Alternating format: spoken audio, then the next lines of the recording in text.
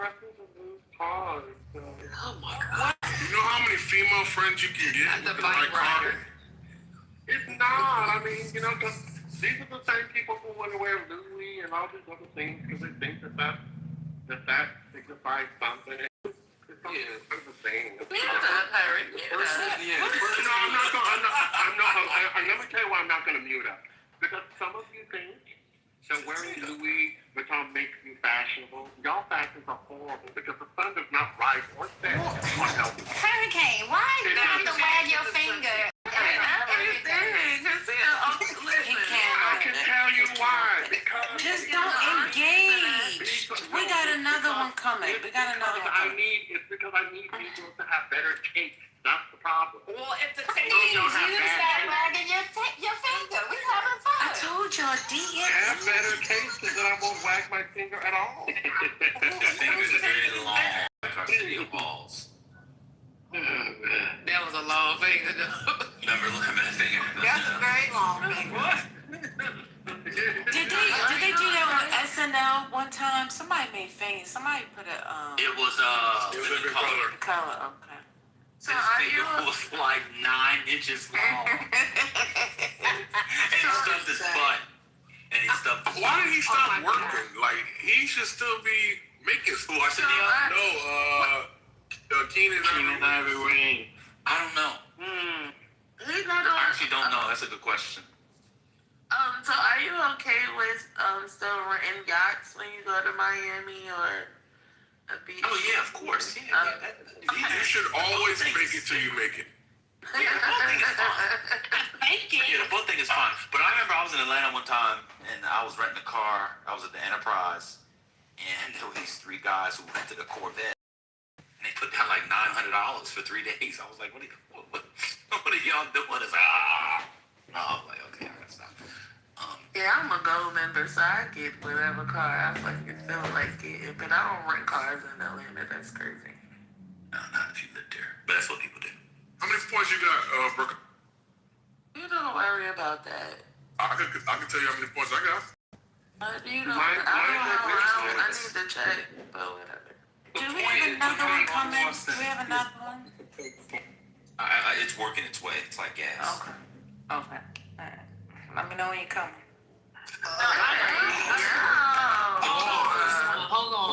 Hold on. Feel uncomfortable. First lady. You've been on one lately. You know what he's doing?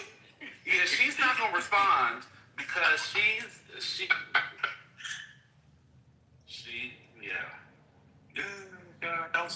No, you talking about working out gas? What, you eating some cabbage? No. You weren't here.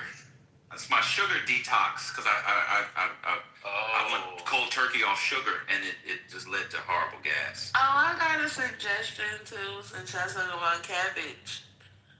For the Black Americans, please stop cooking your cabbage down till it melt in your mouth. Let it have a little bit of crack.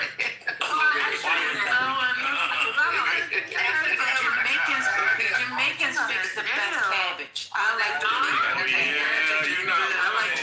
cabbage. Jamaicans fix good cabbage. They don't boil it down. And Asians do good cabbage well. Cabbage and cornbread. No. I do love cabbage. I like it too, but not when it melt in your mouth. I don't like no vegetables. I don't like it melt in your mouth. Yeah. I got another one here. I'm ready to release this. Okay, what's the next one, Ben? All right. This was gonna hurt. I don't know if it's gonna. I think it's gonna hurt some of the girls more than the boys, but it's oh, I got the wrong glasses on. But it's gonna hurt some of y'all. It's an age thing. After you turn 25, you can't dip your fries in ketchup no more.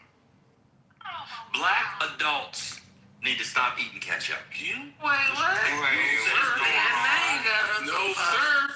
You gotta explain this one. You have said this. He said the girls and the men are the one complaining. No. You know. I'm 35 years old.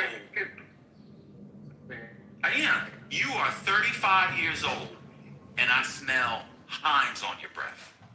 You smell like a high school cafeteria. You sound like an elitist. Like, Elitist. No. Now, I'm No, just it's not elitist. No, it's not elitist. No, it stinks, and it's covered up. And now I'm gonna break it down. I'm gonna have to break this down. This is where the girls come in. The guys are a little bit better because the guys might put a little bit on the fry, whatever. Sometimes guys use too, but I've seen the girl. This is big in Baltimore. If anybody from Baltimore will remember this. Why are you putting in 12 packs of ketchup for a medium fry, and then watch this, after you put the ketchup in the container, you suck the ketchup pack. Oh, that's disgusting. Oh, that's That's not even saying. Not too much on together. Let me tell you, I was not at my phone and I spit my face up and looked at the phone. That's crazy. I have to agree with that one. All them germs. I did that pre-COVID. I'm not gonna lie, but after COVID, A lot of people still do it. I see it every day at the restaurant. I don't think that ketchup in I there. don't do that after COVID, but I used to do All the that. ketchup so much. packets. Listen, I Mine's don't. with a fork. Me too. I ain't gonna lie. I ain't never know I was gonna be on the same Call me page with bougie. Rambo and his girth, but I do. That's what you did, your mom. I actually eat it with chopped. What in the world, Jeremy? I actually eat. Hold on. I actually eat fries and chips with chopsticks because it's better. I like chopsticks with my chips. Thank you. You like chopsticks with your popcorn too, huh? You just. Yeah, I know I use chopsticks with my chips and my Mom would make it up. Can y'all imagine Brooklyn chopsticks? She over here burning her Fabuloso in the back. That's what pie She is. over, her house smell like Fabuloso. That's so much. Eating chips with chopsticks. Even the Asians don't do Was that. Fabuloso on the list? Did Pam say Fabuloso? No. I hate Fabuloso. I hate Fabuloso. Not so much on Fabuloso. So back to the French fries. So is we just doing it with no condiments? Like we just No, gotta get. there's other condiments. Like, can we get a Got the areola sauce. You shaking a bag. What the hell is? Or you can do what I do if you have it available. And I usually do this when I make duck. I take the duck fat and I make French fries and I use the duck fat. Now duck That's fat is good. Duck fat is good flavor. You need beef tallow. Do you hear these people? This is not eating duck on a regular. They have. I mean, when you do it. That's boardwalk fries with the vinegar. Dan, do you use malt on your Yeah, fries? I do the malt vinegar. I like malt vinegar too. It depends on the fries. You can't do it with every fry. Yeah, you can't do it with all the fries. A good you can't do it with McDonald's fries. That's No. you need ketchup. Wait, so you guys decided. Those fries at all anyway. I thought you guys were gonna be health conscious. You're trying to avoid diabetes, and now you're adding. Somebody said that. Somebody said that. D-N-G. Who invited the Nigerian to the black party? Just let him say it and then we move forward, y'all. Can I just say, Ben, I don't do no ketchup rule if it's on the side or whatever. That's the one you eat. It's a little excessive. I'm not gonna lie. I think the on the side is better when they like slather it on top and Yeah, it's I like don't do that. buried under the ketchup and then you dip your fingers in it and now you got the little nasty ketchup fingers. Now that's insane. But a little dip in So the use chopsticks.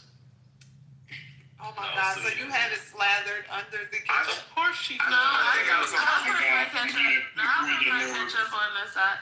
The only time I do ketchup on whatever is in New York at the Chinese restaurant. Then I get them to put the ketchup on. Wait, quick breaking news. R.I.P. to Africa Bambaataa of the Soul Sonic 4. TMZ is reporting that Africa Bambaataa has passed away. Go ahead, y'all keep I going. thought What African Bambaataa say? Man, what else you have on your list? So the Soul Sonic 4 Planet How Rock. would go? How would I? Planet Rock. Well, he's the architect. Planet Rock. I don't All know. you party people looking for the perfect beat. All the Zulu Nation looking for Planet Rock. Say Planet Rock. It's the short shot. Oh, y'all young. Here we go. Hello. Well, that news broke 2 hours ago. He also, because I thought y'all got Your breaking news ain't shit. Your breaking news is on like 2 hours. Next. I thought I didn't know. I thought he was canceled. He had allegations, but I'm not gonna, remember you guys. Oh, somebody had allegations. Okay. that was put out in a statement. Okay. That was put out in a statement, and I think Curtis Blow put that out. Does anybody like mayonnaise on their pizza? Come on now.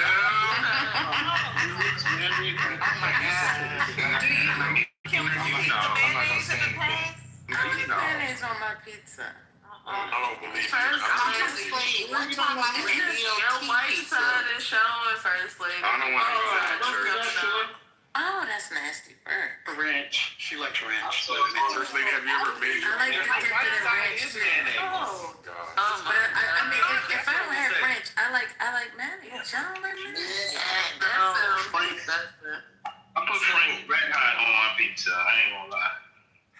Oh yeah, I like those crushed Well, peppers. sometimes a good mustard on the pizza is good. Mustard?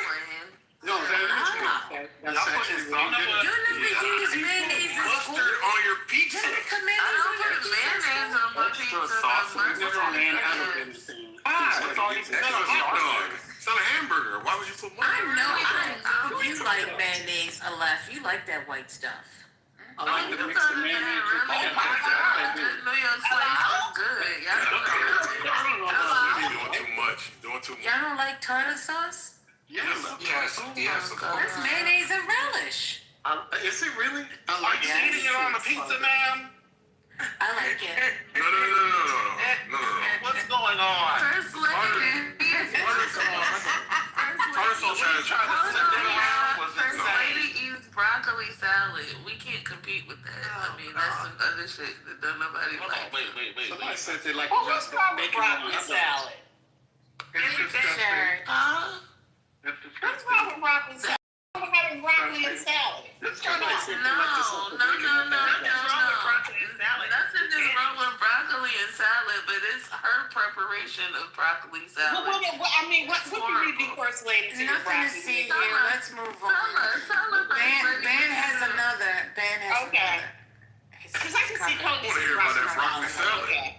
What should she do with her broccoli? Uh-oh. I want to see what that broccoli be about. Like, what could you do? Tell them about the broccoli salad, First Lady. Why are you holding it a secret? Broccoli salad. I want to know what that broccoli do. Let's not Hey, pretend Trent. that it's good. Please, it's terrible. Oh my God, sir. Now you're eating for taste. Now we're talking. No, hold on. I can explain. So, who wants to fight with raw broccoli? I like raw broccoli. What's wrong with raw broccoli? But raw broccoli. I told y'all to move on. Y'all don't pay attention. Because I don't want to be Straight up, it requires too much. It requires too much That's right, you education. cute. I'm sorry. I mean, move on. I can't with you. I'm not. Don't you put raisins? Don't you put raisins in it too? It's like No, I don't put no raisins in there. Go lay down. Okay. She tried you.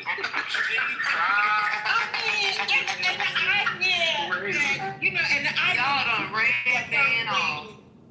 He said the broccoli is raw. That's not. She went to come try it. Like, she can't roast the broccoli or steam the broccoli. I like raw broccoli. What's wrong with raw broccoli? Yeah, but what's the you want to broccoli salad anymore? Besides the distasteful Now, if they're small, it's fine. Broccoli, and it's not. Oh, the small is fine. What's wrong with raw broccoli and carrots? Besides the disgusting. Exactly. It's wrong when you add mayo to it. The mayo is Mayo wrong. part for me. Yes, the mayo part.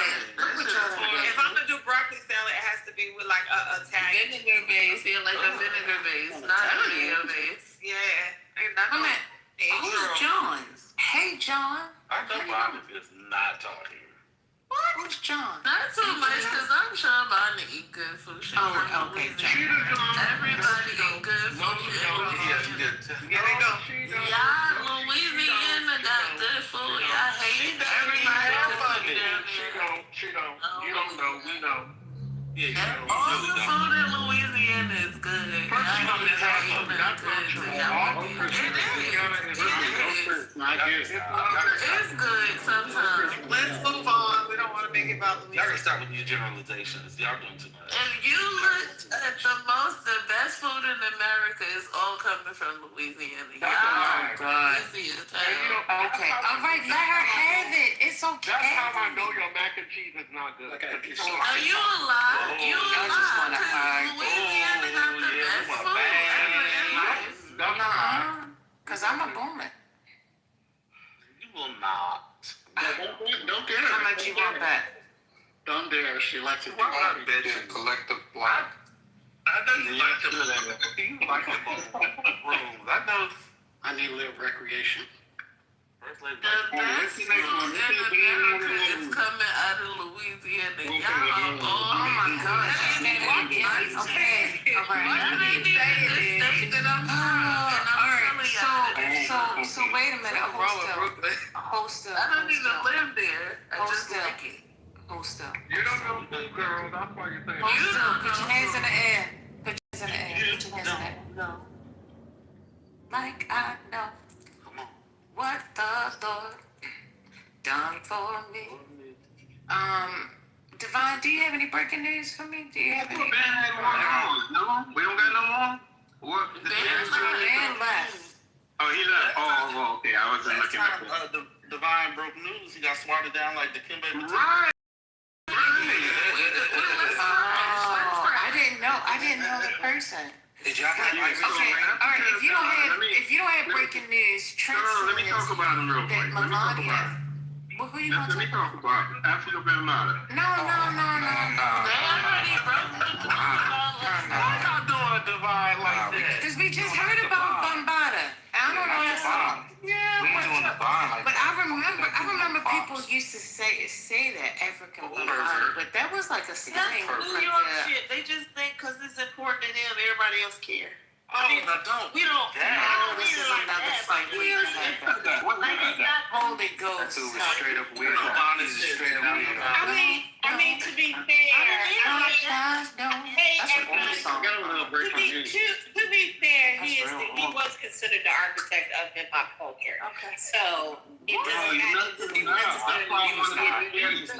He was not. Okay, can I speak, please? Okay, can I get the mic? I just saying, nobody. Rest in peace, but okay. I mean, okay. No, it's not. No, it's fine. Y'all can go ahead. No, Devon, don't let Is it a conversation? We want to hear you. Why he died? All right. I'm saying he died. Is it a conversation? That's what I'm asking. Like, what's the conversation? The man died. Rest in peace. All right, now we're arguing about whether we should have the conversation or not. I'm just trying to figure out what the conversation is. Okay, just let it go. Put your hands in the air. Wait a minute, like you just don't care. So listen, Now, what's going on? since y'all don't want to hear Bombada, since y'all don't want to hear about Bombada, There's only one person. since you don't want to hear about Bombada, I didn't say I was here. Trent said Oh, no. the French. Oh, no. Since y'all hear about Bombada, Trent said that the French got something on Melania, and that's the reason why she came out with the story. Okay, so even worse. So, because Bonnet doesn't want to talk about somebody. Listen, Bonnet. I know you ain't talking. She She want to hear from her friend Trent. She ain't heard from her in a while. She Well, gonna they can open a room together. How about that? How about that? Brother, what's going on? Are you Y'all driving? ain't talking. Y'all trying to get people to move off conversations all day. All I do the it one time. time and now it's a problem. Exactly. She's never a problem, but She's we don't never like here. She rarely comes up. Y'all can at least allow her to have one little request. Like, that's the reason why she doesn't involve herself with you all, because you guys are mean to her. Yeah, it's fine. You're right. You know, First Lady, we're not about to let you guys lie us. Don't do that.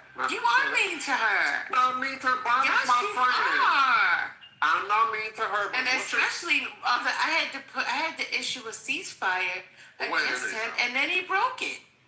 Child, fuck Trent. So, that's all I'm saying. What are you talking about? Fuck nigga named Trent. And all his damn news. It's time for you to take a nap. Relax. Everybody chill. Take a deep breath. Okay. I'm interested in this Melania thing because I was out running around and I didn't hear anything about it. We already talked about that. Oh, Lord. What is it to break? We talked All right, about... you know what? Y'all can go start another room somewhere else. I'm not going to keep y'all complaining about a conversation. It's uncalled for. Brooklyn, are you gonna let First Lady talk to you like that, Brooklyn? I'm talking to everybody. You ain't just to her. I'm talking to you too. Oh no, you definitely. No, you can't be talking to me raising your voice like that at me. Oh no. Oh, okay. This is manufacturing. Okay, this is all manufacturing. Let's just. Where Hurricane go? Downstairs. He need to rest his mind. Gemini here. What up, Gemini? What up, bro? But, Gemini. That's about to get loud.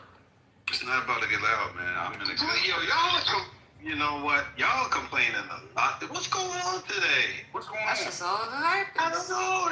We trying to start a conversation. We don't want to talk about that. No, we don't want to hear from him. No, we don't want to. All right, so one mic on whatever y'all want to talk about. Because I'm just chilling. Now don't try to lose I want to talk about how these men are crybabies. Oh my I've been God. crying like this. Brooklyn says she hasn't had a gender war in 6 hours and she wants one. I'd be over here. How do I have Why you gotta be an NIGGA? That's my good hurricane. NIVGA. Real quick, NIVGA. Who you looking for? Jane, the collection. Jane from Accounting. accounting. James from accounting is here. Yeah, I'm here. I don't feel like We have a collections event in real time. Oh my God, we have a toll tax, Jane. We missed the toll tax. I saw him, sure but I didn't did. see Gemini. I saw him, but I didn't see Gemini. Yes, ma'am. I need did. your assistance. Okay. So what we talking now? What did we decide that the toll tax would be? I'm a very, very fair person, so I will stay at the agreed upon price without any incentives. No interest? No interest. I'm saying interest. It's been about a week. I was about to say. There needs to be some interest. Legal said there should be some. That's what I'm saying. At least 10%. At least 10%. No. Hey, Brooklyn, you already got 50. Brooklyn, please move out the way. You already got 50. 10% at least. Excuse me. Hello? Jordy, not now. We're conducting business. Jordy, what you No, Jordan, hold on. Gemini has the floor. Gemini's trying to sort something out with Karen from accounting. Jane. Karen. I'm sorry. With Jane from accounting. So Jane, are we at 10% for the interest? Is that okay? I think 10% is The fine. client already said no. Gemini, because these folks don't know how to be efficient, can I just conduct my business with Johnny's from accounting as well? No, this is actually Gemini's business that is being discussed. Gemini will not abdicate his business. Stand Jordy to the audience because Jordy don't know how to act. I think your mama needs to text Gemini 10% because he still ain't come up with those pictures. What you think, Oh yeah, I need a toll. Yeah, I need a toll. We My can toll's definitely wrong. circle back and address that, but we are getting so far off topic. We need to focus and hone in on this current situation. I wish you would just go in and pay him because I'm so Gemini and this goddamn Back on topic. back on. As you heard from legal. Gemini and that bit. I don't know what's wrong with y'all. Well, anyway, as Jane from accounting and legal discussed tonight, they're recommending a strong 10% interest. Do you accept their recommendation? You know what? If it's settled within the next 4 hours, just as an incentive, I will leave that off. But after, it will accrue daily. Accounting, legal, do we have sign off? Yeah, I'm sign off on it, but I'm gonna have both invoices prepared, one with the 10% and one without. Legal? Okay. Are we signed off? Yes, we're signed off. Okay, thank you. Scotty from Human Resources here. I would like to introduce you to Jordy. Jordy is our new team member. Welcome. No, yeah, thank you, because like pink tickets are out here telling me I don't know how to act, and that's just crazy. But what I wanted to do is Legal always got something to say. Don't worry about it. if I could get Jane from accounting to just assist me while she's already in office, because brother Messi owes me some bankroll from yesterday too. We're not processing this right now. Back on Gemini. Let's get this show on the road. All right, I'll take that on the schedule. The whole segment. What's going on? What's some money? What's going on? Brooklyn, they're not We need to recalibrate. We have to recalibrate. We have to go back to the main topic. So, Fred, if you can come off mic, we would like to go ahead and try to get you out of collections and go ahead and get that settled there, sir. If you could make this right within 24 hours. Yes, sir. It's all about you. Let me be. I'll be very clear. Like I told you before, I was sending the money. We're not hearing none of that shit, sir. Keep me out of it. I ain't got nothing to do with that. Whatever you gave to Brooklyn is because you wanted to trick off on Brooklyn, which is your choice if you like to do, but that literally had nothing to do with me. She's not associated with me or this debt. This debt was between two grown men, me being one of them. Instead of using your green thing, just be on the real. I work on net 30 terms. I told you, no, seriously, in all seriousness, Gemini, I said repeatedly, I didn't have a problem with paying you. The $100 is cool. You don't need the money. I would rather gave it. I would have rather. I know. I got it. I don't have a problem. Hold on, my man. I'll be in Canoga Park soon. Okay. If you want to get together, I'll take you to Larson's, because I know where you at. That's fine. I'll take you to Larson's, and we can sit down. We'll have some drinks on it. But let's leave it at that. First and foremost, I'm not in Canoga Park. My business is, but that's fine. I know where you at. That's very public. Outside of that. Hey, I've been to Winnetka and Sherman Way. I know where you are. Oh my God! Stop all this yapping and pay the nigga. Oh, what's going on? No. But I got him. That's my boy. No. Well, you ain't because we're over a week. You are over a week in arrears, sir. No, I already paid. What you don't know is I already paid him $50. No, you have not. Yes, I have, because you don't know what we're talking about, Hurricane.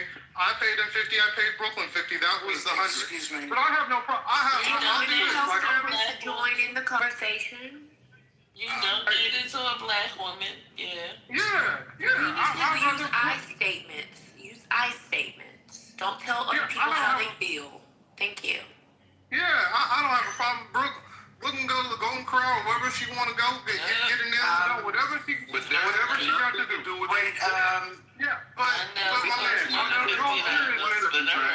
but you're a stand-up individual. Hey, my man, on the proof, you're a stand-up individual like you I am, and I'm telling you, on the real, I got to go to Vista soon. I'll take you out. We'll go have some drinks, talk about some dogs. I got you. Or you're gonna have to wait. You're gonna have to wait till next bonus which is Q1. Hold up. Q1 2027. One mic. What's up, baby? When we were making this bet, I recall you telling me that I spend $100 for parking all the time. I do. Now, hold up. Stop. I'm about to go take Marshall and spend $100. Stop, sir. I'm about to go to the elephant room. Stop, sir. Now you're talking about 30s. Now you're talking about next bonus. Now you're talking about when I get my monies together. Now, you would like to go spend money extravagantly on this white man, right? On the white man. When you owe me as a black brother to a black brother, what's going on? Because I gave your money because you were bullshitting to the black system. You can't give my money to anybody. That's not how. Then you should have taken it when I offered it. You wanted to play this game and hold it over my head. I want you to understand something, though. Never in the history. Hear me out, brother. Hear me out. Okay. Never in the history of niggerdom have you been allowed to donate somebody's bet to another party outside of the whole bet. Like, that doesn't make any sense. Then you should have taken the money. You should have paid the appropriate party, which is I tried to pay the appropriate party. They couldn't accept the at the time.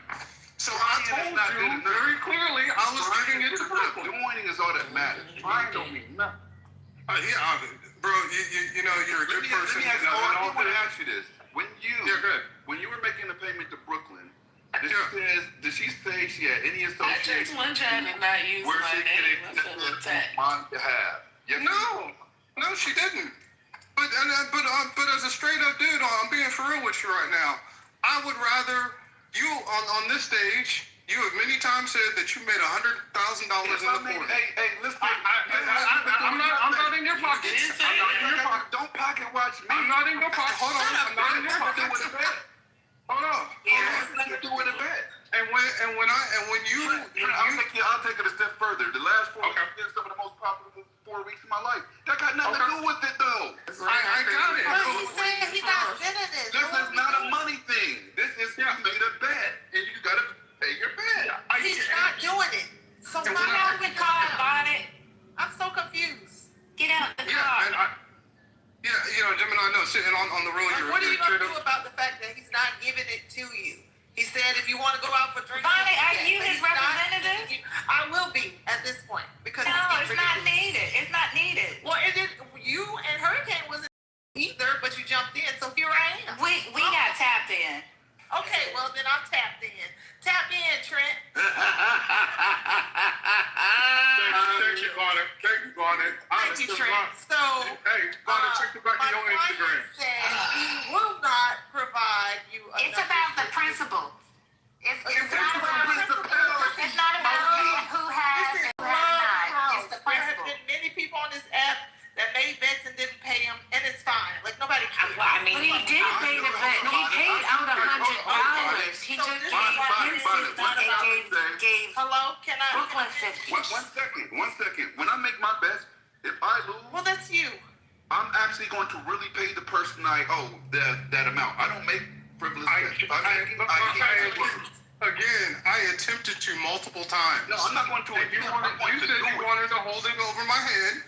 Brooklyn said she'd take it, and I sent her half. And then when you finally came around, there's the stage toe. You ain't coming on this motherfucker. You pay me my motherfucking money, fuck this nigga. is insane. Wait,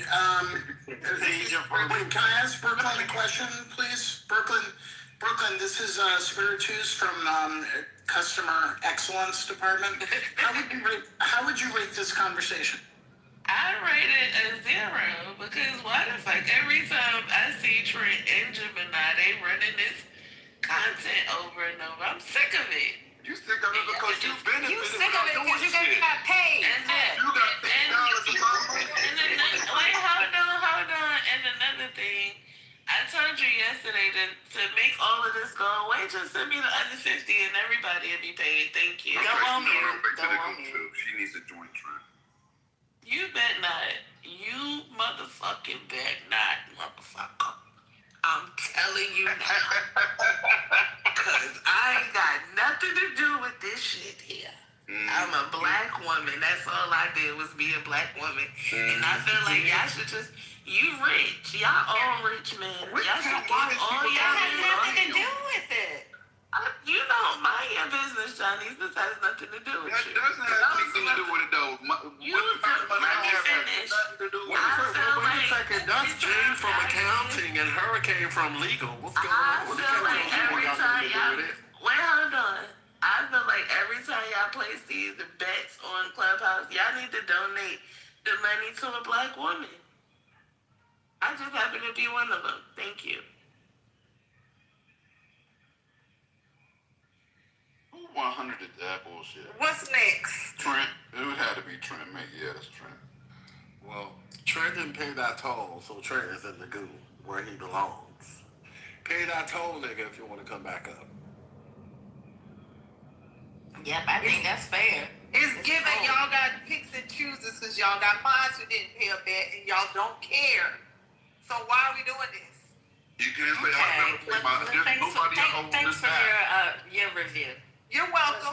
Do we have anybody here from risk management or not? I'll take in for legal on the compliance and regulatory side. Listen, at the end of the day, both of the individuals involved with the sports betting are mods.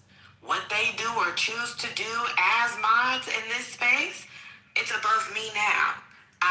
So that's correct.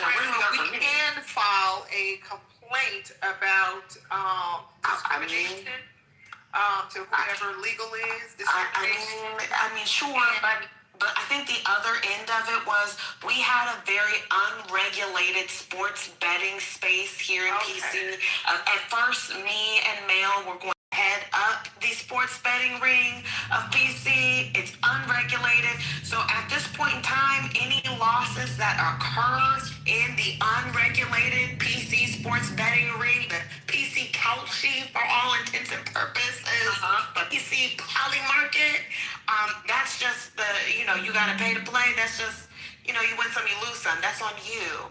Until we regulate the system, but that also means that Trent now is subject to a toll. So it's on him, it's on Gemini. Everybody, wash on your bed, you're not the mod. It's tough titties. So, it's not about me being a mod. Trent's not a mod. I mean, Trent's not a mod when I said that, sorry. No, but I was just going to say, so the complaint that you want to file, you definitely can file. But rest assured that if you do file the complaint, it will be reviewed by the board, okay? And in PC, the board is the motherfucking General Assembly in PC, okay? Right. So if you file that complaint, the General Assembly is going to hear it. And I can already tell you. Yeah, the General Assembly is biased. Is that what you're going to say? I mean, if it's a complaint, I just want to file the complaint for the record. Right? Okay, that's fine. I want to make the record clear. Okay, that's fine. This is a biased court, if that is what has to happen. Put it on the record, and that'll be. Wait, Britt, can you be my proxy for the vote, please? Yes, I can be the proxy for the vote. Thank you, ma'am. What vote is it that you are needing a proxy for? If you submit a complaint, is he on the board? He's a voting member of the board. I just told you the board is the board. Everyone in PC comprises the General Assembly. Okay. I thought you said the mods at first. No, not the mods. No. Oh, okay. No. Oh, well. The board will take the complaint to the General Assembly. Okay. The General Assembly will vote on it. And I can assure you, Trent ain't gonna get more than 5 votes in this bitch, okay? That's the most he's gonna get, so. But the board is who make the final call. That's what I'm talking about. No, the General Assembly does. I mean, we already know who will vote for Trent. You, First Lady, let me see who else.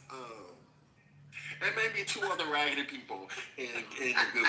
Okay, so, Trent. Not 2 raggedy people. Not raggedy. Oh, no. That was nasty. I stand for voting because I don't know what it's about anyway, so I'm not voting at all. Thanks. All right. Well, we can move this along. I just wanted to set the record straight. Bonnie, I have a question. Yes, brother. I have a question. Were you here when they made the yes. with the discussion about where the money was going to go initially? before he moved to Brooklyn? Were you here for that? There was no discussion about the money was going to go. They made a bet that if No. I'm asking. Hold on. Wait.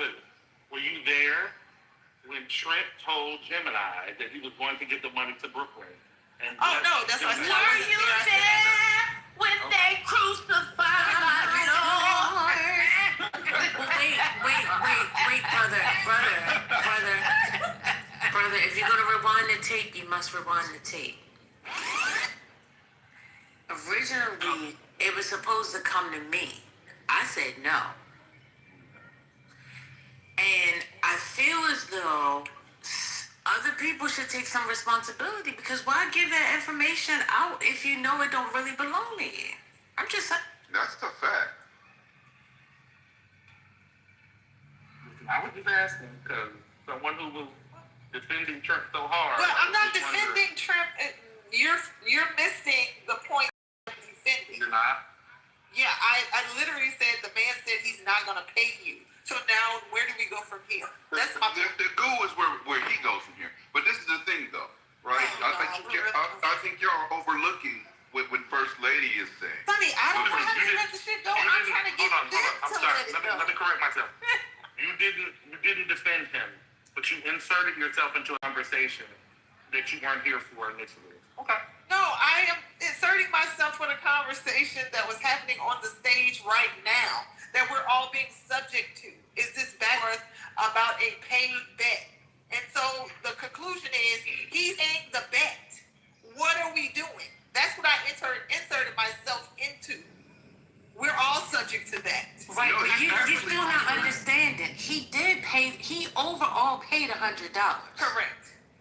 He paid $50 to a non-affiliate. Right, to a non-affiliate, and $50 to Gemini. To the source. So the $100 has been made. I declined it because Gemini said, no, that's my money, and you need to send it to me. So when he asked me for my handle, I said, I can't give you that because it's not mine. Which was the honorable and stand-up thing to do. So now I'm the bad person because I took money that you just left floating in the air. Now listen, I'm from the hood. It's always gonna be pocket pickers. Let me tell you something. That's always been a thing. You know? I ain't none of that, but I'm gonna tell you one thing. You decided that you wanted to get on here and throw it in his face that he owed you $100, and I just seen the opportunity to take. There's always opportunity. It's always that was the opportunity for me. You know what? One of my things that $50. The almighty. And you be on here talking and all the damn time. That little $50 ain't hurt you. Hustle said something that you need to hear. And let it go like he should go, but he said this on the show. I'm just tired of hearing it, to be honest with you. I don't Figure that shit out. help you out. I'm gonna help you out right here. Don't right? do it. Don't, because I'm not still my mama. The almighty Nipsey Hussle said something on the day of his demise. He said, I hope my opportunities survive their opportunists. Right? Because there's a lot of leeches and people just waiting in the corners with their hand out, the panhandle on the internet and in real life, right? And that happens, and that happened. Which I'm not even mad at. If you can panhandle and Trend is going to supply. I'm really trying so hard not to while you're doing that, and that's fine. But that has nothing to do with me. Listen, Gemini, you be coming for the wrong person at the wrong time. You the one. Then get your big mic ass on here every day and tell us all about the business that we never asked you about. What's that got to do with the bet? You do it. You do it. You decided. But you decided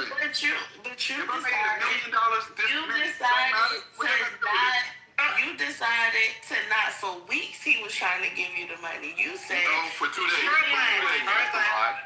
said that you didn't want it. I took it. But I didn't take it on your behalf.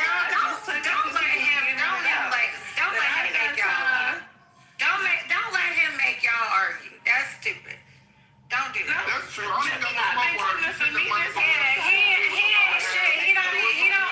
He don't deserve to be causing that much discord. That's a fact. It's on Trent. It ain't on Brooklyn. It's on Trent. That was you just made it on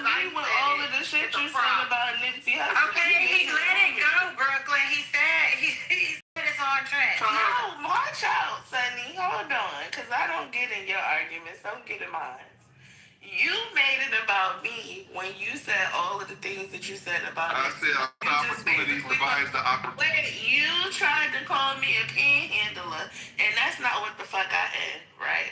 But I could call you a lot of things. So I think that it would be valid for you to just leave me out of it. Just don't mention me at all when it comes to this.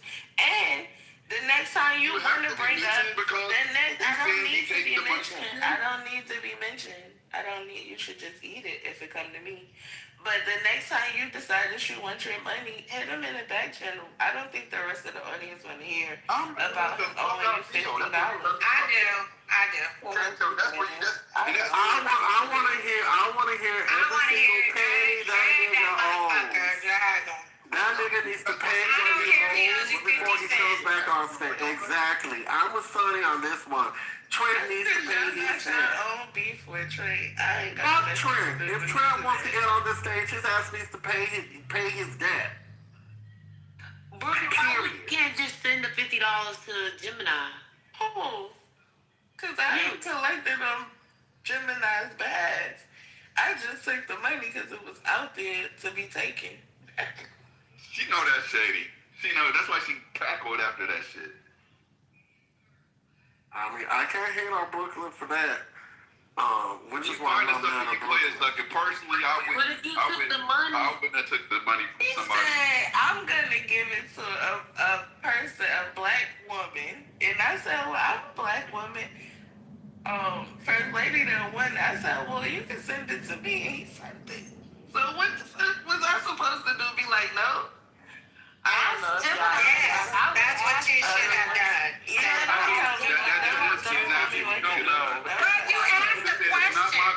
Was it rhetorical? You didn't want to answer? Yeah, definitely rhetorical. I didn't need to answer. You can't ask like people rhetorical questions. I don't have the same moral codes as you guys. Y'all know me. Well, it is what it is. I mean, to be fair, that's fine, but that's why your name is being brought up. So, like, to pretend as if you don't know why your name is being brought up. We're not just randomly throwing your name. I'm just saying that he also explained that he didn't give it to you. I didn't collect it because I was collecting it on Gemini's behalf. I just collected it because he was throwing it out there. So I took it. Well, but he's attributing his payment to you I'm not as part of the payment. That is logic. That is consistent with a young person, not an adult. And so I feel like you're playing in my face. Now, do whatever you want. I mean, you did, but don't sit here and pretend like you don't know why.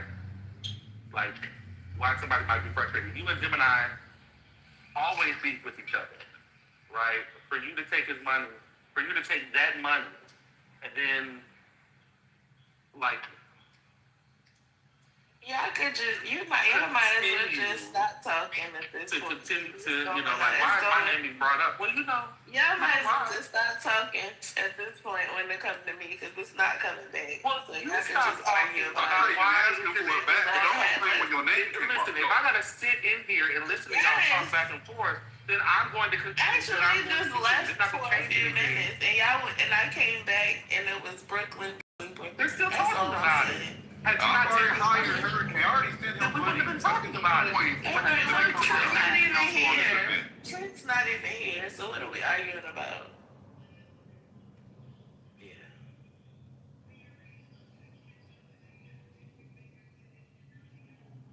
Did we have a derivative bet on whether Trent will pay or not pay by a certain date? He's not paying. He ain't gonna pay. Well, there are takers on that side. Can I make a submission that I'm very shocked about? Yes, ma'am. Is that okay? I am surprised at how much he flexes. That he said he had to wait to the next bonus. Oh, you heard that, and then that was telling. That was telling. Being fake, okay. Y'all really hated if y'all didn't know that he was being funny. Like, oh yeah, I wait till the next bonus. That's what he said. I mean, Brian, what's going on with you? Like, is he paying you? Like, what the fuck? What? How is he? Like, seriously, like, what are you doing? Like, wow. What are you doing and why? I wish I could just finish my submission. I haven't really been into y'all. Oh, okay. I wasn't the only one talking, but go ahead, your mom. I haven't said your name. Please. I didn't say you. What's D&E. Your mom? D&E. This D&E with me forever and for always. What is going on Thank with you? D&E. Do you understand what that means? I can engage with whoever I want to engage with. Not with me. Now, if you don't want to respond, you I'm don't have asking. to. But I was trying to be smart when I said what I said. That's why I know something's going on. We need to take this because conversation you're taking somewhere else. everything that I. We need to take this conversation somewhere else. I've never engaged. I don't know why she's taking everything that I say. It was a bunch of people talking, and I said, "Let me finish." That's it. Exactly. That's my. But I literally said the same thing. I said, "Okay, yeah, a bunch of people got off, so let me let you go." And then you got upset. I just said D&E. Like, I mean, how hard is that? To let you speak. You told me Y'all, to this is stupid right now. Are you okay right now? No. Oh, clearly. Okay, Yeah. you go ahead. Do not engage. I engage with who I want to engage with. You don't have to respond. Okay, y'all, please. Because you're doing too much for no reason. No, both of y'all are, really. But I'm not, though. I literally You are. So she can talk, and she got an attitude. But you didn't have to say that. I also was talking, and when she said, "Let me finish," I just went on mute. Negative to her. I said, "Let me mute up so she can finish talking." What's wrong with that? On it. This is silly. Exactly. That's my point. So what she telling me don't engage for? Because I muted up so she can talk? And I think she don't want to talk to you. Exactly. For what reason, Sonny? I what don't. reason? You would have to ask her that, but this is not That's a my stage point. conversation. So that's my point to her. But that's She not a stage obviously has some conversation. problem right now, but instead of being childish about it, she could have just told me. Y'all have Like, each other's numbers. Like, you also could have texted her. Exactly. That's my point. Well, all she said was telling me D&E. don't engage with her when I'm telling her I'm muting up so she can talk is crazy. But go ahead. I have a request from the go to Bloomington. Oh no, they're on stage. No, don't boom it. The stage is quiet now, so your mama can finish if she wants to.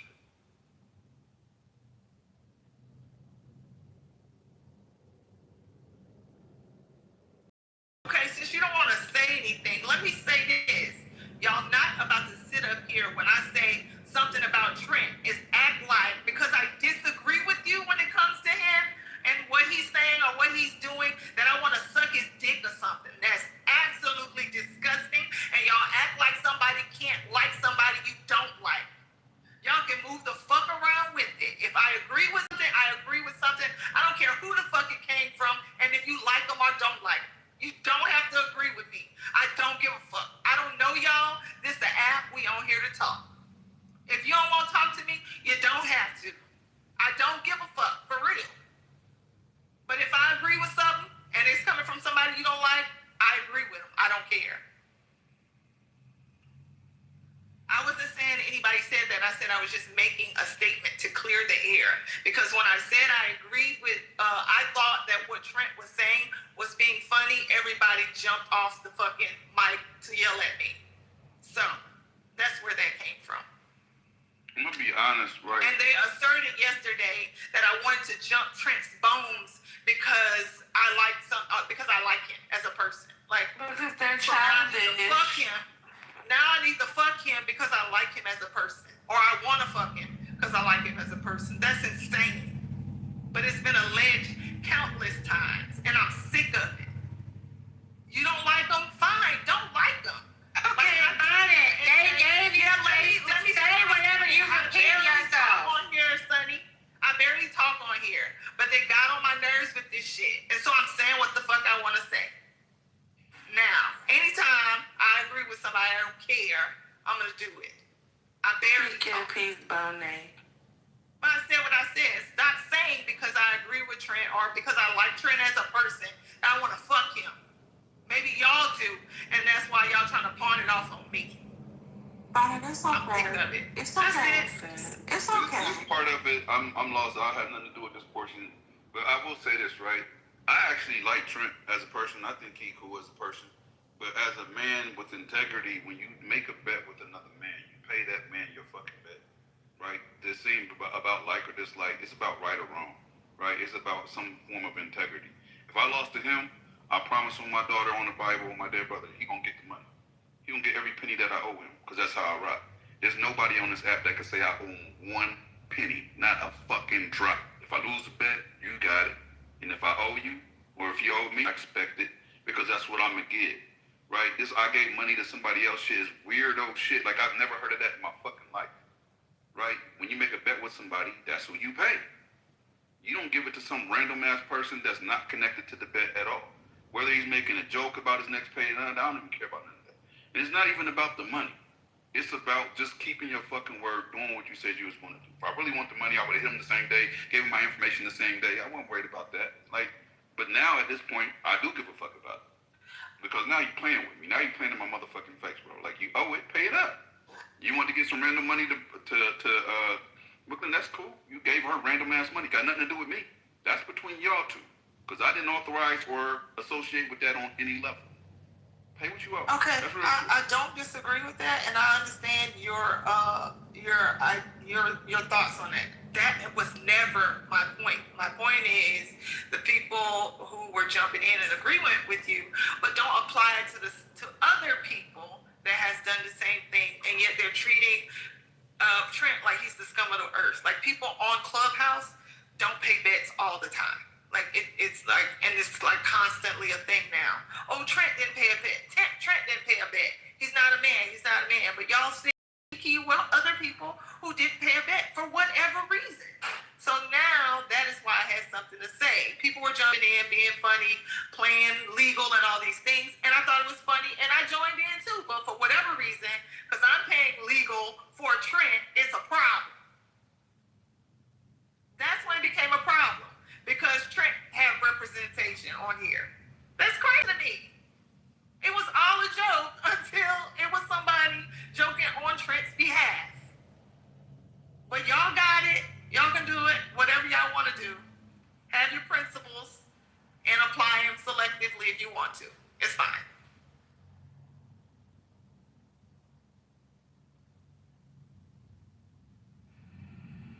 Divine, you got the breaking news? Yeah, Divine, break the news, brother. Well, I heard Divine say, don't ask him to break no African Bombada news now. But he was trying to give it to y'all 30 minutes ago. And y'all told him hell no. So now he done took off on his skates and his motorbike, and him is gone. I mean, him gone. To be fair, First Lady, I know you heard me say Bombado over Trent any day, okay? So I know what I said. That is a fact. Yeah. This is Jane from accounting. Hold on. This is Jane from accounting. I don't think we're gonna have the company picnic this spring. It's just a little too much tension. We probably not gonna have it. Y'all can't afford it. Shut up, brother. We're gonna go with that. We'll take that. We'll take Brokey. I mean, what do they call those programs for employee support? Is it an EAP? Is that what they call them? Employee assistance program? Performance.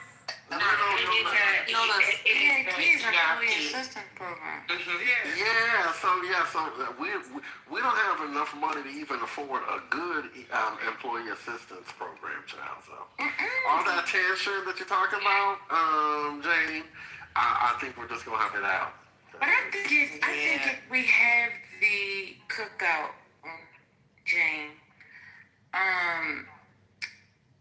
we play a little bit of spades, we get a little bit of drink, and everything will be fine. Okay. And you'll eat my broccoli salad. Long I as think it'll be great. it's not over the just don't put ban over the food. Okay. What makes you think y'all need alcohol? Okay, they definitely don't need alcohol. After y'all are sober crashing out. Okay. What's going on? I think Brandon want to bring his kids. That's why. I do think I see some absolutely news not. that I don't think was discussed yet. Not even the AI kids. I would. Bring AI kids around these savage beasts. Okay. It can't do that. Hey, I want to bring this to y'all's attention, and maybe y'all can clarify it if you already discussed it, because it's not making sense to me. It's saying Trump warns Iran not to charge tanker tolls to go through the Strait of Hormuz. It says President Donald Trump issued a stern warning to Iran's leadership today following reports the country was considering charging tankers to traverse the Strait of Hormuz. There are reports that Iran is charging fees to tankers going through the Hormuz Strait. They better not, and if they are, they better stop now, Trump wrote on his Truth Social platform. I thought that was what they already said in their 10 points that he said was workable. Like, I'm confused. Everybody is welcome. How's he pushing back when he said that was workable? Well, he pushed on. Caroline Levitt the other day, yesterday, said that Trump took the 10 points that Iran sent them and threw it in the trash. But he just used that as his out for the deadline. Yeah. You understand what I mean, Neo? Yeah, it did. He used it as his out, but now he's saying, what the fuck? But there are still, maybe negotiations. Everybody waits. Iran has said that they have not sent a negotiation team to Pakistan. Now everybody's waiting if there is actually going to be any negotiations. It's very clear. There was another criticism recently from Donald Trump through social again. Iran is doing a very poor job, dishonorable, some would say, of allowing oil to go through the Strait of Hormuz. It's not the agreement we have. This is just getting more confusing to me now. It is. Alright, as long as it's not just me. Gotcha. Meanwhile, Galibaf is tweeting, time is running out, and the Iranian position is that they are working within the framework of the ceasefire, and they're not going to send negotiations and start negotiation. I don't know if they're going to send negotiation team. Reportedly, they said they haven't. Time is running out. So why would they send a team? Because this is only supposed to be a 2-week temporary ceasefire in the first place. This is not permanent. Yeah, but they need to, if it to become permanent, within those 2 weeks, they have to negotiate permanent ceasefire, right? Right. Yeah. So But if they don't have, but that's the thing. They're betting on the fact that it may not go through. So they have to have the troops there in case the ceasefire isn't made permanent. It's not. Right. You know, if Trump is talking to somebody besides himself. You know what we do know is That's a fact, brother. on March 23rd, when he said he gave them 48 hours, right, to open up the strait or else. And then he said negotiations were going well, so that he was going to prolong that, or extend, I should say, that deadline. And then Iran responded with what negotiations, what talks are going well. So he was talking to himself at that point. So why wouldn't we assume he's doing the same now? It would make sense. It would align to that. To be clear, stuff has changed on the ground, right? Whatever fighting is going on is fraction of what was happening, if any. Right, it's a ceasefire, so that should be, right? Yeah, the strait is still closed. United States reportedly hasn't fired on Iran since the ceasefire has been announced. There are a few attacks on the Gulf, but they are mostly ceased. UAE said yesterday that they haven't had any attacks. Hezbollah and Israel are clearly fighting. There are sirens sounding across Tel Aviv. There might be attacks from Iran on Israel, but I haven't seen confirmation of that yet. But this is an hour ago. We don't know. I think ceasefire is in effect in some ways on the ground. Neil, I see where you're them not doing a good job because they said in the subsequent post complained about the stall traffic and the straight riding. Mm-hmm. Iran is doing a very poor, dishonorable job, some would say, of allowing oil to go through the Strait of Hormuz. This is not the agreement we have. So he posted that as well. Yeah, but both sides are saying this is not the agreement we have, right? Mm-hmm. And Iranians are saying Lebanon must be included, as was agreed, as Pakistan, Turkey, and Egypt has also indicated that was the agreement. They are mediators. They were the mediators, or are the mediators, actually. So yeah. Can I ask you a quick question? Mm-hmm. So was Israel supposed to be included in the initial treaty, or they weren't? Like, I'm confused on that aspect. According to mediators, if we discount, let's say we can't believe neither United States nor Iran, I think the mediators are credible. Mediators are saying that yes, Lebanon was included. So Israel just said fuck it right afterwards then. Yes, it reportedly called Trump and convinced Trump to exclude Lebanon. Wow. Axios reported it.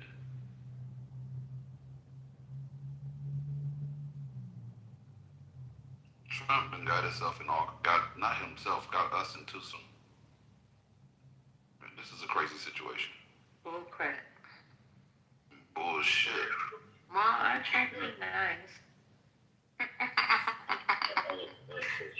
Some bull Why would we trust Israel of all people? Like, what the fuck was he thinking? We don't know if he is, to be fair. Has anybody seen this stuff today with Melania and Trump? Have y'all talked about that already? Kind of. We touched on it, but.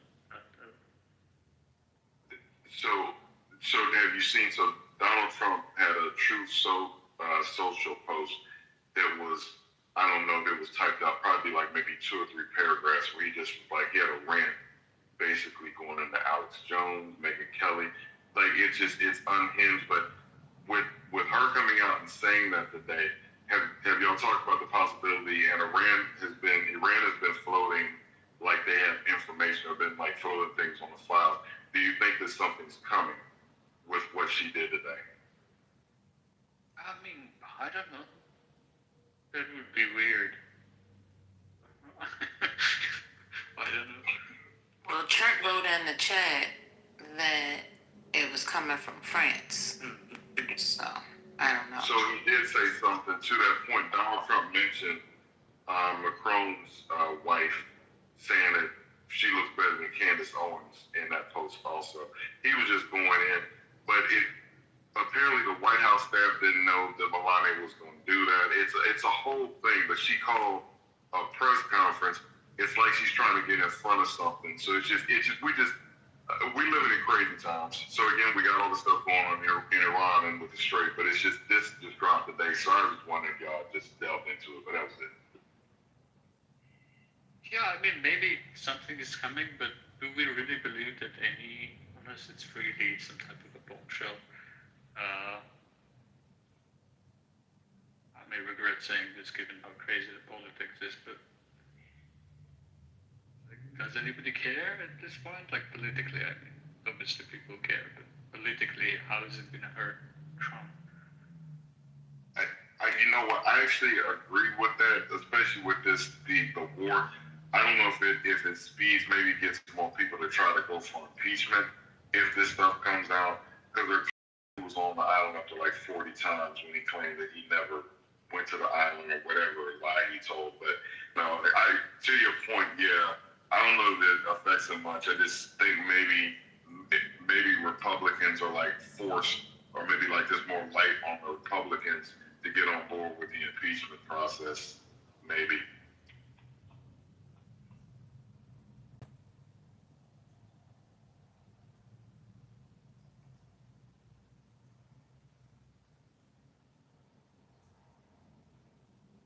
I didn't mean to shut it down. I wait. That's why I came up, but I tried to wait to get through like HR and all that stuff. So, but I just wanted to... There was another piece of news that Israeli interceptors are down to double digits. they would have to be because they've been getting up. They've had to use a lot. That's why like they're getting touched so much now. They have to be depleted.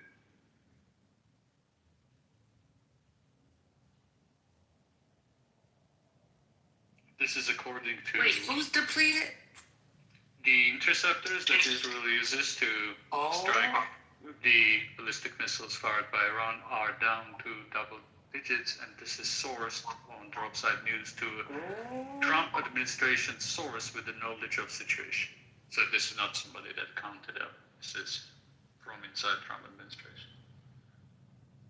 I wonder if they just got bad intel as far as with the numbers, because if the New York Times is reporting that Bibi Netanyahu and I guess a delegation were in the Situation Room, were allowed in the Situation Room, and they presented a plan about this whole thing with Iran and sort of incentivizing or giving him like the proposal to do this. And in the report, they're saying that they talked about how it would be, pretty quick action. They could take out the missile capabilities. I just wonder if everybody thought that they didn't have what they have, the amount of weapons that they have, it appears that could be the case. I would just think that intelligence agencies would know what they were working with, but saying that to say, I don't know if Israel expected to get this kind of barrage where they would deplete the interceptors and, essentially killing their dome or whatever. Well, assuming this is not necessarily true, but assuming what Netanyahu presented to Trump is what Israeli intelligence assessment was actually, right? And it was presented to Trump, which is a heavy assumption. It's not necessarily true. They were wrong on American intelligence. We were talking about this earlier with Ben and ICE, kind of a Trump supporter was here. The Israeli intelligence assessment is either a fabrication or a lie, but what it is that they presented to Trump, whether a lie or fabrication, they were wrong on basically every point on that Iran, according to them, Iran wouldn't be able to close the Hormuz, wouldn't be able to strike on American interests in the region. The people will rise up, the Kurds will join the fight, and a bunch of other stuff, all of it wrong. It just never ceases to amaze me how they just underestimate brown people of the world, or people that aren't what they are. It's such an intelligent country, and it's the empire's lasted. Yeah, it's interesting though. But that if it was that bad, which it appears that it was, that's just doubly just stupid on all parts. The fact that they would do that and just not realize that these people have been planning for decades. They've been threatening for decades. So just to think that society, they know how intelligent that things are. Again, they come, I'm sure they're not involved in Israeli stuff, but in here in America, in some of our Silicon Valley, sort of some of our brain trusts or whatever, they're adding to the intelligence level of America, and the fact that they thought that they were just in the desert, just with the fingers up the butt or whatever, just waiting and they could just go over there and just take them out. And they didn't have any defenses. They just weren't preparing for anything. It literally is ridiculous.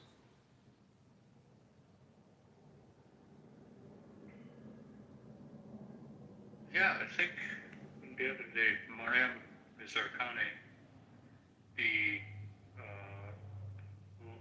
she was educated at Sharif University of Technology, the university that was bombed in Tehran, and she's now at Harvard.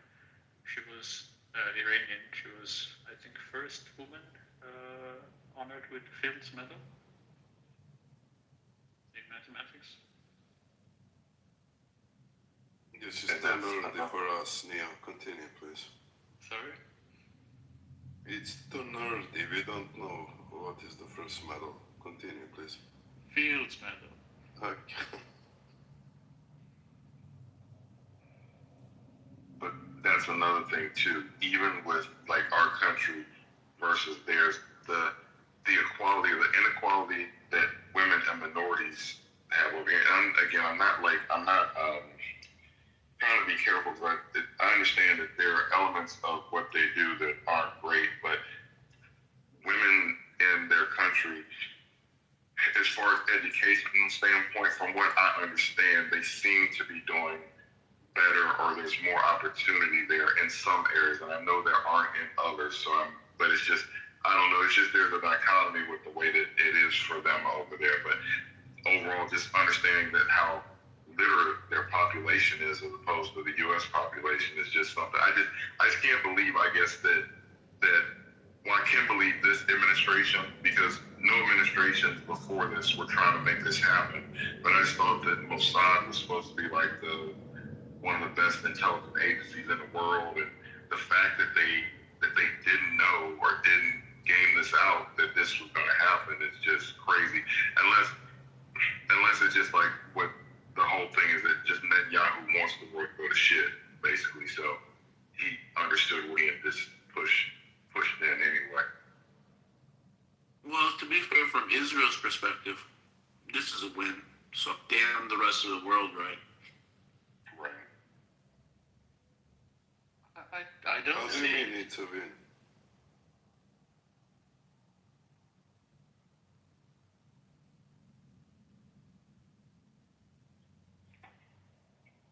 Oh, someone asked how is it a win? Well, just think about it. Israel just wants to weaken all the superpowers in the area. So weakening Iran, even if it destabilizes the global market of oil and the West's, especially America's reputation and military and whatever like that, doesn't affect Israel negatively. I mean, for fuck's sake, they're bombing the shit out of Lebanon and Jordan right now, and Syria. Well, I agree. You can argue that Iran has been degraded, but I don't think it's then you have to, it's not an easy answer in a sense. Is it actually strategically been degraded, or actually that this is still ongoing, right? Or equally plausible is that Iran emerges as a strategic power and a quasi-hegemon in the region, being able to use Hormuz to push U.S. interests out of the Middle East, and then Israel would be isolated.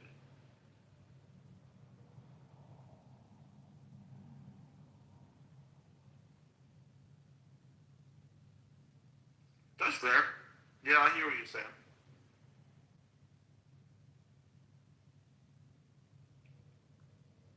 The one thing instability does allow Netanyahu to do, which definitely he appears to have, he has his own agenda, different than what Trump's is. But like what's happening in Lebanon, they already had what happened in Gaza, but it doesn't allow him.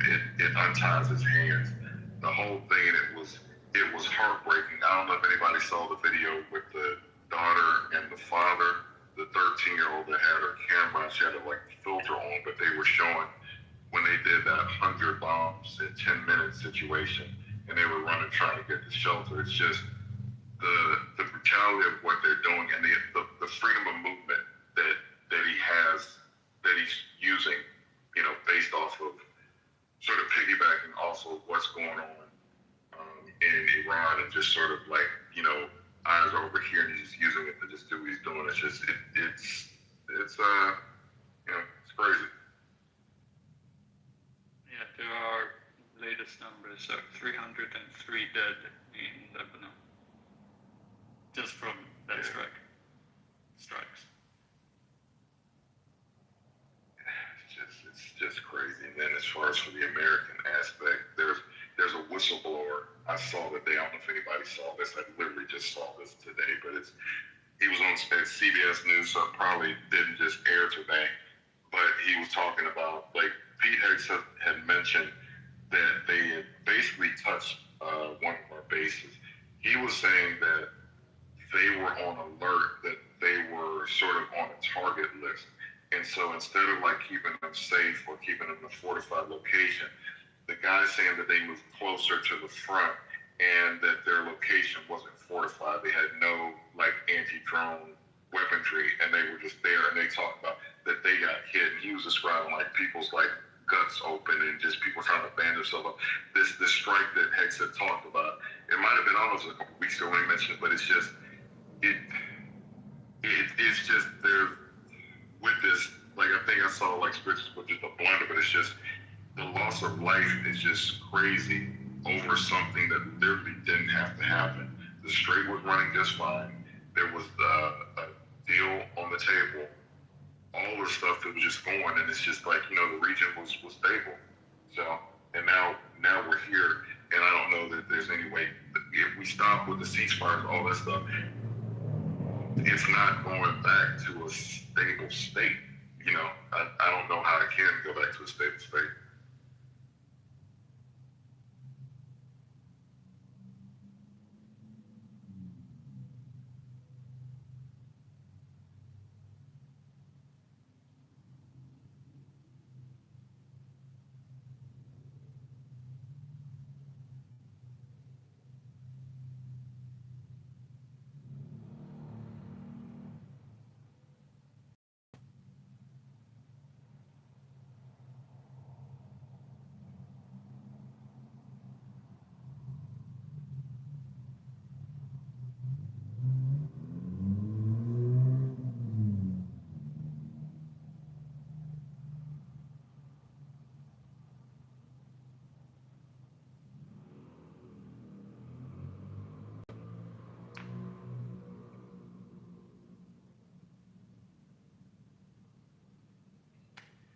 How do you guys feel about? Oh, you guys might have already talked about it. Sorry if I missed it. About the huge blunder of the strait and how now it seems like so Iran had posted their 10-point peace plan, and then Trump posted that they're in negotiations and that they opened with a 10-point plan that seems promising, which means he's, I guess, saying he's read it, he agrees to it, which is crazy. Because if you read the 10-point plan, it's a complete victory for them. Now, I don't think that means that they're immediately going to get all 10. It could come down to negotiations, and they could get anywhere from like, I don't know, 3 to 7, who knows, of the things on that plan that comes down. But it's like he's basically saying he's open to it. But then after he posted that, Israel ended the ceasefire immediately. So, because part of that 10-point plan was they can't bomb Lebanon. So, what do you guys think? True. Like, to be fair, and anybody that knows me know I'm not pro anything to do with the orange one. But he said it was a basis, right, a negotiating base starting point, not that he agreed with all 10 of what they were proposing. So it was like a baseline for them to start negotiating. From that's I'm paraphrasing, but that was my takeaway from what he said. Yeah, I agree. Yeah, that's what I meant. Like, they might end up getting like maybe 3 out of 10, maybe 5 out of 10. Who knows? Because that's one of the things I brought up earlier when I brought up the fact that all of a sudden on Truth Social, he's saying, I can't believe that they're trying to charge tolls to the passing tankers when that was in the 10-point plan. Matter of fact, they negotiated how they want to break it down and who with and everything else. And that was very clear, the price point and everything. That was there. So, I see you. Did y'all read his extremely long, most recent Truth Social post? I read a couple of short ones, so no, I didn't see the really long one. Why don't you read it, brother? Man, this shit is dumb long. I don't know if y'all want to hear that. I was talking about the one where you mentioned Macron's wife looks better than Candace Owens. Yeah. Read that shit. Read that shit. Oh, man, He said that. I'm gonna try to read it. The font is really small. I screenshotted it off of IG. Y'all know I wear glasses. I'm gonna try to read this. Put on your bifocals and get to it, please. I'm using the progressive. My head is all the way back. You know, I got a progressive. My head is all the way back so I can get to the strongest part of the prescription. All right, here we go. I know why Tucker Carlson, Megyn Kelly, Candace Owen, and Alex Jones have all been fighting me for years, especially by the fact that they think it is wonderful for Iran, the #1 state sponsor of terror, to have a nuclear weapon. because they have one thing in common. Oh shit. Low IQs. They're stupid people. They know it. Their families know it. And everyone else knows it. It knows it too. Look at their past. Look at their record. They don't have what it takes, and they never did. Oh, they never did. I'm sorry, y'all. The font is really small. They've all been thrown off television. I'm sorry. I don't know if I can get. I don't know if I can get through this. Should have done long. Okay. They've all been thrown off television. Lost their shows. Hold on, the lights went low. Lost their shows and aren't even invited on TV because nobody cares about them. They're nut jobs, troublemakers, troublemakers, and aren't even invited on TV because nobody cares about them. Oh, sorry, repeat that line. Cheap publicity. Now they think they got some clicks because they have third-rate podcasts, but the presidential election in a landslide. Well, I'll zoom in and try to finagle this. Hold on. All right. Nobody cares about nut jobs, and will say anything necessary for some free and cheap publicity. Now they think they can get clicks because they have third-rate podcasts, but the presidential election, what? Oh, but nobody's talking about them. And their views are the opposite of MAGA. Oh, I would have won the presidential election in a landslide. MAGA agrees with me and just gave CNN 100% approval rating of Trump, and not hand-flailing fools like Tucker Carlson, who couldn't even finish college. He was a broken man when he got fired from Fox, and he's never been the same. Perhaps he should see a good psychiatrist, or Megyn Kelly, who nastily asked me the now famous first, what? I can't read this. Somebody else find this dumb shit. The way he writes, and the font's so small, I'm sorry, y'all. It's on True Social. Maybe somebody else with better eyes. The shit is stupidly long, and the way he writes is just, I can't even fuck with it. I'm sorry, y'all. Somebody else find it. You did your thing. I think that the gist was, I think you conveyed the gist of it. It's just dumb. It's not even it is. But it's interesting though, because we're in the middle of a war, so he's dealing with that and the ceasefire and the 10-point plan and J.D. Vance and negotiations, and he's doing this. I just say it for the timing because Melania, like, just voluntarily just having, basically calling people today, and she's telling her truth, but saying that she was never in a relationship with Jeffrey Epstein and that the lies need to stop. She mentioned something about some images. Also, she called for a hearing for the Epstein victims. And it's interesting because the Senate, the Oversight Committee that's trying to get this done, I think, is it Garcia? They were talking about, okay, they've been asking for this, but the White House is like sort of put the kibosh on it. And now the wife of the president is saying that she wants a hearing for the Epstein victims. So, like, her thing came first, and then this post comes after that. So just, you know what I'm saying? It's just, is there something that's coming down the pipe, basically, that we just can't see, but, that's got them shook, essentially?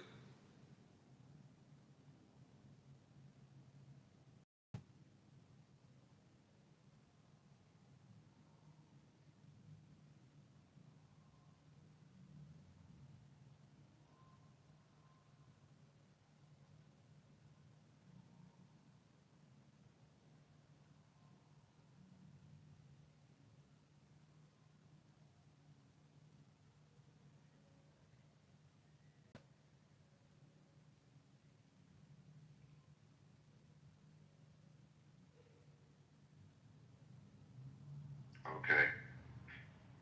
Y'all got me scared to talk about. But has anybody seen the new Lego video.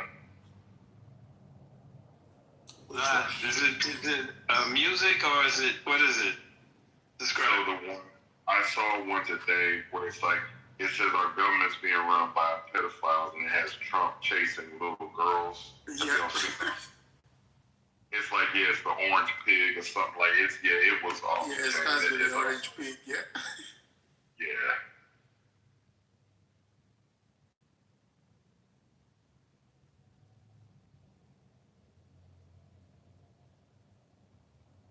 You brought up a valid point earlier today. It seems, and I could be wrong, that many people on the right have had it.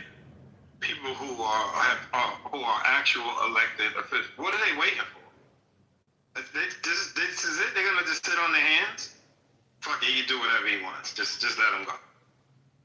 Because it's not making sense. Is it not enough of them? I don't know. I could be wrong. Did you see the list the other day? The 80 congressmen and I think like one senator or something like that. But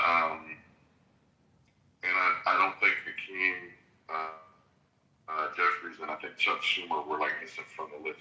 Saying that to say just as far as with is the whole Citizens United thing and the fact that just like is there the money interest? Is that why they're not moving? Because like, you know, they're sort of entrenched and sort of being financially enriched. Is that why they're not moving on this?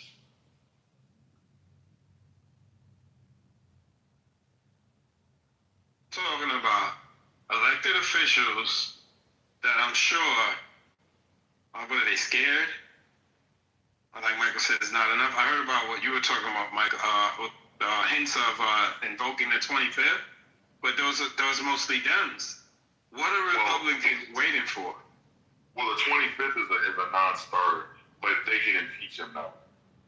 And I'm with you, because you got to get the cabinet to go for it.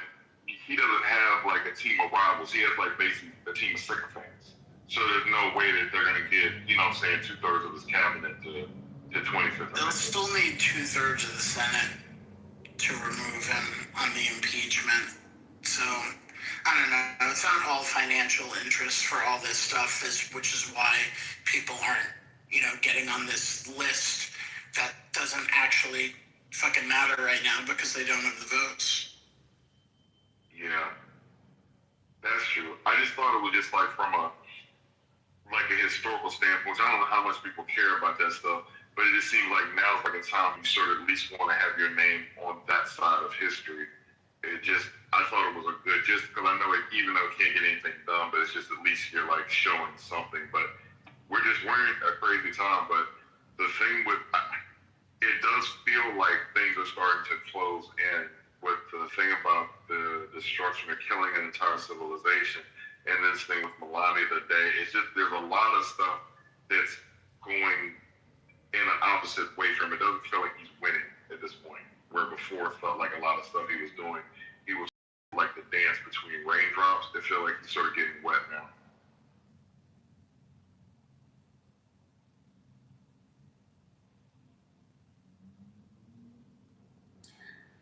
Also, just a friendly reminder, all those people mentioned, the Megyn Kellys, Alec Jones, Tucker Carlson's, they're all fucking pieces of shit that supported him and for fucking a decade. So let's not have revisionist history about these motherfuckers. The enemy of my enemy is not my friend. And this is a great example of that that statement being true. That's a fact. The only reason I get excited about it is just the fact that if those people, because, you know, they were in that sycophant or just whatever he did, whatever he said, no matter what kind of evil, like to see them pulling away from him. And then the people that follow them, who are the non-critical thinking people that are just out there, just like, you know, loving Alex Jones, loving Megyn Kelly, loving Nick Fuentes, loving Tucker Carlson, Candace Owens, those people that listen and follow them, it's dragging them away too. I just wanted, so regardless of whatever he tries to do with midterms, there's no way that we won't get the majority, or the Democrats won't have the majority.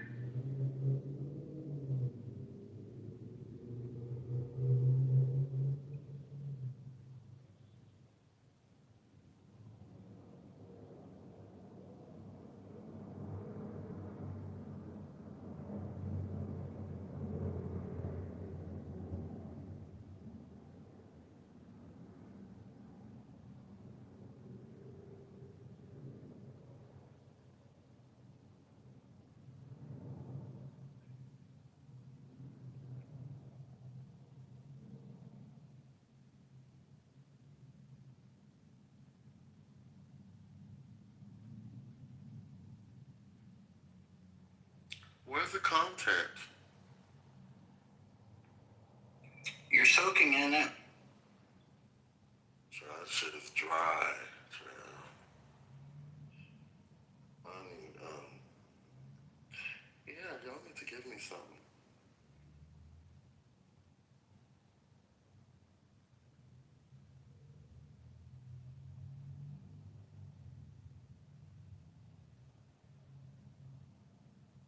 Something's going on with the politics. When y'all ready to talk politics, let me know. Done. Yeah, let's do politics. Is this news? Yeah, something's going on. No, something's going on. So the Democrats created welfare. Not welfare. The Democrats created the Klan. All that stuff is going viral again. I know it's election season, so this is how Republican bots and their overlords and others try to get people going. But it's not hitting like they want it to hit, and it's very interesting because it relies on treating blacks as dumb, which both parties do, to be fair. But something's happening. I don't know what's going on. These election results are really bad for Republicans. So I don't know, see blacks as having some sort of ability to save them or at least pare some of the losses.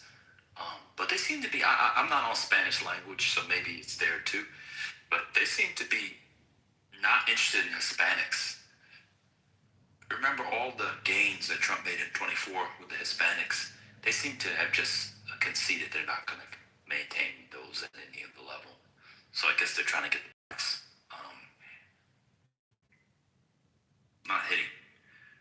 Are people saying that in their algorithms a lot in the last couple of weeks?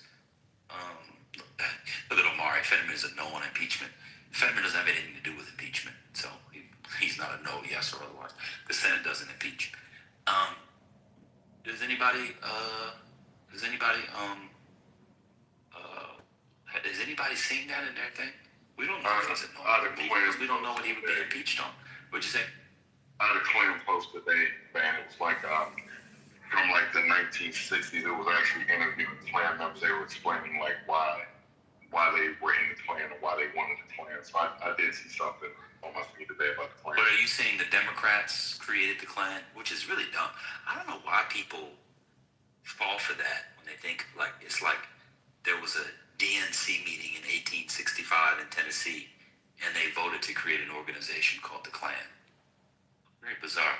But are people getting that? The Democrats created the Klan stuff again? Or the welfare stuff again? Not my algorithm. Yeah, it's interesting. Piker shit still. You getting what? Hassan Piker. Yeah. Oh, yeah, that's there too. They're crashing out on that side too. That's what I'm saying. Something's off. I don't know. You know, it might be a blue tsunami. You know, there's a blue wave. I mean, people are talking. Democrats have 235 to 250 seats. I've seen predictions that high up, 51, 52 Senate seats, and I'm seeing a lot of like state legislatures flipping or the Republicans losing supermajorities and all that kind of stuff. But man, my algorithm has been on fire with a lot of like Biden presidency content. Like the Hunter Biden versus Don Jr. Match, a UFC match or something. Do you hear about that? I haven't seen any of that. No, I've heard about it, but I haven't seen any content. There was a challenge by Hunter Biden to fight. Before cook or after cook? I mean, I hope it's after a nice couple lines, actually. But I mean, both of them will probably. Exactly.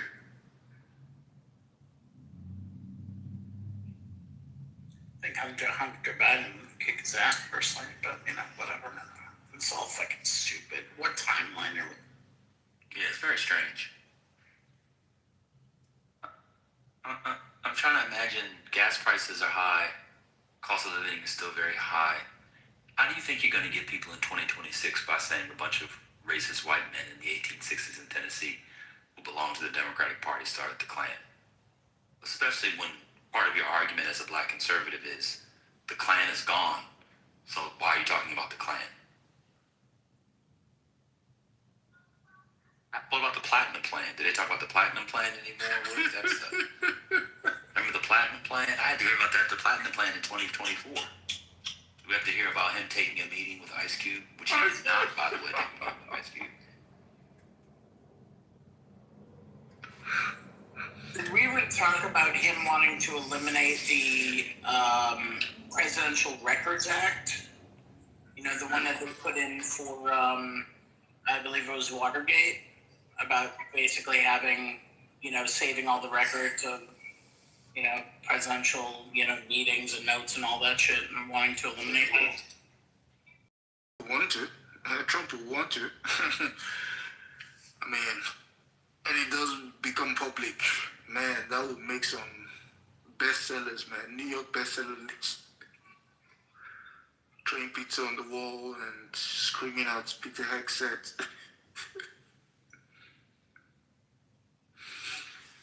Pam Bondi on her knees begging not to be fired.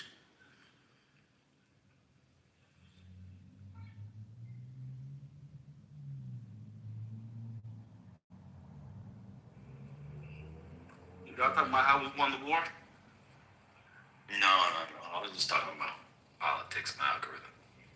A lot of this stuff around like the trying to get black men in particular to vote. And it's just a weird thing, like about welfare. Do they think Republicans voted against welfare when welfare came? What is the view on welfare? I don't understand the welfare thing. I also don't understand when they say the Democrats said you couldn't get welfare if there was a man in the home. Well, if the woman wanted the man in the home, she didn't have to take the welfare, and he could have gotten a job. I just don't understand. Like, oh, hey, baby, I got a job. I'm working down at the plant. I'm making, $300 a week. Well, you got to get out of here, you bum, because welfare going to give me $80 a week. Like, I don't even, like, that argument is strange to me. It's actually a documentary about it, and that is the line that they're told, and it's literally people being videoed, interviewed. It's called the welfare. I'm gonna look it up. I'm gonna send it to you. It's on YouTube. I saw it the other day, and that's literally what they're saying. Unfortunately, I was like, oh wow. Yeah, Why would I get a man if he's only gonna be able to get this? And I think that's for welfare. So it's a whole thing. I mean, that would just be against I don't know why you would blame the Democrats for that. That would just be her. She would just be trifling. Or the man would be trifling. Like, that's what I don't understand. You're supposed to be conservative, but you're blaming the government for something. The government didn't make you take the welfare. I mean, some of these arguments are so strange. And by the way, what does that have to do with the cost of affordability in 2026? Nothing. But it's not like people are critically thinking about it.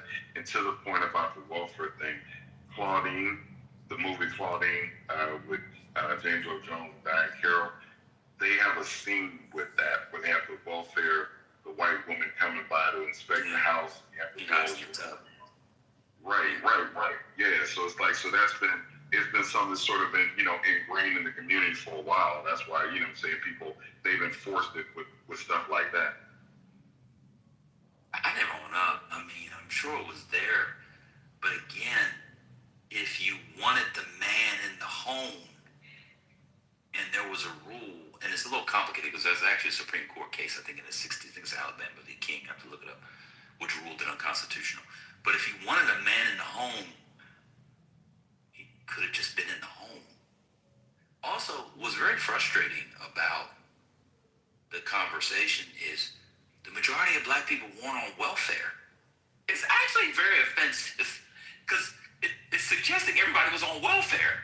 Most black people weren't on welfare. Well, you can't say that. You can't say that. No, that's true. Yeah, that's right. Yeah, we like now we have to pretend all black people are in poverty. They're all incarcerated. Yeah. the Democrats did X, Y, and Z. How many people were on there?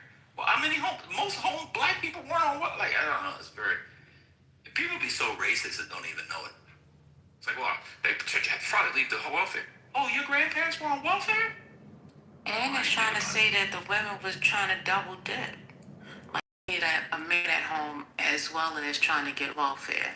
That wasn't double the dip. case. I was double dip. That's a different thing. Go ahead, get your double dip on. Yeah, but then you'll get in trouble if He you do gotta that, hide. right? Oh. It's a wild documentary. I'm trying to. It is crazy. Hey, Joe.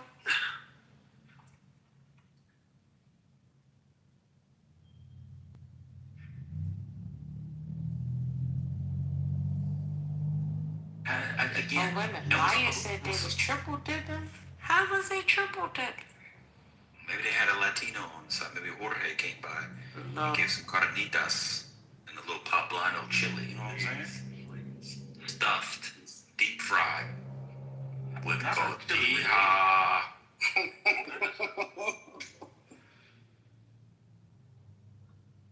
Again, how many black people? I'll just Google it. Let's see. At the computer. It's all of them.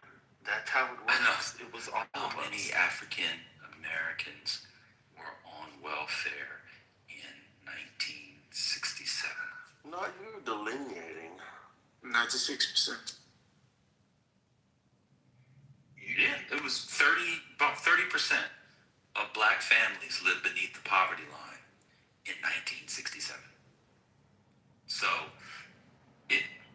although interestingly, the non-white unemployment rate in 1967 was the lowest it had been since the Korean War. so. Shout out to Johnson. Awesome. Man, I put it in there. It's called 1967 documentary. Welfare Over Fathers. That's literally the name of it. Is that the thing that Concrete wanted us to watch today? I don't think so. Good job. It's kind of crazy. Yeah. It's called Welfare Over Fathers. It just came out like 9 months ago. Hey, Bonnet, you're super low on my end. I don't know if it's like you load everybody. It's okay. Now, I think, so I've seen some of these testimonies before. It's my And bad. so It's my mic. I'm sorry. If the women are saying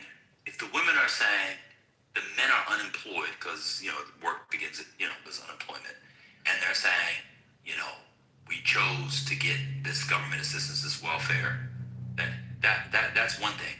But people are talking like the men were gainfully employed and the women chose the welfare and the men had to go. Yeah, it's in the documentary. A couple of ladies said that because she was like, I can't do it. If you don't make enough to support me and my kids, then I'm gonna take the welfare. I'm gonna take the welfare. Yeah, and so if I'm a man, and it never falls back on the man. So if I'm a man, I'm gonna say, I understand. I'm gonna be up the street. I'm gonna have a pied à terre. I would have said pied à terre. Well, they put it as it was a system problem because they weren't being paid enough to take care of a family. So they had to take what little jobs that they had available to them, and unfortunately, it didn't pay them enough. And so then the women had a decision to make. That's how the position did. But I'm saying, how come people don't say, the man, to the extent he could, it was the 60s, so it would have been difficult. Right. Did he decide to go and make money so she wouldn't need the welfare? I mean, it's not like welfare was paying people $800 a week and you got caviar and Ripple. It wasn't that much money. No, it wasn't. It was like, I think that's the other thing. The ladies was balling. I think it was like 30 cents per child per day or something. Yeah, something is. Well, it's really crazy, and apparently the men were not making at least that.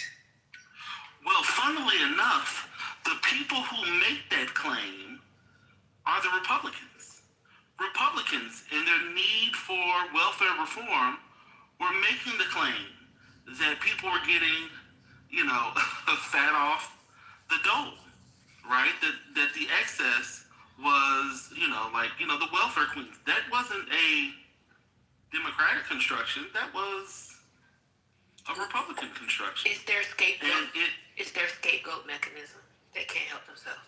right? Like so it's funny. So F the Democrats for the policy in 1967, but not the policy, or not the Republican construction that sort of ended welfare as it got better. Because let's be very clear, welfare, and it's been documented, welfare as it was constructed before, sort of Bill Clinton did, was actually helping people get out of poverty.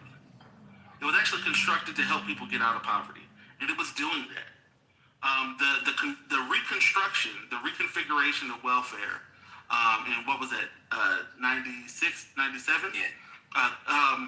That fundamentally changed the way it made it more onerous and burdensome on families.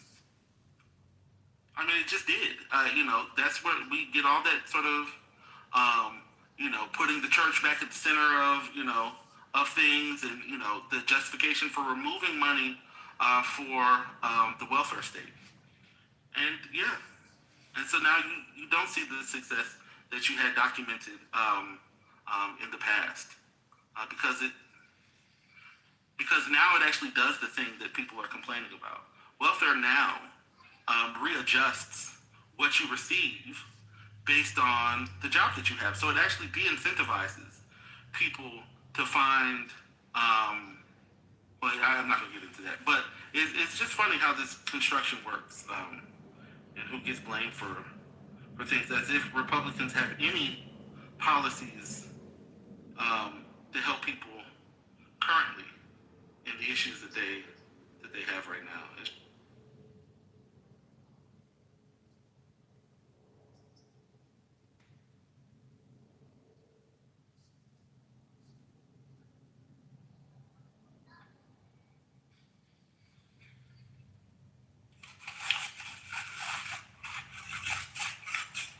Is someone speaking? Yes.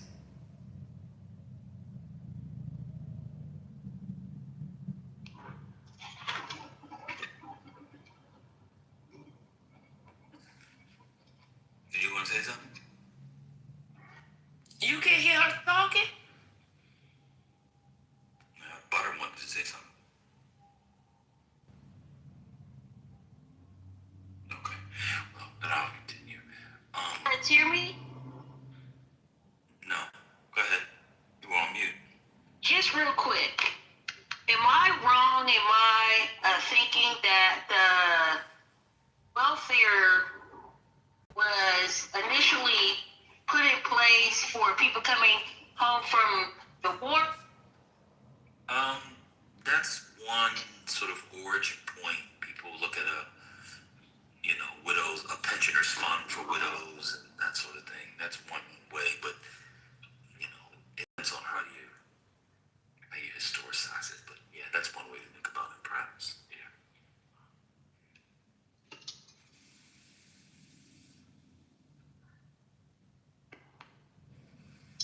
I remember, I'm driving, that's why I'm asking you if you can hear me, because I know I'm in some spotty places. But I'm good, right? Yeah, we can hear you. It's perfect. Girl, just spit it out. We'll tell you if we can. So I remember a trope back then that went first fired, last hired. And it was due to the fact that there was a lot of factory jobs.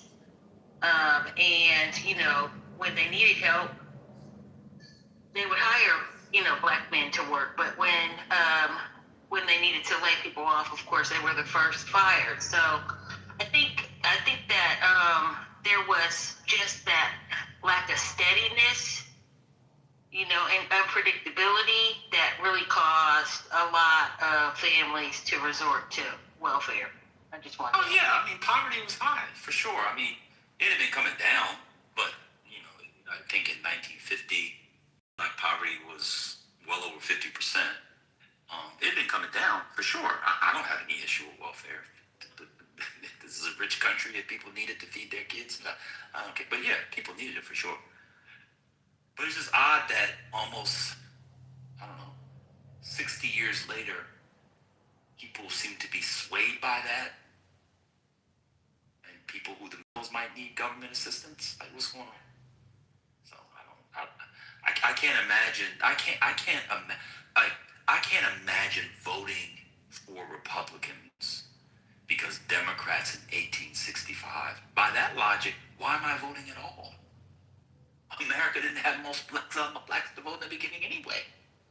By that logic, why would you say Democrats started the KKK and not white people? You ever notice that? How they try to disarticulate white from KKK and make it Democrats? It's so stupid. But people literally come on these stages, and like you said in the feed, people literally say that, like black people. I know, they're stupid. Yes, it's crazy. Yeah, they're stupid. And what it is, it's really, they don't have an affirmative reason to vote for the people they vote for, so they use that as an excuse. So 7 dudes from Tennessee, former Confederates, get together, start a fraternal organization that turns into the Klan. They belong to the Democratic Party. So that means in 2026, I should vote for a Republican, even though I support the Voting Rights Act, and Republicans on the bench are against the Voting Rights Act. I support X, Y, and Z. It's just stupid. But I think it's actually insulting that they think they can persuade people with that. So something happened in 1865. Well, by that logic, should I have any white friends? Because in 1865, depending on where you were in the year, whites were enslaving blacks. Huh? But they do convince people with that, though. Who? You know what I'm saying? They are convinced. Who? The people that come on stage, people literally talk about the Democratic plantation, the Democrats are the part of the KKK. You literally hear that come out of people's mouths. And they convinced, or they already believe that? Do you think Manfinity's convinced somebody of something? No. Well, maybe somebody that's in his circle of friends. I don't think anybody on this stage. I think that a lot of people we talk to are immune to that, but there are people that are getting caught up in it. Okay. I mean, it's a country of 300 million people. It's probably true there are some people who are convinced and decide. I mean, if you're dumb enough to vote based off of what happened in 1865 today, you're an idiot. So I'm not sure that person is voting anyway. I'm fully convinced that most people on the right have no real political beliefs. They just regurgitate shit that makes them feel good. That's why when you debunk it, they don't care. I mean, look at my... I think they have political beliefs. I think one of their political beliefs is that around a lot of cultural and social issues. I mean, look at my PTR. This Obama in the tan suit. This should not be a meme, right? Like that kind of, you get what I'm saying? Like this is gonna always move the goalposts anytime you deconstruct one of the, like even the whole Dixie Democrat bullshit. I've been dealing with that since I was in high school. How is it me at 15, 16 was more equipped to debunk that than they are? But they're gonna, and I'm gonna believe I'm the first person to correct them. They just don't care. So, truth, they're uninformed, silly people on both sides. It's not foolishness. Ignorance is not the province of the conservatives. It's just not. It's not true.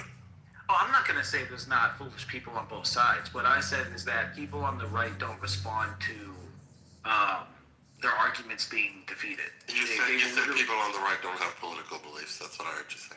Oh, yeah. I actually, yeah. Trump, I didn't believe that before Trump. Trump has convinced me fully that that is the case. Okay. Well, it's just everything he ran on, he contradicts. They don't even pretend to care. They rationalize immediately instead of at least acquiescing and going, okay, but no, they just double down like, this is good, it's always good. Everything that we do is always good. And I suspected it when I was young that, because it kind of makes sense. Like, okay, if your cultural heritage is being anti the freedom of a marginalized group of people, that's not really a political belief per se. I guess you could argue it is. But really it's just... It is, sir. No, I was going to say... I'm not saying... They believe that they're willing to do whatever they need to do to get there. It's very simple. Exactly. Yeah, I was really about to say it's more totalitarian and lacking nuance, which means that, yes, technically it fits under an umbrella, but it means that their actual ideology is not constructed on real political belief. It's more like feelings. I disagree totally. You probably might jump on me, and I'm not in favor of either party. I'm going to say that first of all. We don't care. Come on. Come on, man. What's going on with you today? Should I just leave? You don't want to hear a different view? Is that right? I'll just leave. No, share your view. Go some thick skin. We want some echo chamber. Oh my God. Come on, man. Like, if you want to leave, just leave. You don't need to announce it. Just leave, princess. Just say what you want to say. Yeah. Damn. Him gone now. He gone because he wants the echo chamber. Let me just say, I mean, Hurricane's just out of control. No, it's not. Like people want to act like words don't mean things. Like, after a while, y'all gotta toughen up. That's annoying. Sorry. Not sorry. I was going to say, this is why Democrats lose, but we're not losing. Oh, the list.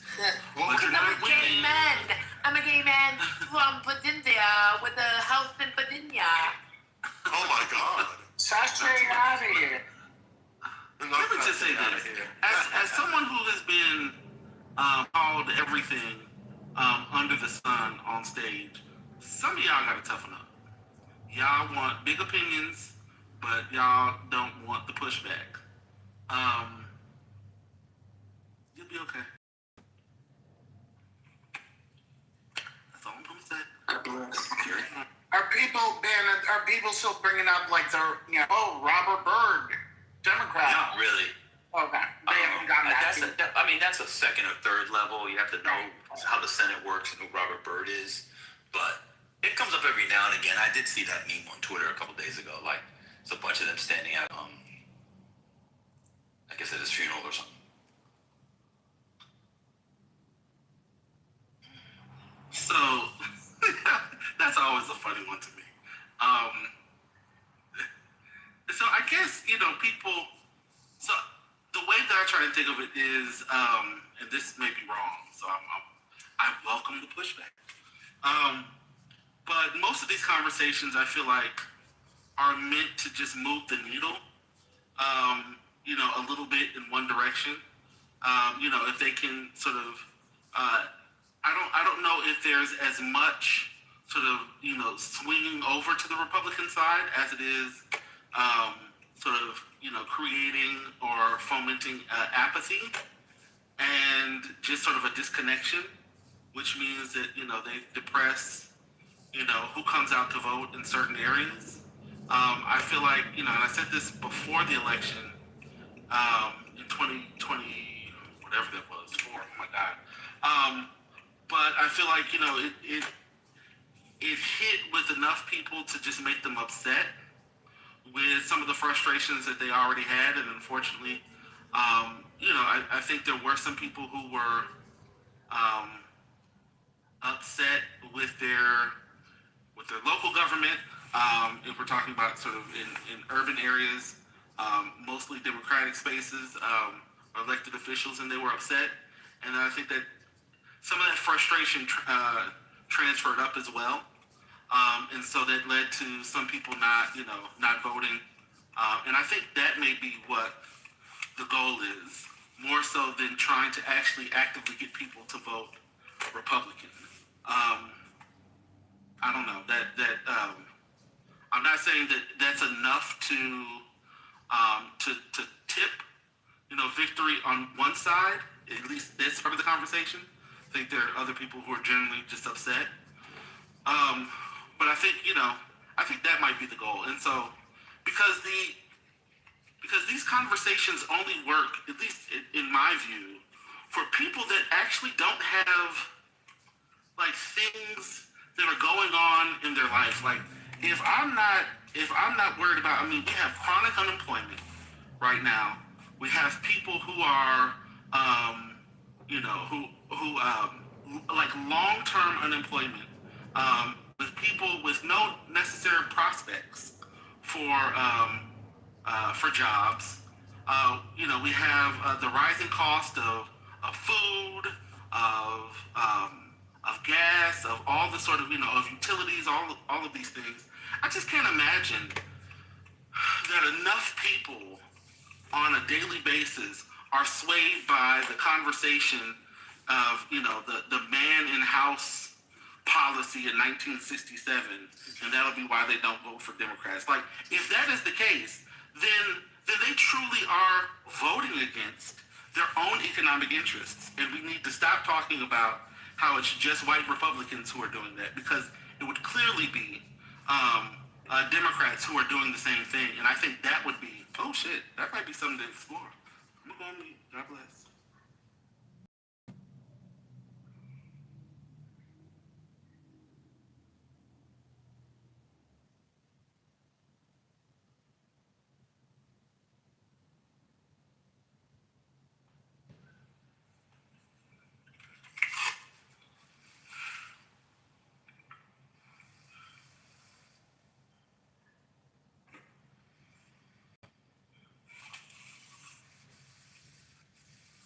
Oh, I was over there making a note. I got something to write about.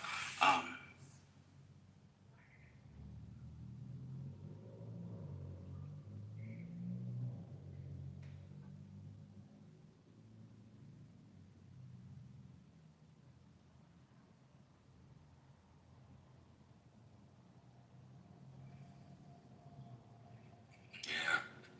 There's a lot of the old race stuff. It's just not hitting online like it was, man. I think my boy put it the other day. He was like, race is so 2015. It's like, I think race ended for people on the left in 2015, people on the right in 2023 or 2024. It's over. Shit. Nobody's interested in this bullshit. Yeah, it's not about race. It's about citizenship status.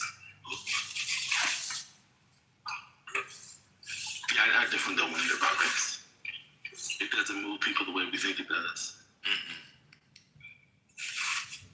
McWhorter and Lowry did a video. I forgot when it was a few months ago. They were basically saying they were asking if the race beat was over. It probably is for a while. I mean, they don't have anything interesting to talk about. I mean, to be fair, they kind of killed it, helped to kill it. But I think the race beat is over.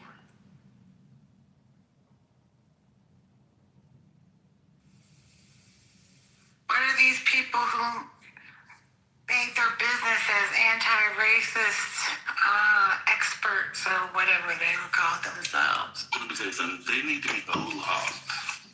Well, they're at Howard. They can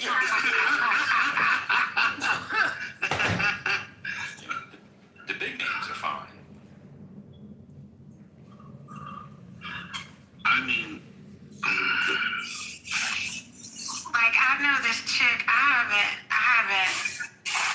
heard any.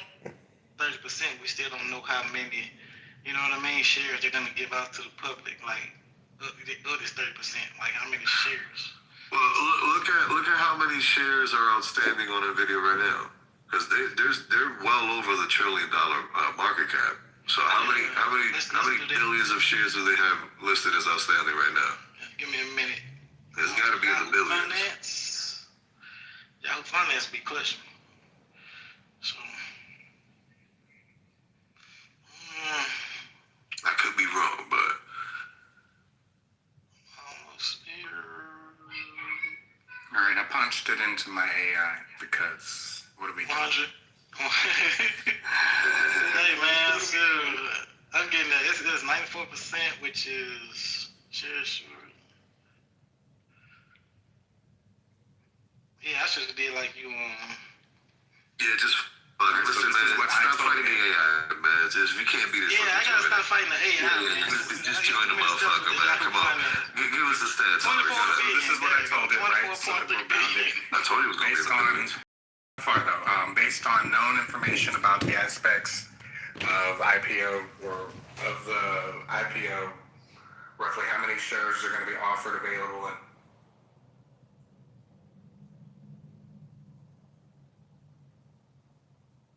religion, requiring the courts to apply strict scrutiny. Okay, I'm going to respond to you, Adam. Anything about sex. Here we go. No, affirmative action was not only about race.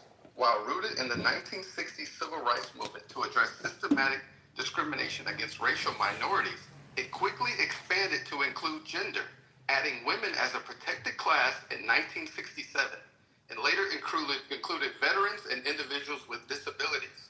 So And what year was that? Since 1967. Right, in the 60s. This is way before affirmative action came in. He just fucking won't listen. He motherfucker. Look at when affirmative action came in. I put the case in the... Did you do it twice, Abby? Did you do it twice, Abby? Because I swore you put it in the chat twice, Cat Abby. You put it in the chat twice. Othello, just fucking go to the chat, man. God damn. And by 1997... Don't respond back, Abby. Don't respond back, Abby. Don't respond back. They got to come off their microphone for something, man. They just got to come off the microphone for something. God damn. Well, Othello's biggest problem is he can't let a white person be right. Evidently he can't. By 1997, 6 million white women had benefited from affirmative action. Don't worry. Don't say nothing, Abby. Just let the trash take itself out. Yeah. I love it. I love when niggas can't admit when they're wrong. It's crazy. It's crazy. Well, you should stop talking to niggas and talk to people that's intelligent. White women benefit more from DEI, and they benefit more from affirmative action. White women. Okay, I'm gonna put the cases in the chat. You all can spend the time to look them up. I'm not going case by case, but the Frontiero case is the main case, the Weinberger case, and U.S. versus Virginia. But the Frontiero case was the main case with sex discrimination. And that was Ruth Bader Ginsburg who argued that from the Supreme Court, and I'll put it in the chat. You can put however many cases you want to put. The 1973. That was law is the 20 years before O'Connor wrote her decision on affirmative action. They're different cases. That's fine. The cases are specific cases, individual cases. We're talking about the outcome of what happened by us applying affirmative action laws. The outcome is it benefits white women. Disproportionately. White people. What percentage? Oh wait, what? See, we're moving to go. All right. Didn't we already talk statistical percentages about the 30%? Yeah, we already laid this out. Yeah, so like you keep coming back to that point. It's an ask and answer. Yeah. Okay. I don't want to. Conversations like this are what make people like me that just want to be like, oh, nice, everybody's getting along, to just thinking really bad things about black people. Who cares? Get some data, bitch ass nigga. No, like that's not a nasty thing. I said she can rebut it. It's about personal attacks. But the question has been asked and answered. It's not a nasty thing. Yeah, we talking about the fact. We're not talking about nothing like. No. She specifically asked for a statistic, a percentage by which they benefited. Where's the data? That's an objective statement that has been asked and answered. How is that nasty? And I'm not talking about. No, I'm not saying you were being nasty.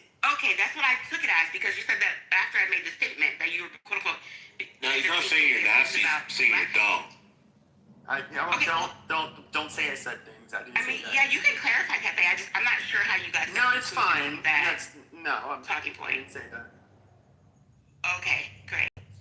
I want to just say one last thing on this, because I don't feel like going into law school 101 with you guys, but there is a difference with the level of scrutiny used by a court. We have intermediate scrutiny, we have strict scrutiny. Race is treated with strict scrutiny. Gender is treated with intermediate scrutiny. They're different classes. They are treated differently within the court system.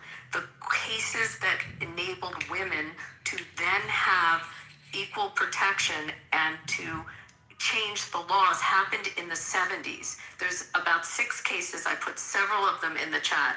What happened with affirmative action happened in the 90s. It was 20 years later. I will once again put those cases in the chat so you can read about them. But what was important was the decision of all those cases, O'Connor's statement, because that's what got followed when the Harvard case came in front of the Supreme Court. Affirmative action had expired. It was over. It was done. What was intended to alter or change our system had, according to the court, finally occurred. Her prognosis of 25 years made sense to the court. That's what happened. You can like it or not like it, but that's what occurred. Okay, and another thing that occurred, 1967, President Lyndon B. Johnson issued an executive order 11375, which amended the original 1965 affirmative action mandate to include women as a protected class. This crucial action required federal contractors to make active measures to ensure equal employment opportunities, effectively expanding anti-discrimination efforts to include sex. So it started there. When affirmative action was only, 37 years later? Jesus Christ. They're two different movements. I know, they don't understand. Arguing against those protections? Abby, you went to school. You went to school, Abby. The only one that's teaching them is Google. That's what that is. Just read about the stuff, guys. Open up the cases and read them. They benefited from affirmative action and they benefited from DEI. No, affirmative action was in 92.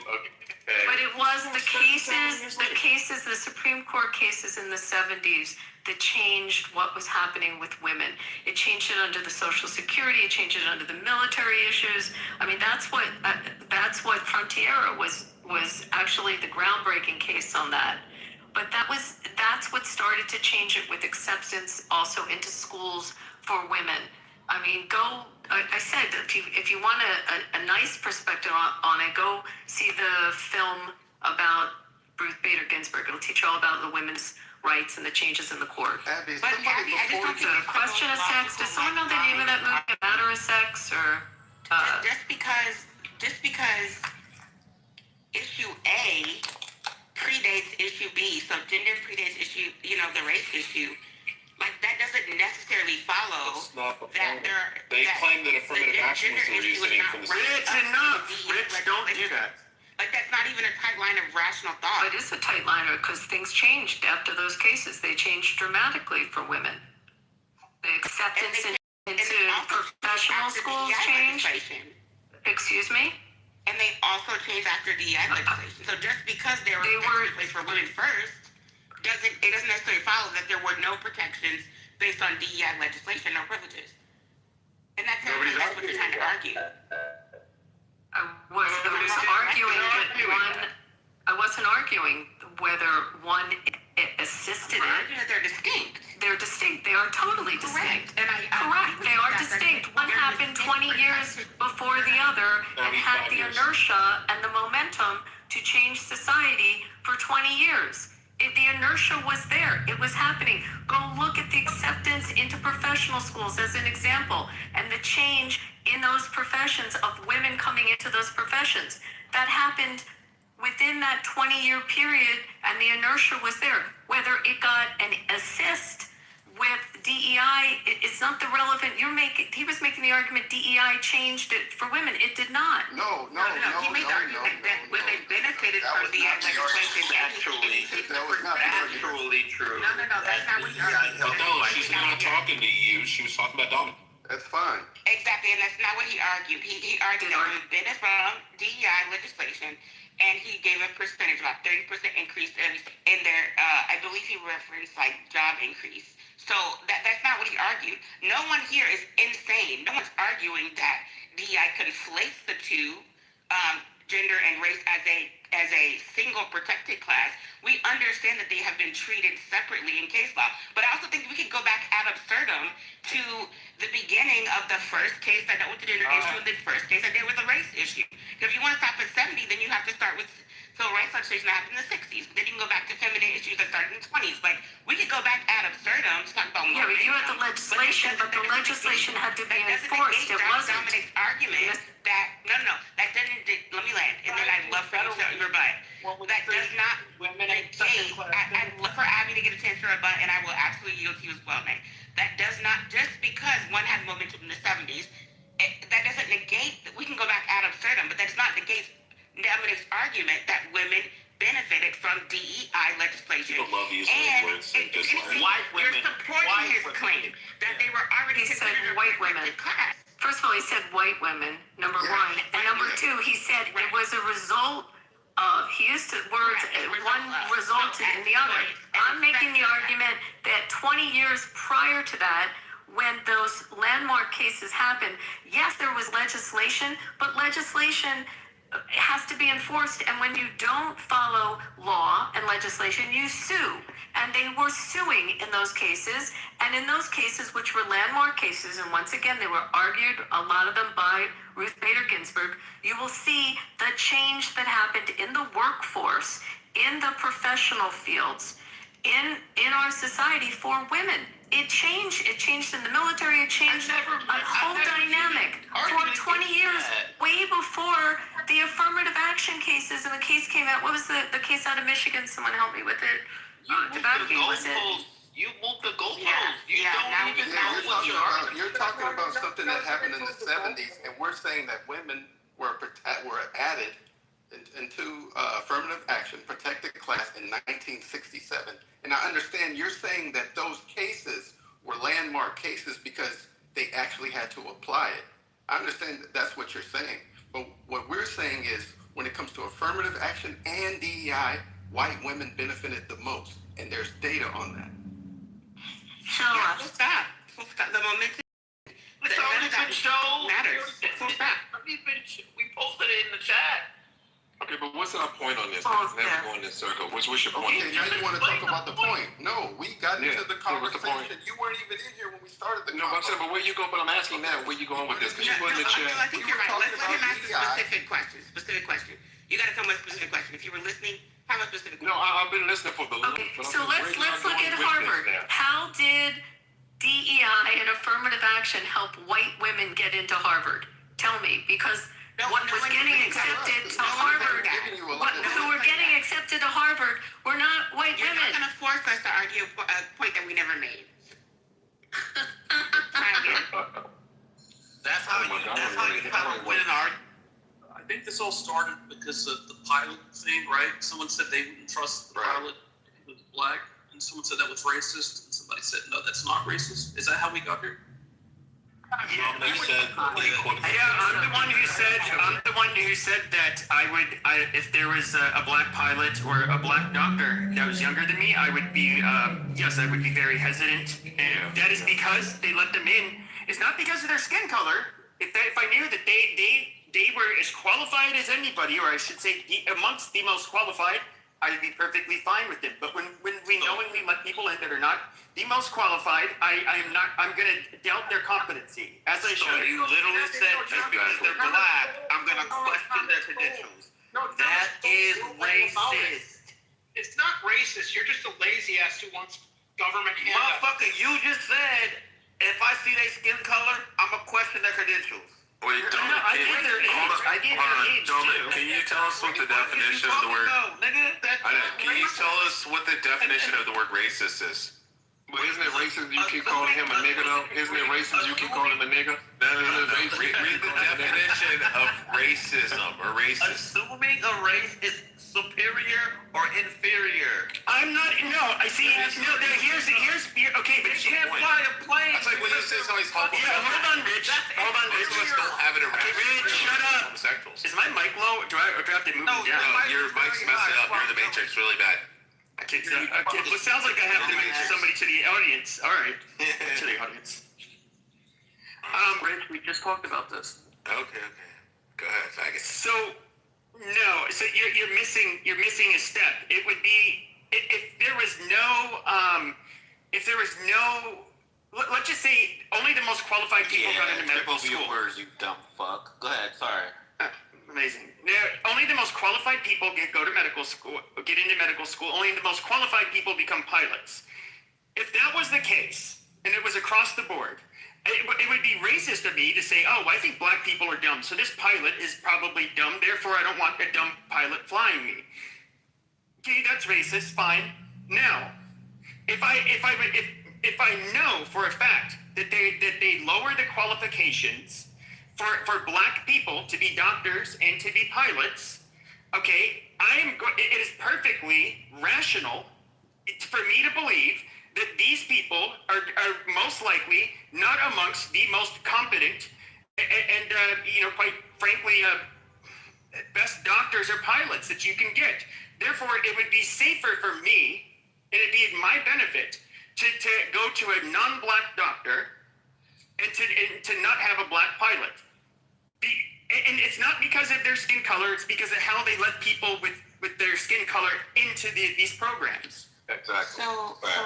So here's why I think I don't get when I'm with people who are so anti-DEI. So what the point of equity is to recognize that people have different backgrounds and circumstances, which are oftentimes set up by the institutions, should be remedied by the institutions. But it's allowing the exact resources needed to get the same outcome. So... But that's where it's a recipe for disaster. But that's the thing, though. Even social, even communist, no. The same outcome is that... Do you know who first started using IQ tests, for example? I really want to finish just this thought. Okay, but you already stopped, because that is stupid. I would love to hear your rebut. You're saying give you what you want. You're saying give you what you want, despite whether or not you deserve it. What the same outcome... He's a moderator. Right? The same Alright, Rich, I don't need help. Is they take the same classes, they have the same training, and they have become the same, they have access to the same career pathways. If there's no remedy for the institutional circumstances that are set up, they don't have access to the same outcome. At the end of the day, the point is, DEI or not, the people in Harvard ideally have the same outcome. Once they're let in, there's no concession made for the quality of their That's not true. That's there's false. no concession made That is once false. they're in the classroom. That's not true based on CRT and what we see also with critical race theory. Okay, tell me more about that, because I've never heard of a professor in a classroom saying a black person can just do work. No, the problem is that these black students are significantly not only more likely to drop out of medical school in comparison to their peers, and of course, I'd love to see the stats on resources on that. Oh yeah, that's readily available. That's very common. But even worse is black people. Hold on, black people are moving. What? Hold on, shut up. Black medical students after they graduate from medical school are also far more likely to be basically lose their license during their residency. Basically get kicked out of their residency programs for not being prepared. It's and of course medicine is not. It's a serious business. It's not for everybody. But I mean, luckily we do. At least they do throw some of these people out, and then they don't get past residency. Can I say something on Pepe? Wait, hold on. Let me make a little argument on something Pepe said. Guys, just stop for a sec. Take away race, take away gender. Something else Pepe said, and no one focused on it. He said a younger person. So let's talk about people that are graduating now, today, out of medical schools or out of their fellowships or out of law schools. And they have to take exams to then pass forward to the next level, boards or bar exams. So today, you have people in law schools that are graduating and taking bar exams that are open book bar exams. They don't have to memorize. They don't have to go through the process because it's an open book that the lawyer 10 years earlier had to go through, or 20 years. So now you're hiring the lawyer to go into court with you. Do you want the lawyer that didn't have to go through the memorization, doesn't have to know off in his head immediately the elements of the what he's arguing, or all of the hearsay exceptions? They don't have to memorize any of it. They just looked in a book to get through the test. So you're hiring, let me finish. You're hiring, I'm not talking about race or gender. I'm talking about youth. That's something that he said.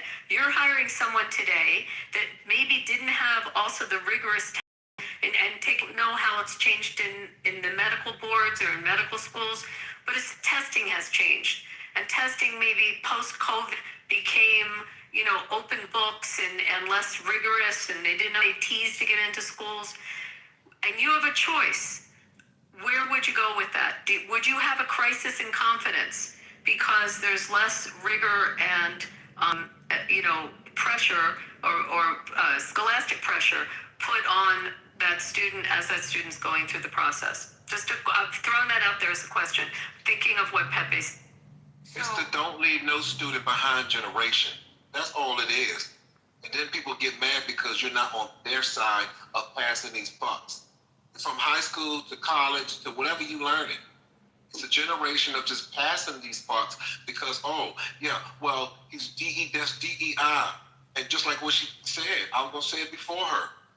I don't want nobody to represent me in court who had three or four fucking years, and they just let him go ahead and go in court versus somebody who actually done it for 10 goddamn years. But you get people that get on this app and want to defend because someone give them pushback about it. It's wrong. It's wrong. It's not about your fucking color. It's not your color. You going to the flight school and you telling me they gave you a fucking certificate less than the time that you're supposed to have? Because, we don't want pushback. We don't want to say we're racist. Fuck that. So, a couple thoughts. Pushback on smart shit. Yeah. So I'm an educator, not a lawyer, but I have very strong opinions about this whole No Child Left Behind pool. And I agree. I think that the rigor educationally is lowered all across America in every type of classroom, on all types of, in all demographics, in socioeconomic areas. That's a generational phenomenon. You're absolutely correct. But what I'm also observing is that is just now hitting the college campuses. And by now, I mean in the last 4 or 5 years, where college professors are having to lower their standards overall for the entire class, their curriculum across the whole syllabus. But in order for students to demonstrate any learning, right? So with that said, I think you're absolutely correct. I'm going to look at any young person and question whether they have the knowledge and information to competently practice in whatever field they're in. What I don't understand is what that has to do with race. Because again, this is a phenomenon of the last 5 years. Before the last 5 years, literally post-COVID, this was not happening, not based on age, not based on race, not based on anything. When you're in the class, you have to demonstrate your learning or you don't pass. Well, I was reacting to what Pepe was saying, and I just harped on one of the things he said. That's why I brought that up. And that's why I did bring up I said younger than me for a reason, because that is when a lot of this shit would have really ramped up, and I agree with that. No. But I would say though, it does unfortunately have everything to do with race in the United States. You can look at how. I forget the name of the test, the standardized test they use to compare students internationally.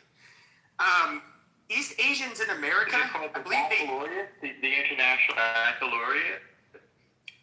No, I think it was something else. I forget, but just like this is, All right, East Asians. Kate, yeah, sure. So East Asians do better, I believe, or they're either, or they could have been number 2. Better than any other East Asian country. The East United States. Whites in the United States do better than whites in any other country. Blacks also do better here than blacks in any other country. However, they do worse than all of their peers in the United States. Hispanics do rather poorly, and so do Native Americans. Now, imagine it comes to college admissions. Now you have to compete with some of the most educated whites and Asians in the world. With much better as a population in comparison to their Hispanic, Native American, and Black peers. How can you? Then that is kind of the problem that Harvard was dealing with. Is you're going to have an astronomical amount of overrepresentation with the East Asians. You're going to, and of course, whites are going to be slightly overrepresented. But now you have to you have this group that does on average much worse than both those groups, and you have to find a way to get them in. You're going to have to kick out people that otherwise would have deserved to go into this, be granted admission in order to take in one of the black or the brown people. I mean, statistically, that's how it works. Or the white women too. White women do very well.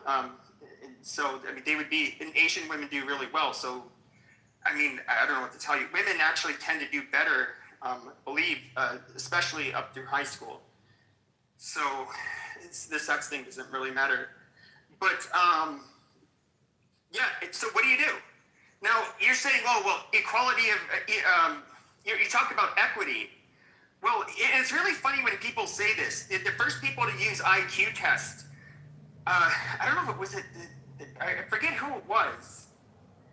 Basically, it was a socialist system where they did not want to waste any fucking time with people that they felt that did not have the capabilities to do the jobs that they were going to put them in. They're very efficient people.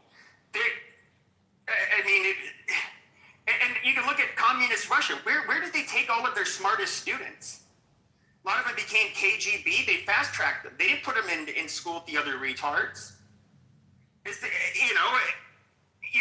Where does this equity come from? Because no society truly has equity. Because people are not equal. And I think that's where, you're kind of saying like, oh, well, you said something along the lines of, oh, we have the same opportunities. We go through the same classes. Like, let's say you go to medical school. We're directed towards the same outcomes. That's what equity is. Sure, but what happens, though, is when you get an Asian that has like a 4.8 GPA and a black that has a 2.8 GPA, there's a world of difference between those two. That's what I'm saying, but that's not who's competing at Harvard. Yes, it is, unfortunately. Yeah, it is. They're 8, and it's the black with the... Jews and East Asians were overrepresented at Harvard. That's why they did all this. Yeah, they turning into literally like fucking Beijing and Yeah, Taipei. and quantity. So you have two groups of but people. the ones who are applying to Harvard... No, because we were the top fucking performers. No, is it all the Ivies, miss? Every Ivy League And school. two. And went from being like 30% down to... Be quiet. Pepe, what were you saying? I'm answering it. She So went the to one only of the Ivies. schools. Okay, that was irrelevant. We're talking about a specific case. Like, I know. Was North Carolina and Harvard. The Supreme Court case was actually two schools. It was North Carolina and We're Harvard. talking about all the Ivies. That's a given. All of the Ivy League schools were literally turning into fucking just nothing but East Asians. And But if you were to also look, post-pandemic, it's because we have to perform. Okay, Rich. 93% of the people of all of the jobs gained were for people of color. Or they might have included women in there too. It was something astronomical, and there's been a couple decent articles that have come out about it, but like there's some where white people have absolutely been shafted, especially white pursuit of quote unquote equity. And this is in many industries like Hollywood. The media I guess notoriously did this. A lot of the large media organizations, whether it's New York Times, they had a huge from like 2010 they had the proportion of women that in their editorial rooms which shot way up, and they were deliberately excluding white men, and it's and I have to say, like, this has nothing to do with equity. You're literally taking something that somebody earns through merit and giving it to somebody to make the population do better, but you're not actually helping that black person.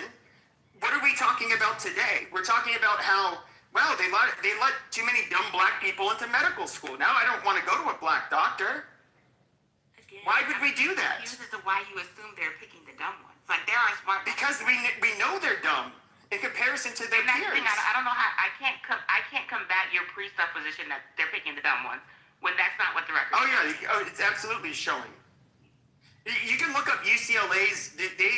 That is perhaps one of the most egregious examples. If you look at UCLA's medical school, it went from being top-notch to now having I forget, it's like half of their class can't even like pass very basic exams.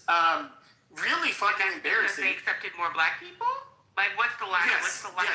Exactly. They let in, well, not just blacks, but minorities, and they let them in based on non-traditional ways. In other words, it wasn't because of their MCAT scores and their GPAs. They were valuing other information.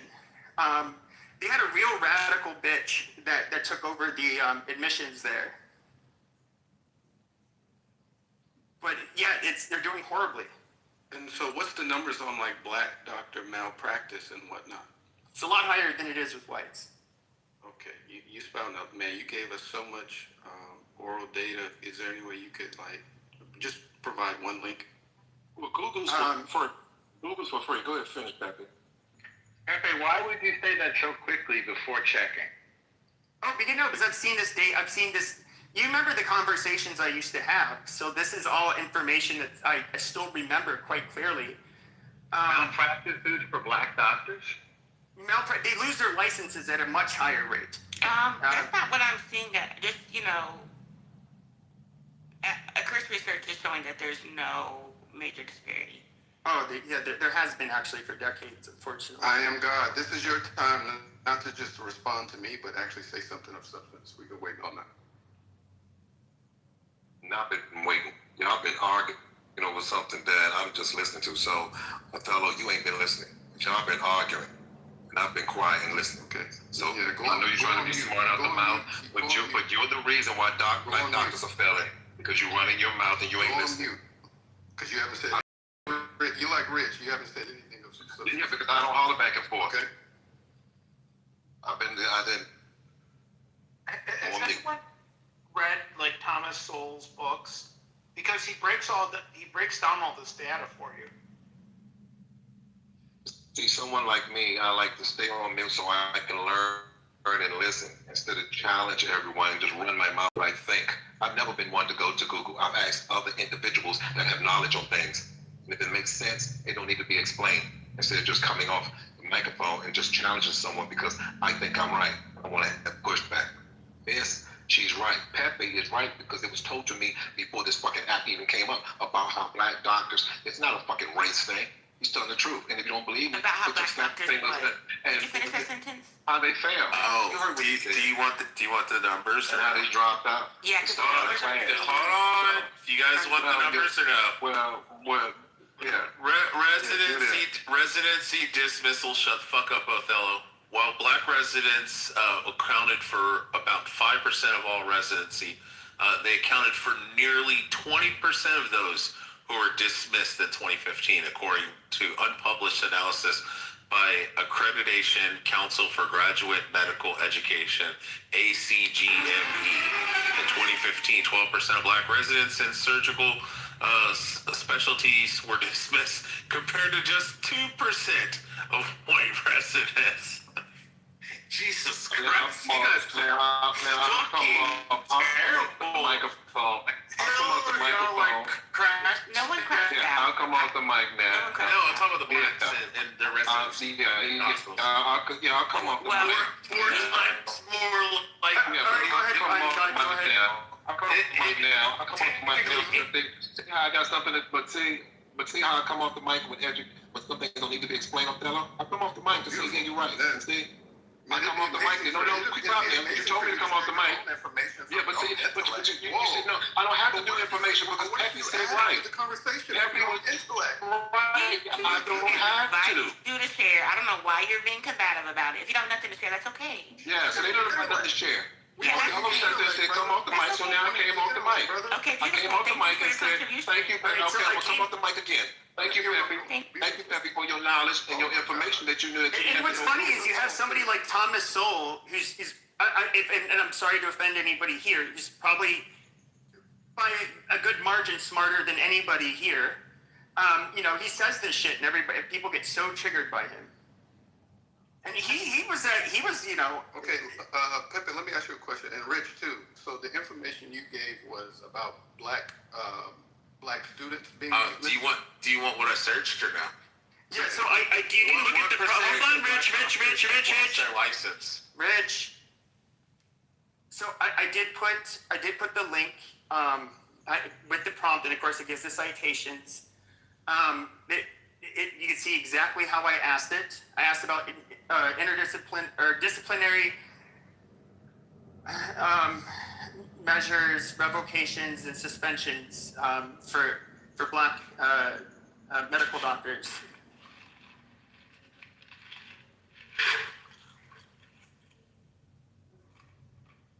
Amongst Black doctors.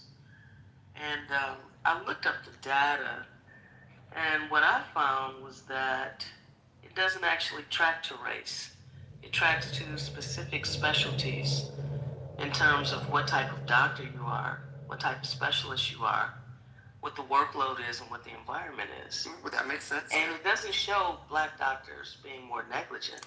Now, what they show is who's practicing in high-risk fields and under-resourced systems.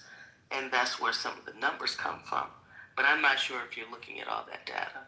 Madison, what you're saying that if there's an expectation, if you go in to have a high-risk surgery, a heart surgery, or neurosurgery, that there's expectation of less, the percentage of success versus going in and having a baby, which the expectation is greater expectation of success. So you might have more litigation coming out of OB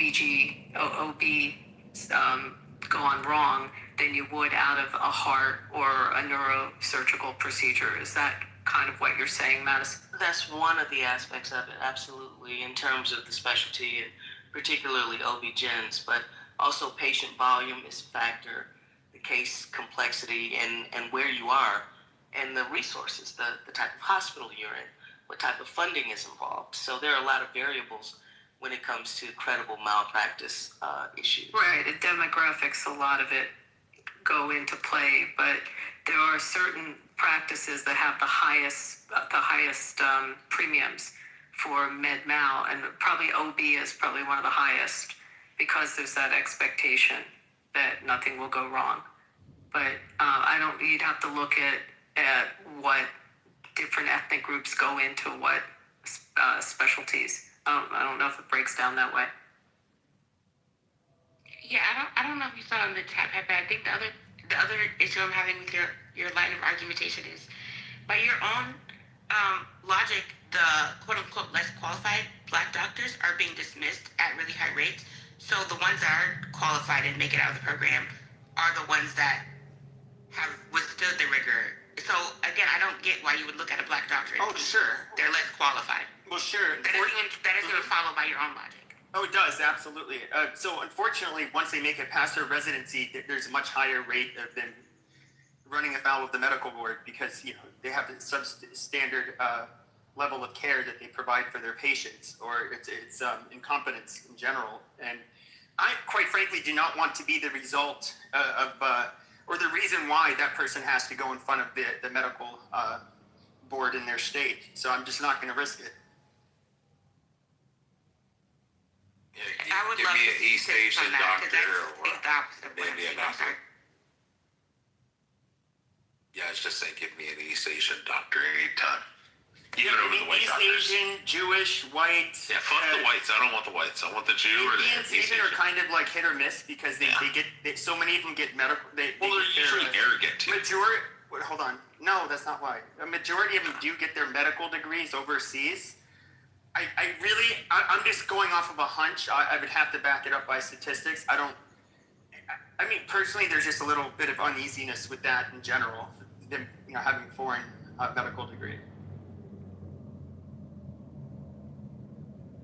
Yeah, I don't want any American whites touching me. East Asians, The American medical system is one of the worst. Yeah, that was the next topic. I wasn't gonna say it because I'm about to. Wait, long-term survival, Jassy, for cancer? Yeah, treating, not treating, but they're like survival rates for cancer. How about that? I don't know. What are they? I think it's the highest in the United States. Yeah, that's cancer. If you catch it early on, with most people. Yeah, the United States, you have the highest for like heart disease, cancer, all these different like severe things and stuff. We have like the highest rates for. Yeah, but most countries not all don't have groups are the cancer same. or heart Like I disease. believe East Asians, Sure. for example, and even I think Southeast Asians, I think they have higher life expectancies than us. And Exactly. Yeah, that's because and I do think that's hold on. Do you think that's probably a lot more genetic than anything? I mean, they're not very big people. This is widely known. Bigger people tend to. There's a correlation between the bigger, the taller, the more built you are. Generally, the lower your life expectancy is going to be. There's not a lot of 6'6" relatively people thin in and the nursing small. home. Yeah. Yeah. There's not a lot of 6'7" guys. Genetics can be altered by your environment. So you're right, it To a is degree, genetics, yeah. but a lot of it is environment. Because your black skin will still be black in Alaska. You promise me that. Like the food you eat, but that has my black skin. It'll still be black in hell too. That has nothing to do with the longevity of my life. So if you could in a way. If you could stick to the topic, that'd be great. Oh, it does. I mean, well, we weren't talking about black people. We were talking about countries, and America has the highest rates of cancer. Yeah, bullshit. What do you mean it does not? Most of those people are white. It does not. Othello, remember who has the green bean? If we had to, this job is degrading the conversation. No, bullshit, fucking shit. If we were struck back into the fucking Stone Age and we all had to live on the African savannah, okay, my people would have a lot more of a fucking problem in comparison to your people, just from that one little difference. I'm not black. First of all, I'm not black. I'm UK American. Can I ask a question, everyone?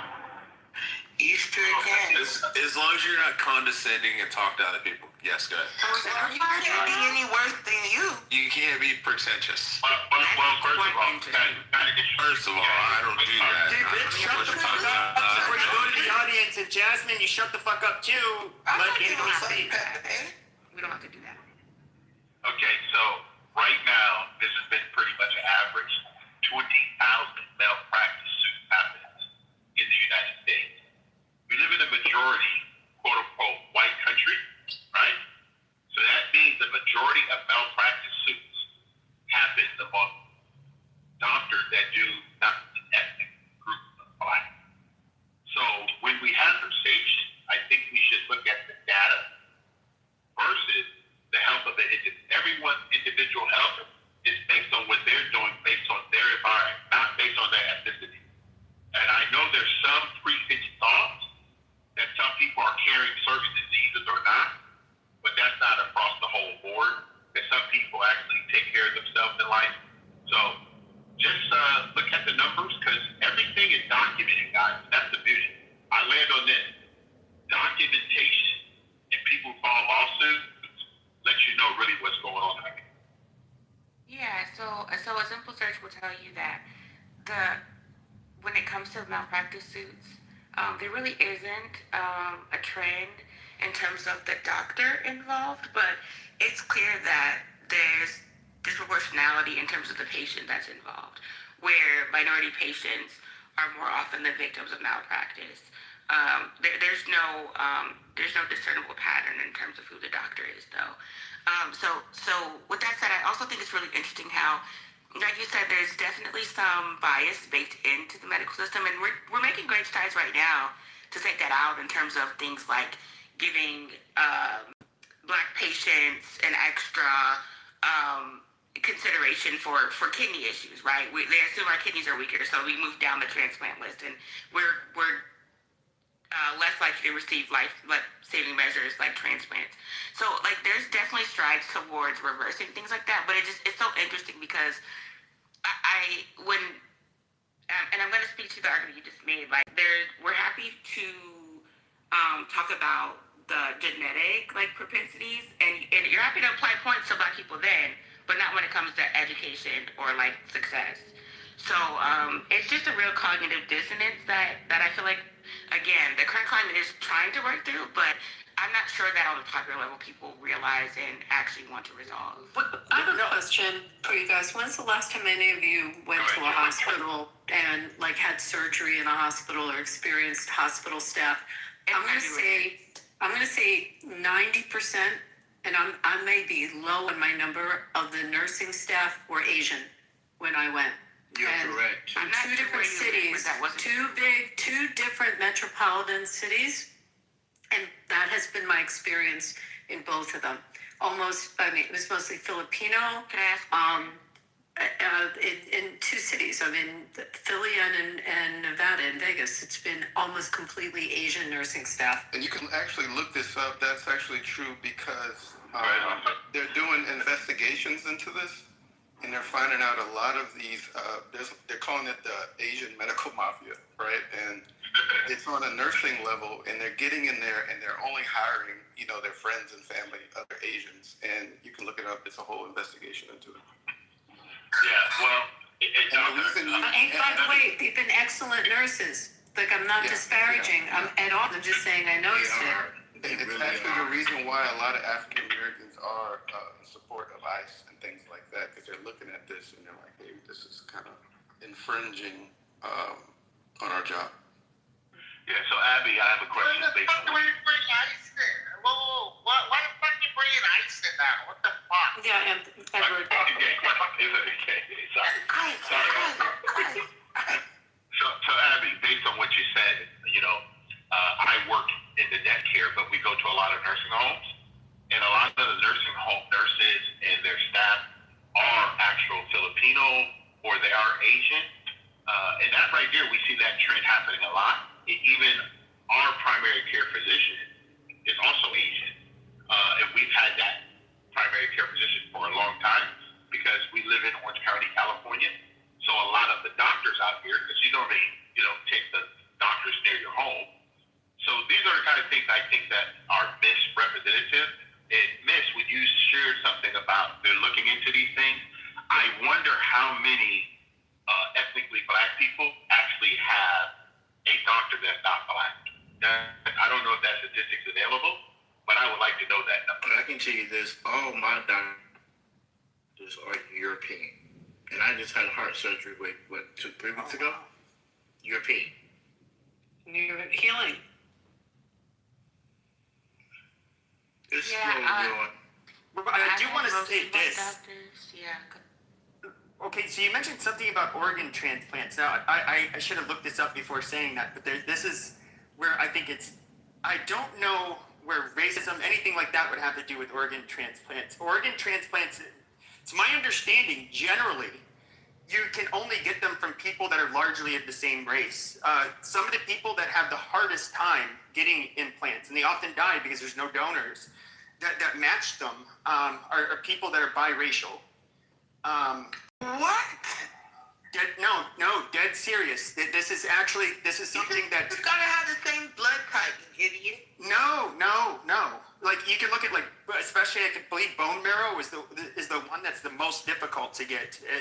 That's true when it comes to bone. Yeah, I know the details. Yeah, but not no damn have some other proteins that match. Yeah, I'm not sure either. I'm not about the details, and every organ is different for the criteria. When it comes to bone, I don't want to get in the weeds. It's difficult to find for black folks because a lot of us don't donate blood marrow, and I do know that even for myself, in terms of donating organs, there's a trepidation that you start to think, that depending on who's working on you and you're about to die, that they really may not give a fuck. I have trepidation about organ donation for that very reason. Do you think that's common medicine? Niggas are stuff not giving up ribs. What the fuck think you're gonna give up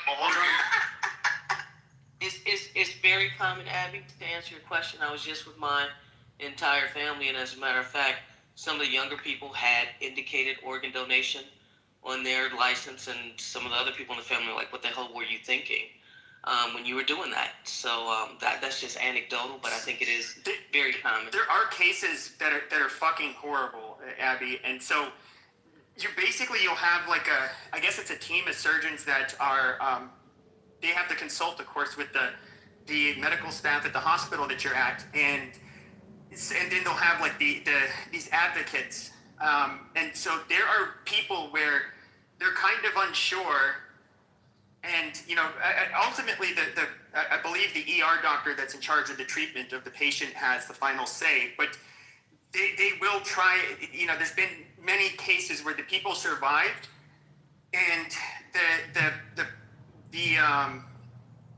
team that for the organ donation were saying, no, yeah, she's gone. Yeah, just don't worry about it. Let's just hurry up and get these organs out. And to me, that seems like it would be a pretty easy way to, I just wouldn't want to be stuck in that situation. They do it all the time, yes. You're talking about instances where you're not really dead and they could save you, but they need a heart, and your heart is good. So they're like, hey, just kill that motherfucker, and let's get the heart out. Well, they don't kill you, they just... They don't save you. That, to me, that's killing you. When I could clearly help you and I just let you die, to me, it's the same as murder. Well, according to the oath, they're supposed to look at it the same way, too. Right.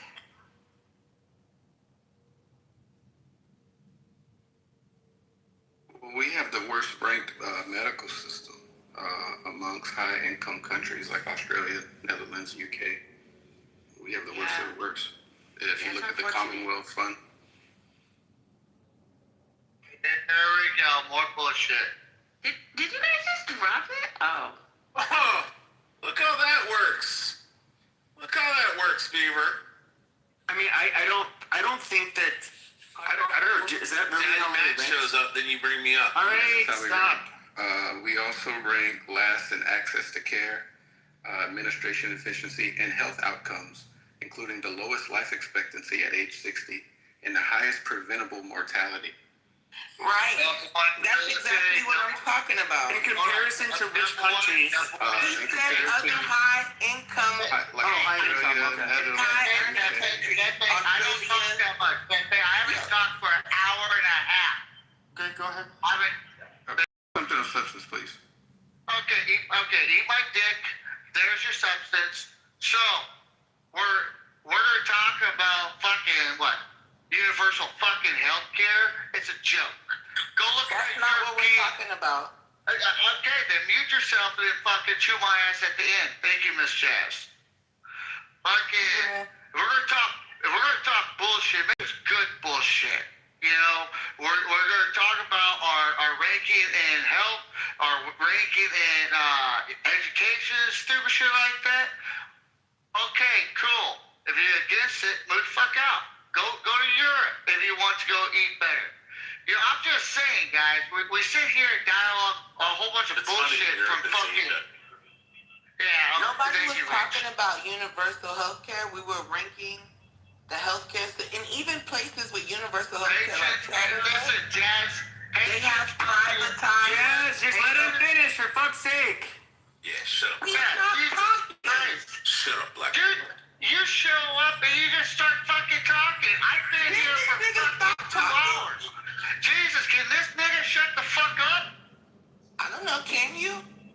No, shut your mouth, LaQuisha. Jesus. Fucking put a fucking cork in your cock roaster, dude. I don't think anyone wants to hear you cuss it out. Like, come on. Well, no, he just wants to say, and you've had 2 different people fucking jump up and attack him while he's fucking talking. I mean, for fuck's sake. Right, one mic, y'all. One mic. We've managed to not make it too nasty so far. Just one mic. Yeah, muzzle the black woman. Attacking him. Bitch, you're gonna go to the audience. Shut up. Well, Steppy is down of day drinking. Nobody attacked him. Day drinking? Bitch, I got fucking sick. You got a fucking problem with the way I fucking talk, bro? All I'm fucking saying, dude, is I hear nothing but fucking black cis, fucking white cis. Okay, you know what? It's a disgrace. The reason why the black community has always something to bitch about is because they don't fucking solve the fucking problems. That's it. Chinese were fucking slaves.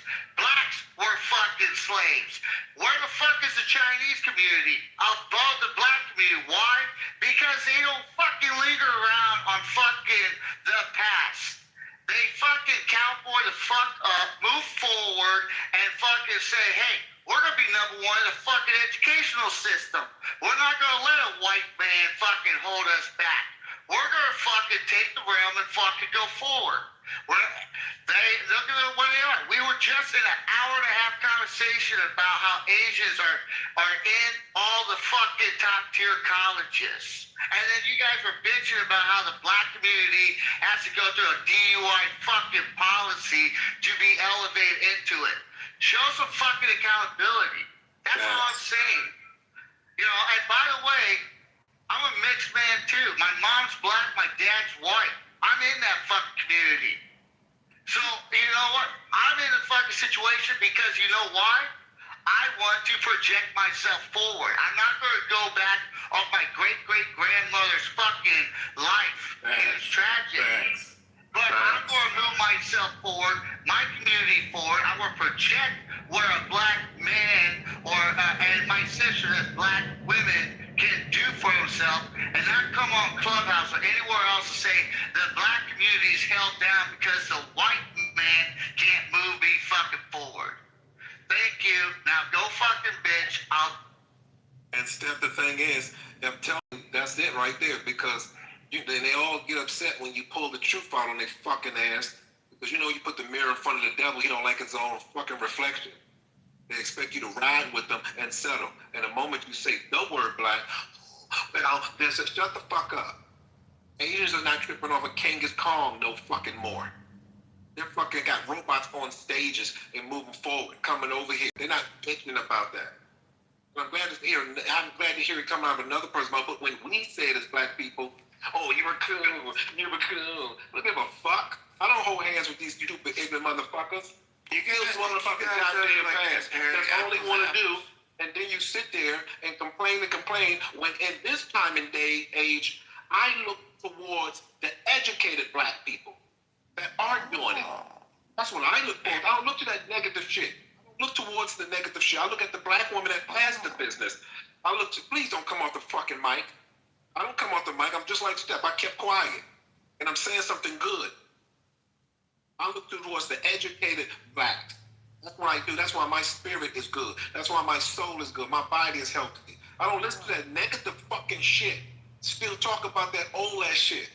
So you ain't say a dumb breath out your mouth. But no, they don't like that shit. Yeah, I'm just not sure that, like, why. Go ahead. Hey, what's your credit score, bro? We don't even have to go there. I just don't know why. Well, I am. So far, we've had disagreements, I can ask but we've presented points and we've had a debate. Okay. I don't understand why the people who want to You got something to say to me, brother? and be black elite She's talking, feel man. like Shut we have up. to be subjected to that weird tongue lashing. Okay. You can have your opinion, but I do think there's some. I don't understand why we all have to be subjected to that weird tongue lashing that you think that people deserve. When none of those talking points were said in this room, at least not since I've been here. What's his talking point? I think they were just like The talking points he was attacking. And Yeah, I think they just triggered victims and none of those things were said in this room. So I'm just confused as to why we even entertained that. And you've been in the room for 2 hours too, guys. Yeah, we weren't using any insults or mocking or disparaging each other. Yeah. Not from either side. Let them have the And conversation. nobody was playing the victim either. We genuinely were presenting facts and having a discussion. So it just sounds like maybe to the people who wanna pander and be black but not and align themselves with the black elite, you have to realize what's been voiced in here is that there's no respect for the black, quote unquote, black elite from the other side, and there never will be. What's a black So elite? you're wasting your breath saying it in a space like this. What's a black Two, elite? it also sounds like, well, he mentioned the people who are educated and business owners. That's who he looks up to. So I'm basing on his definition of who he feels has more inherent value. So that I'm just basing on what was said in this room, which I think is appropriate, right? So back to my point is, it just sounds to me like you have some inherent talking point rhetoric that again just didn't happen here. I'll just land. Well, they don't want to like deal with the meat and potatoes of the conversation. They want to like skim, on, I guess, like these generalities like, oh, it's just a bunch of black people in here complaining and crying, when literally, you know, we're just like exchanging data points, exchanging links, like, you know. I think it's a great conversation between Miss and Pepe. I want to hear. What did he say y'all were on about though? Yeah, I want to hear you guys speak more in the future too. And what did he say? What did he say y'all were crying about? You know, it's that whole like. It sounds like victimhood mentality, maybe is what he. I'm yeah, not totally like, sure. Oh, he was attacking people with victimhood mindset. Yeah, with victim like mentalities. Well, that was the generalization that he made, right? So he can like give his like on brand. I mean, is he wrong though? Again, he might not be wrong if people exist like that. That just did not happen in this room, and therefore I'm not sure why he cleared the stage to say that. That's all. That's all. I know that's one of them things. I don't know, man. Why do people get triggered for things, man? It's just, I don't know, man. But I don't know. I don't think he's wrong though, man. I don't like this. I don't like that type of stuff either, man. For real. I'm keeping it above. That should be a new conversation. They just gotta switch the narrative. You know, I'll bring.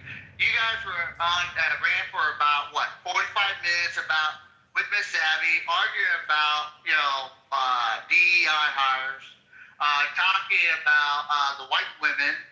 You know, and then it transitioned into because Pepe brought up a younger generation with the black pilots, which is a legitimate key.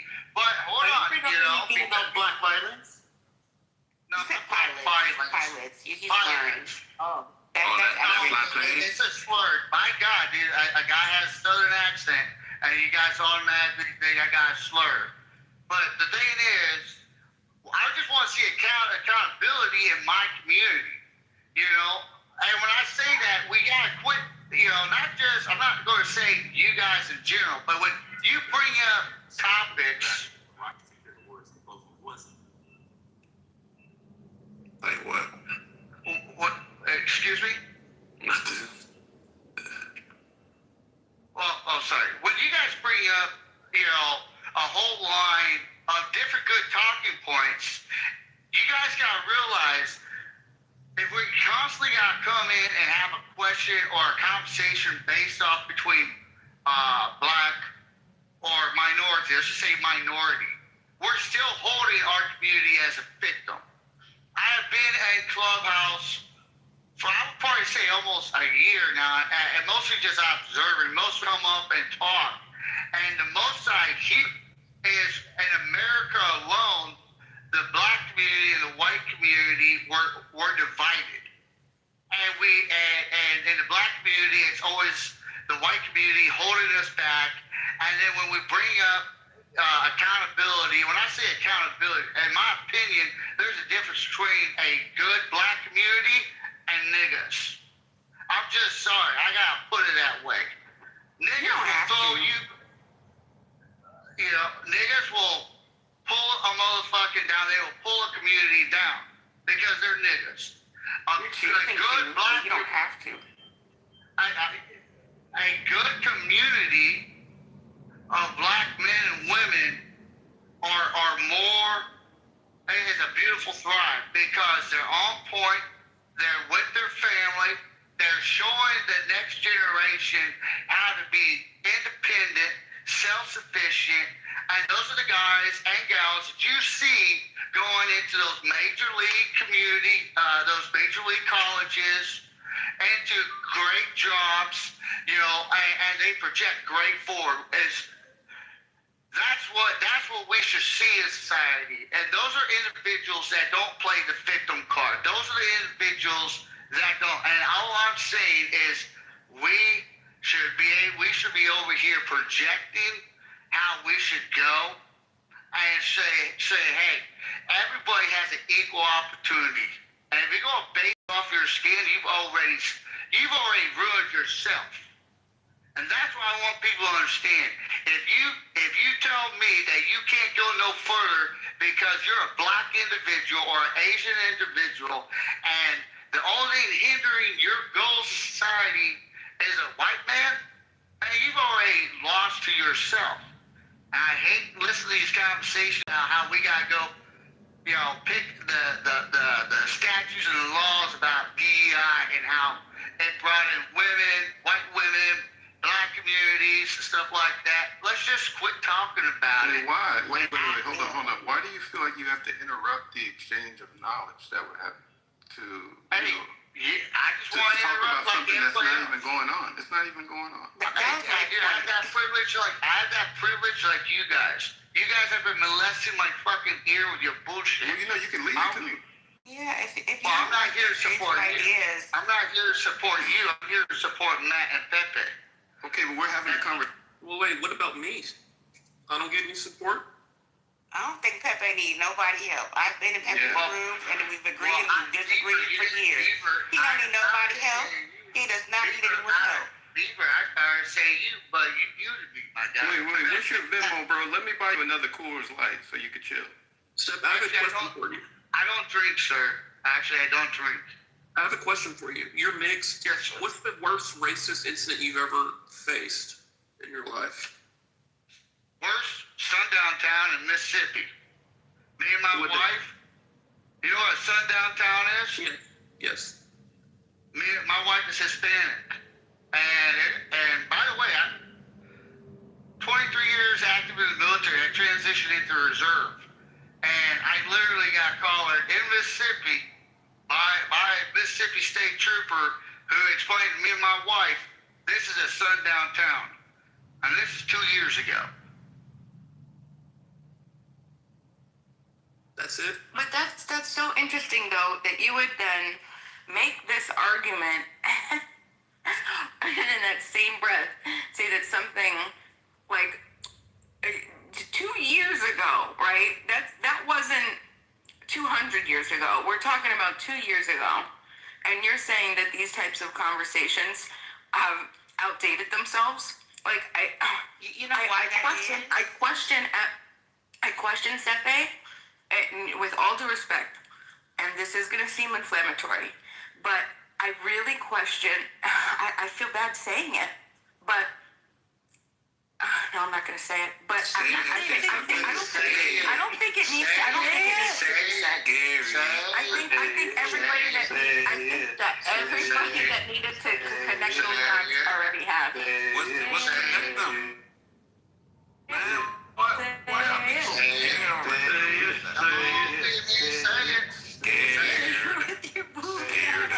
Come on. Listen, the difference between me and you both, I wasn't injected with black. That's different. But I don't, oh my God, I just. I need him to clarify. Say that shit, bro. Just say it. Hey, he's a lot better than Rich, so I don't mind him being up here. So if it's okay, even though I think that people have a different experience, whether it happened 2 years ago or 20 years ago, that's his particular experience. At the same time, how we see life through our own lenses is how we decide we operate. So I've been on this app, Twitter, whatever, before, Clubhouse, for a few years, and I've never come on here and used any negative language in any way, and the reason why is because I don't talk that way, period. But I do believe this, and I taught this to my children, I'm teaching to my grandchildren. The only person on planet Earth responsible for the outcome of our lives is the one you see in the mirror every single day. That's true. That's the only person. So listen, no one, and if they are, I'm going to say this clearly, no one is sitting around thinking about any of us, whether they're any ethnic group or not. And if they are sitting around, facts. You know, if anybody's sitting around thinking about you, they got more mental health issues because that's more their problem than yours. And unfortunately, you know, I'm 62, guys. I've been on the planet a couple of days. And my wife and I have been around the world. I've been to 54 countries, 5 continents. It doesn't matter that I happen to be ethnically black. Yeah, I keep repeating myself the same all the time. You know why? Because I believe repetition is the foundation of success. And I think that a lot of people, unfortunately, they lead too much with their ethnicity, not their responsibility.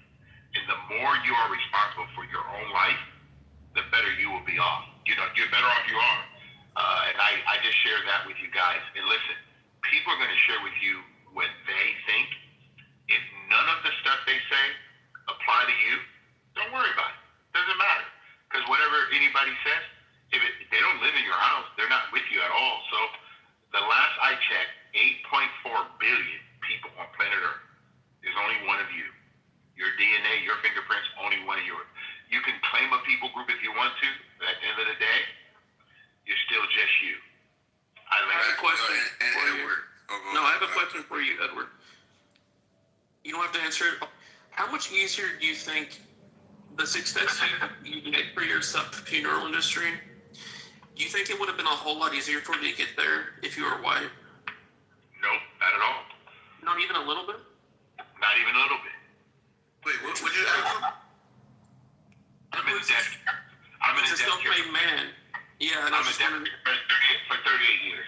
I started out working for corporate America 38 years ago in death care, my first year out of college, and I worked for the largest funeral home cemetery company in the world at the time.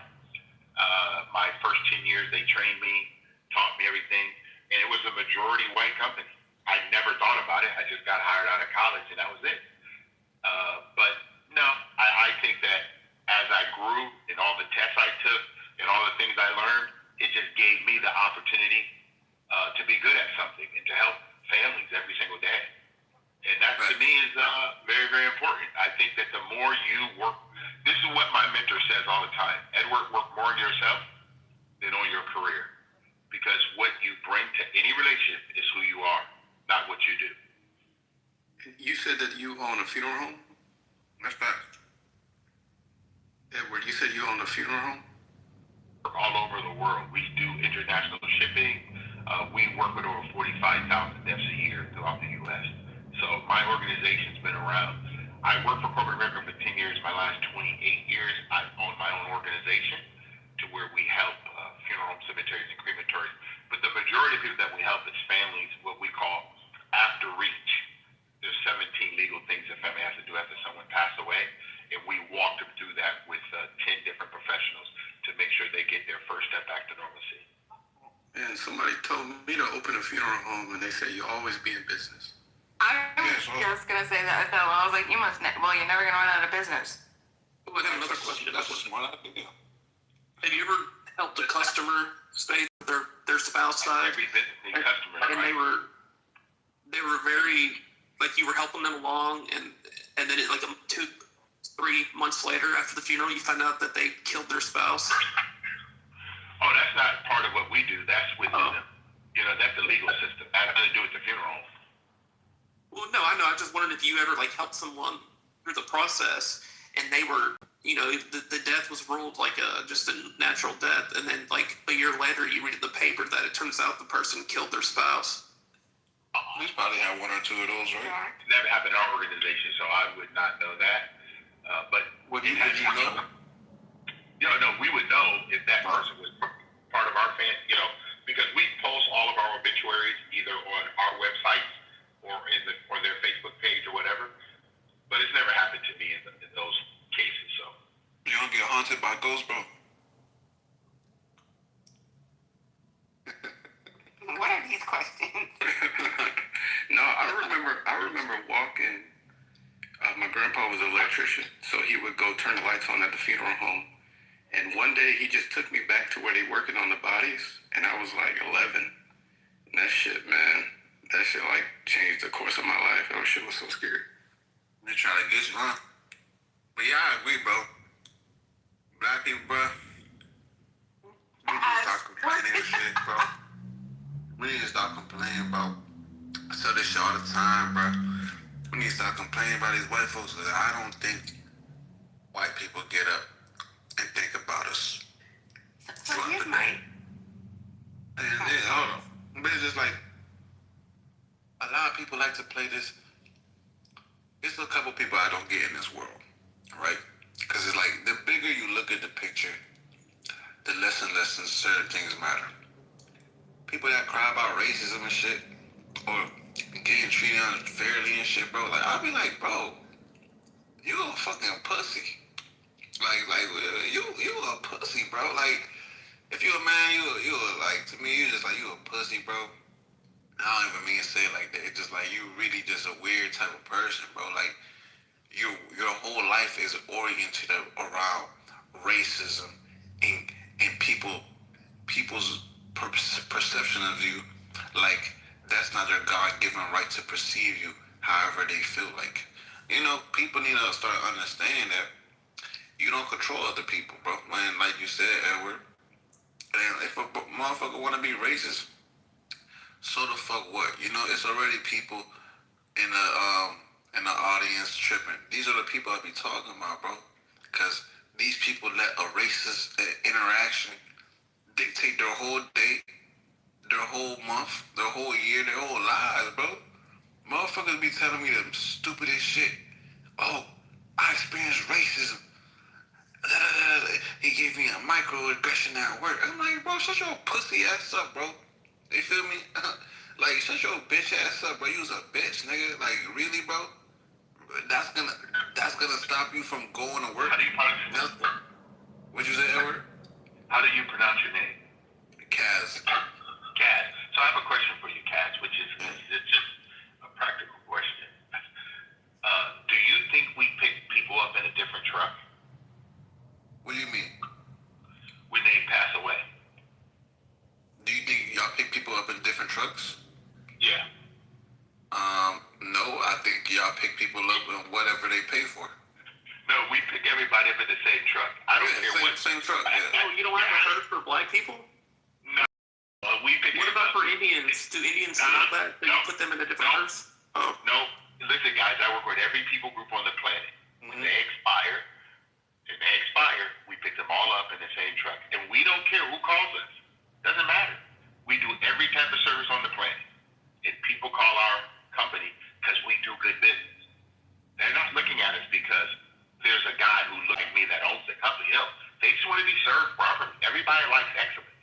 I don't know any person on planet Earth that does not like excellence. And excellence has no ethnicity to it, guys. And that's why what you're talking about, guys, is so important. If you get up every day and you just walk outside, my mentor said, opportunity has a very unique way of presenting itself.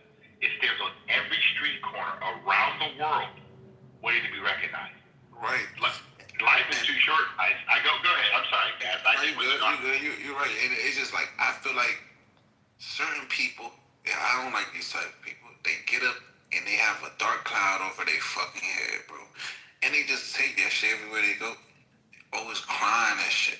Always complaining about white people, bro. Like, see, but that's not because it's not. Do you see like the difference? What? So, it's all environmentalism. That's what the whole thing is. Edward doesn't experience that. Listen to Edward has all these mentors. He has people that are able to guide him. They all the biggest self-help experts. They all say you're the sum of the five people that the five people you hang out the most with, right? They talk about psychology, how we could reprogram our minds according to what is presented to us, right? And so one of my greatest moments of realizing that was in a philosophy class, an actual philosophy class. It was in the Heights. It was a satellite office. And our philosophy professor asked us all to go to the window. And we all got up and we all went to the window. And then we looked up to the streets. And he says, I want you all to give me the best explanation as to why in our county you can get, for a community for this community college, you can register for free for this time. And I want you to tell me why there is almost 100% white people inside this room, and outside, I want you to count how many black people you see. And we did, and I mean, like right outside, we were right on Broadway, right? And so there was dozens, there was everywhere, and then inside we were all white, and so we had to come up with an explanation to that. What is the explanation? Is it that white people want education more? Is it that white people are smarter? Is it that white people are better? No, it's all environmentalism. It's what you grow up with, who you're around, the minds. Rabbit, it's philosophy. It's literally called environmentalism. I meant to give a heart emoji. That's not what environmentalism is. It was supposed to be philosophically, right? When you talk about determinism and free will, right? Environmentalism, right? Yes, it is. It is over. You're not gonna. I just gave the fucking scenario. You wanna challenge my philosophy professor? Challenge him. Here's what I would say, right? Because I see what you're saying, but then again, how do you explain the certain individuals in these environments that still see the bigger picture, right? So, like, let's say me, right, where I'm from and stuff like that, most people don't think, so what I've done is like, only I've done it, only I wanted to do that shit. Only I saw that path, right? But it's like, I'm around people that they doing other things. Most of them are. So, it's certain individuals that even in those environment, they still go out and do these things though. But it's really just that victimhood, bro. Like, it's really that victimhood, and people just you're not all the way wrong. You're very much accurate, but it's not only environmental aspect that has something to do with it for sure. But it's something deeper than just where you're at. It's just a collective mindset people have, and that shit kills them. Yeah, let me ask you this question, B-Ma, and thank you, Cass. B-Ma, and I hear you when you use the word environmental.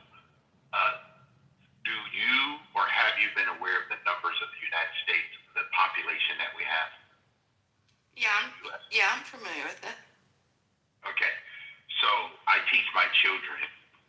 My son's 41 now. He's been married. My daughter's, she's 34, married. So, but I used this when they were growing up. I asked them the question.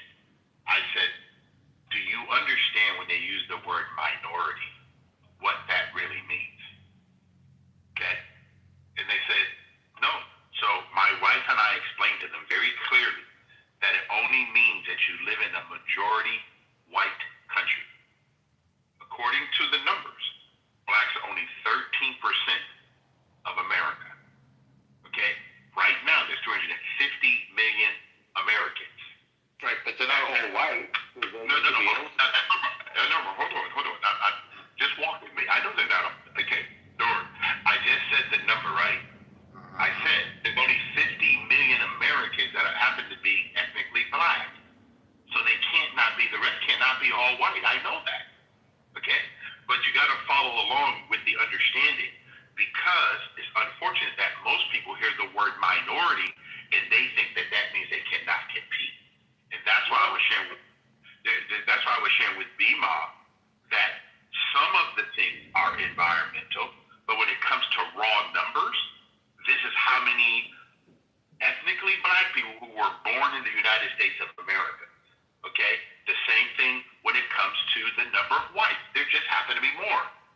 But when you look at the numbers and you really break it down, and I'll land on this, guys. My wife and I live in Orange County, California.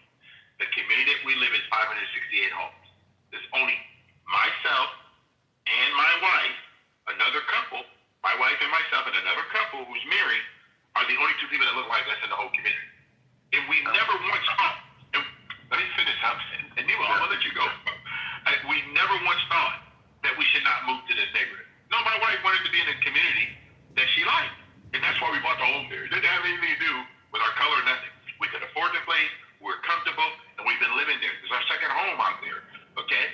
So we've been living out there for over 25 years, and you know what I've never had? Never, I'm telling you, literally never had. I'm 62, guys.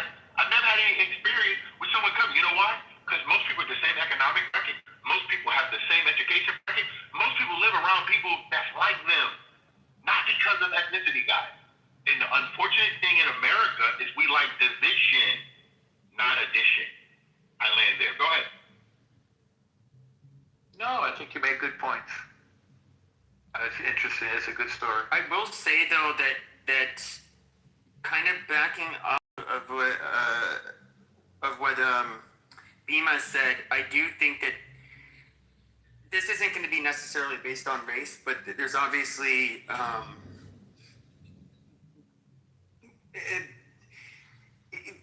different racial groups in the United States will experience this at different rates. But growing up in what I would consider very dysfunctional environment where your parent, like with your parents, maybe they're highly criminal, they're addicted to drugs, so are their cousins, so are their, you just have, and I've seen this like up close, in Native American reservations in particular. I almost would say that these people don't have a shot in hell.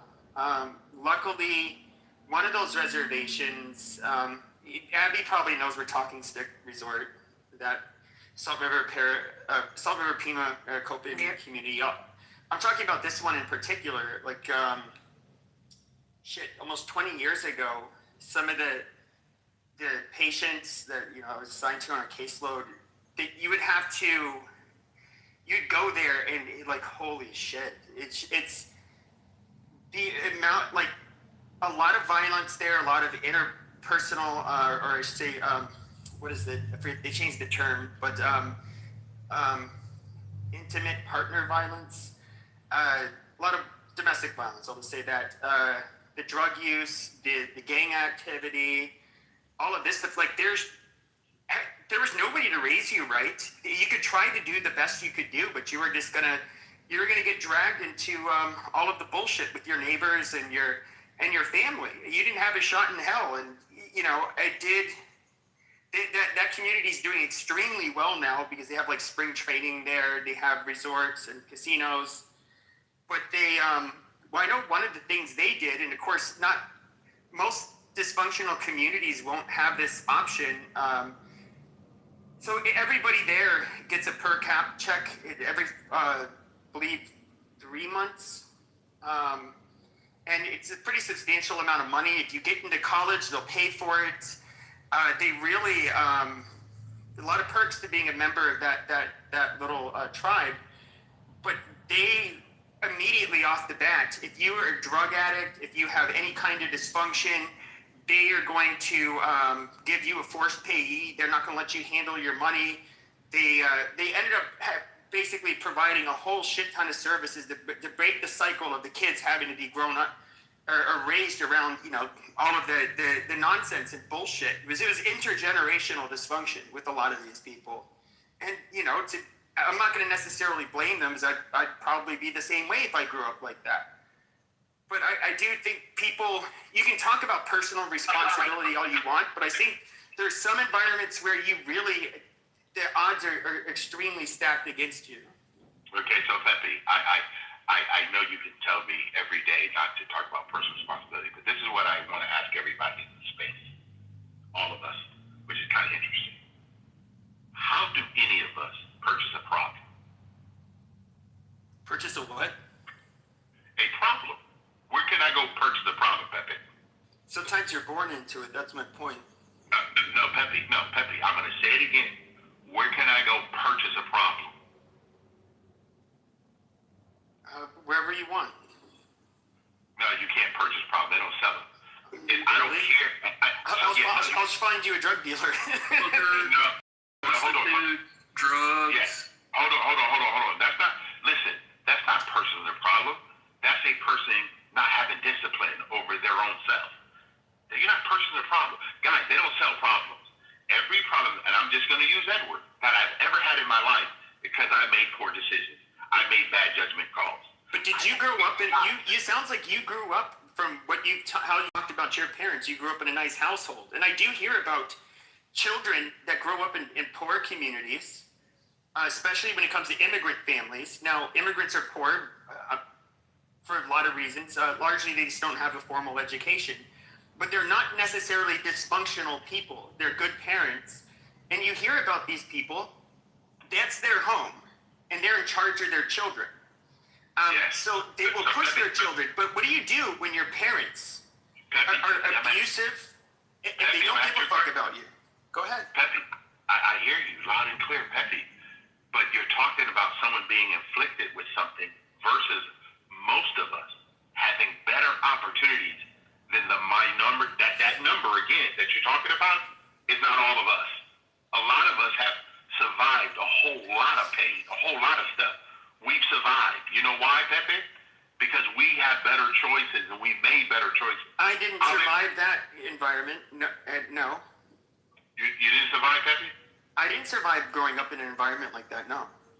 No, you didn't survive. So you're telling No, my all of dad us- was not smoking meth in front of me. I wasn't getting molested or raped by family members. I wasn't getting the shit beaten out of me. No, none of that. I wasn't having to fight with kids my own age every time I wanted to do right.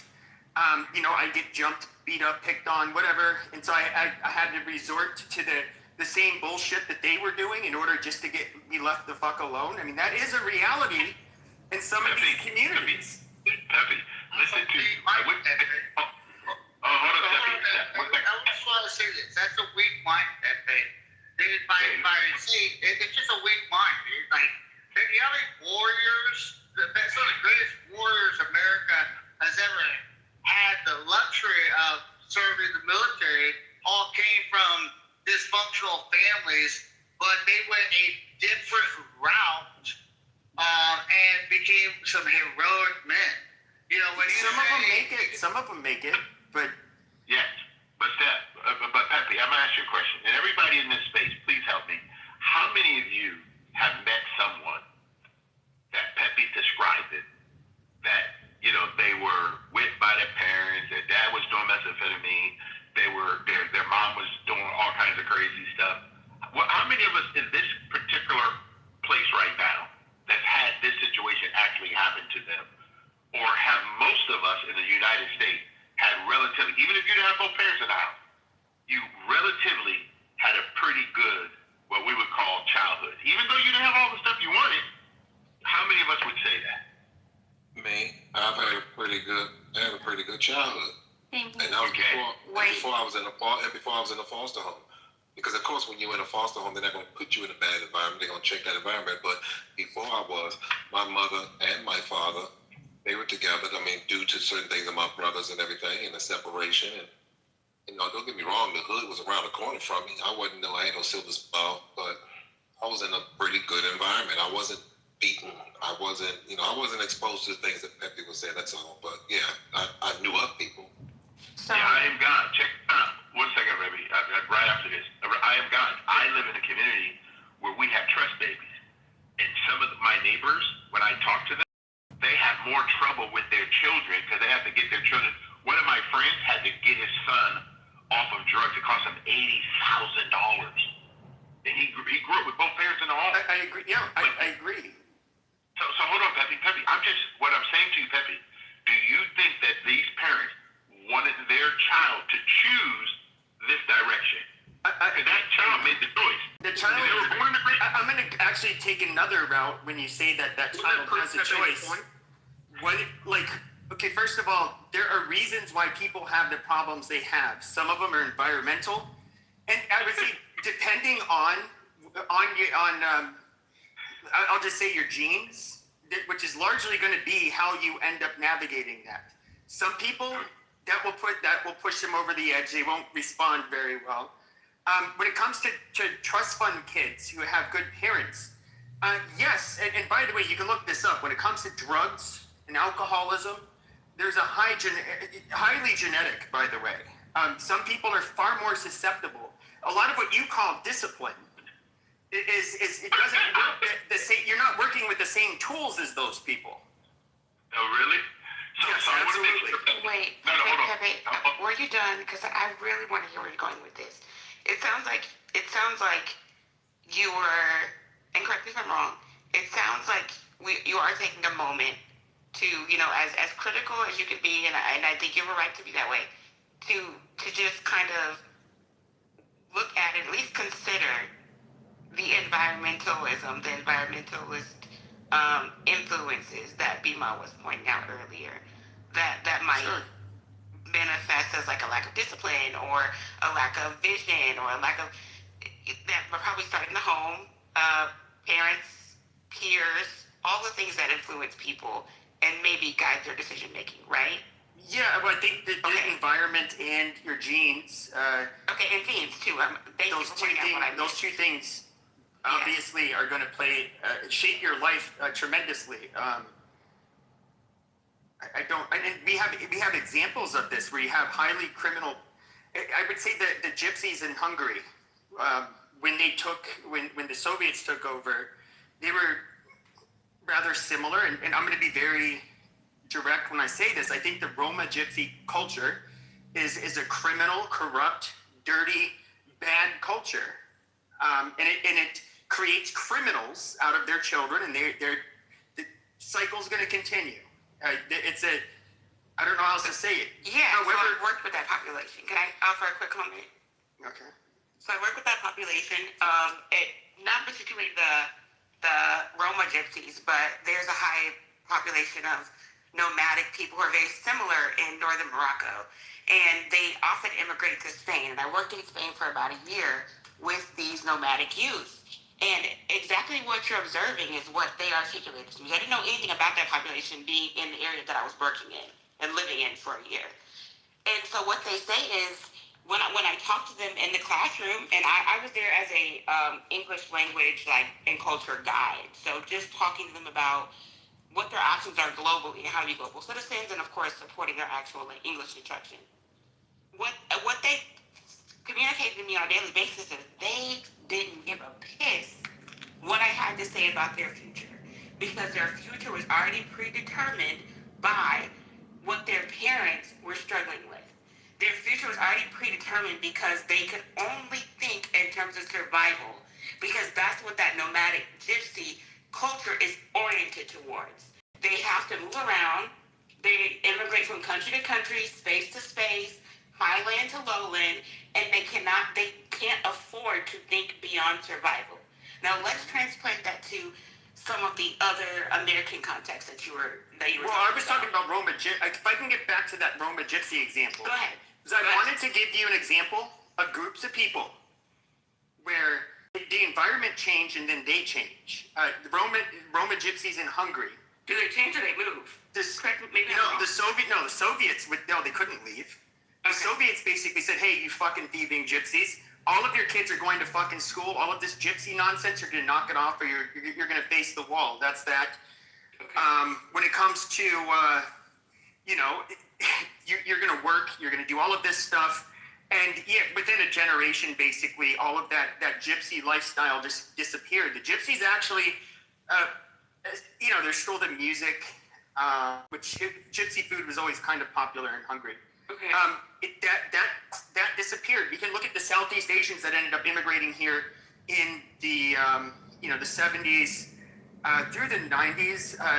They were highly violent, highly criminal, big into gangs, and now they have very low crime rates. They surpass white Americans in terms of receiving college degrees, lower levels of interactions with the law enforcement, all of that stuff.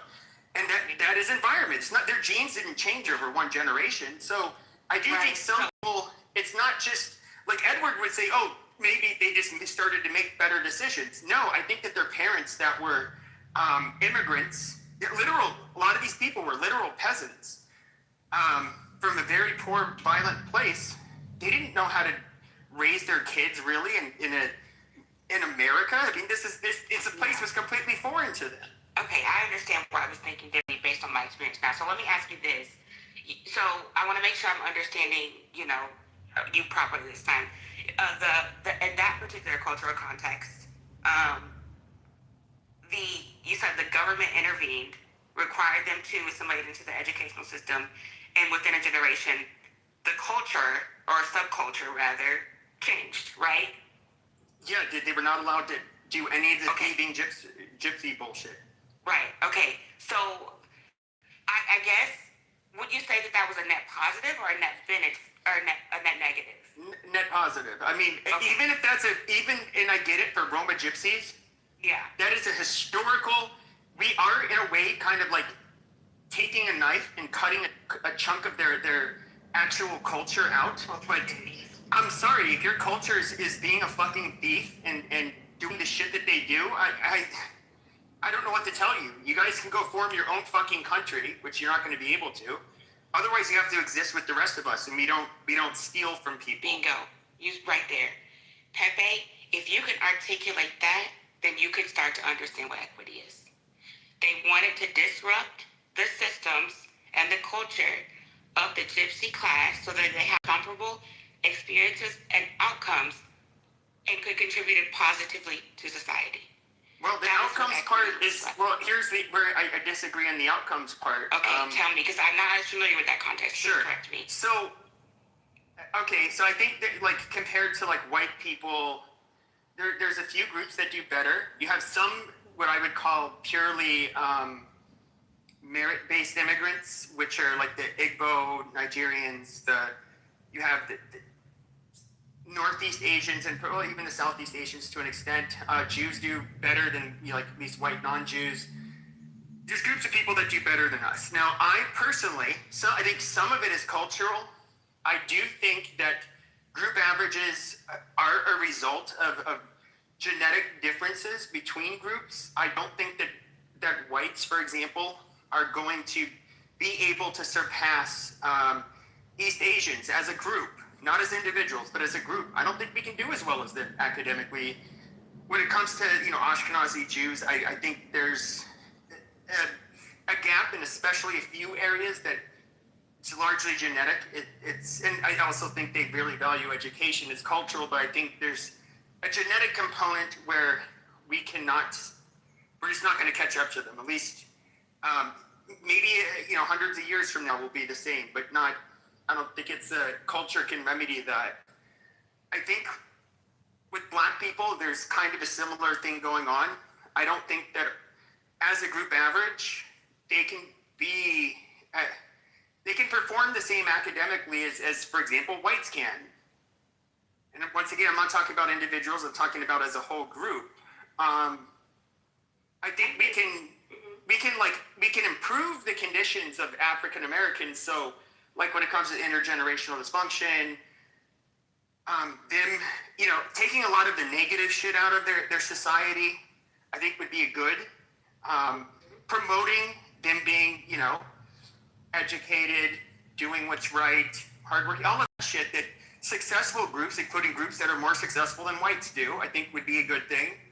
But do I think we can make it so black people, at least within any amount of time close to now, can be at parity with whites? Not really. That's just my opinion. So let me ask you about, you know, we go back to the Soviet context really quickly. So I want to think about, because again, I see a parallel there with equity. So are you thinking about the gypsy as also genetically inferior? Or you know, I just want to say hello to everybody. Hello. You know, gypsies have one of their jobs is... No, I really just need Pepe to answer this, and I would love to hear that. Can we just get a yes or no from Pepe? Then I'd love to. I don't know. I'm going to be honest. I don't know when it comes to how they do. How you're thinking about. No, as they do. I don't know how gypsies in Hungary do academically.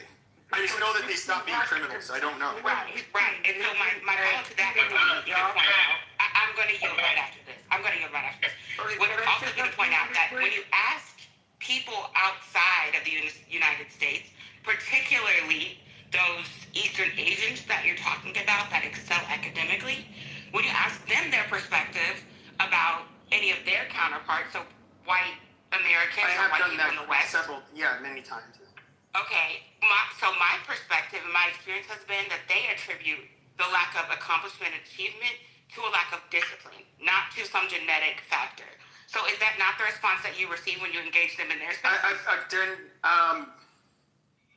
had varying, so like they're just like, I would say much in a similar fashion that you'll see Westerners. Some of them will say that, some of them will say that they do think that there's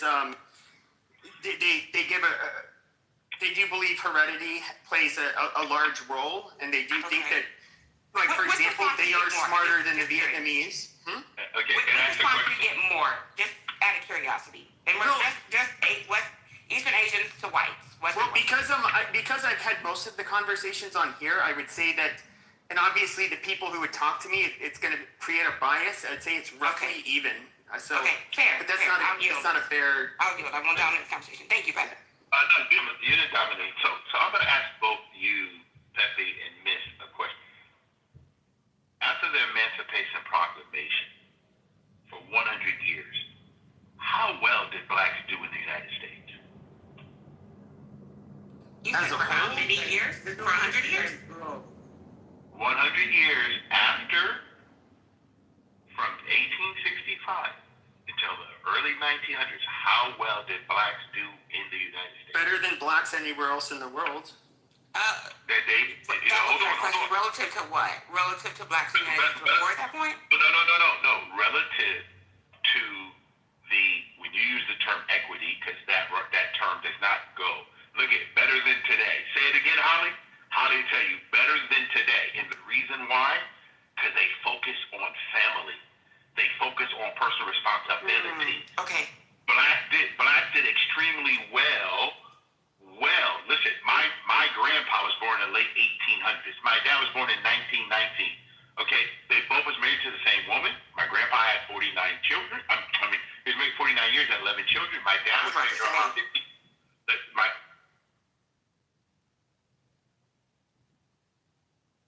Both served in the military. And you know what they did? They served not because they were black. They were just honorable men. And I'm going to keep saying this to you guys. We have to stop thinking that people are doing stuff based on their ethnicity. People do things based on who they are as individuals. If you don't study, you don't show up on time, you don't do things you're supposed to do, I don't care who you think you are, okay? We have to stop this stuff about, oh, you know what? It's because, no. Listen, both my children are very successful, not just because of their parents, because they did their homework and they studied hard. They put their butt. But don't you think there's a bias there? Like, the reason why when you talk about individuals and individual responsibility, that works on an individual level. But if you were to look at, for example, groups of people and why there's group differences. You up so nice. What? No. One second, B-Mom.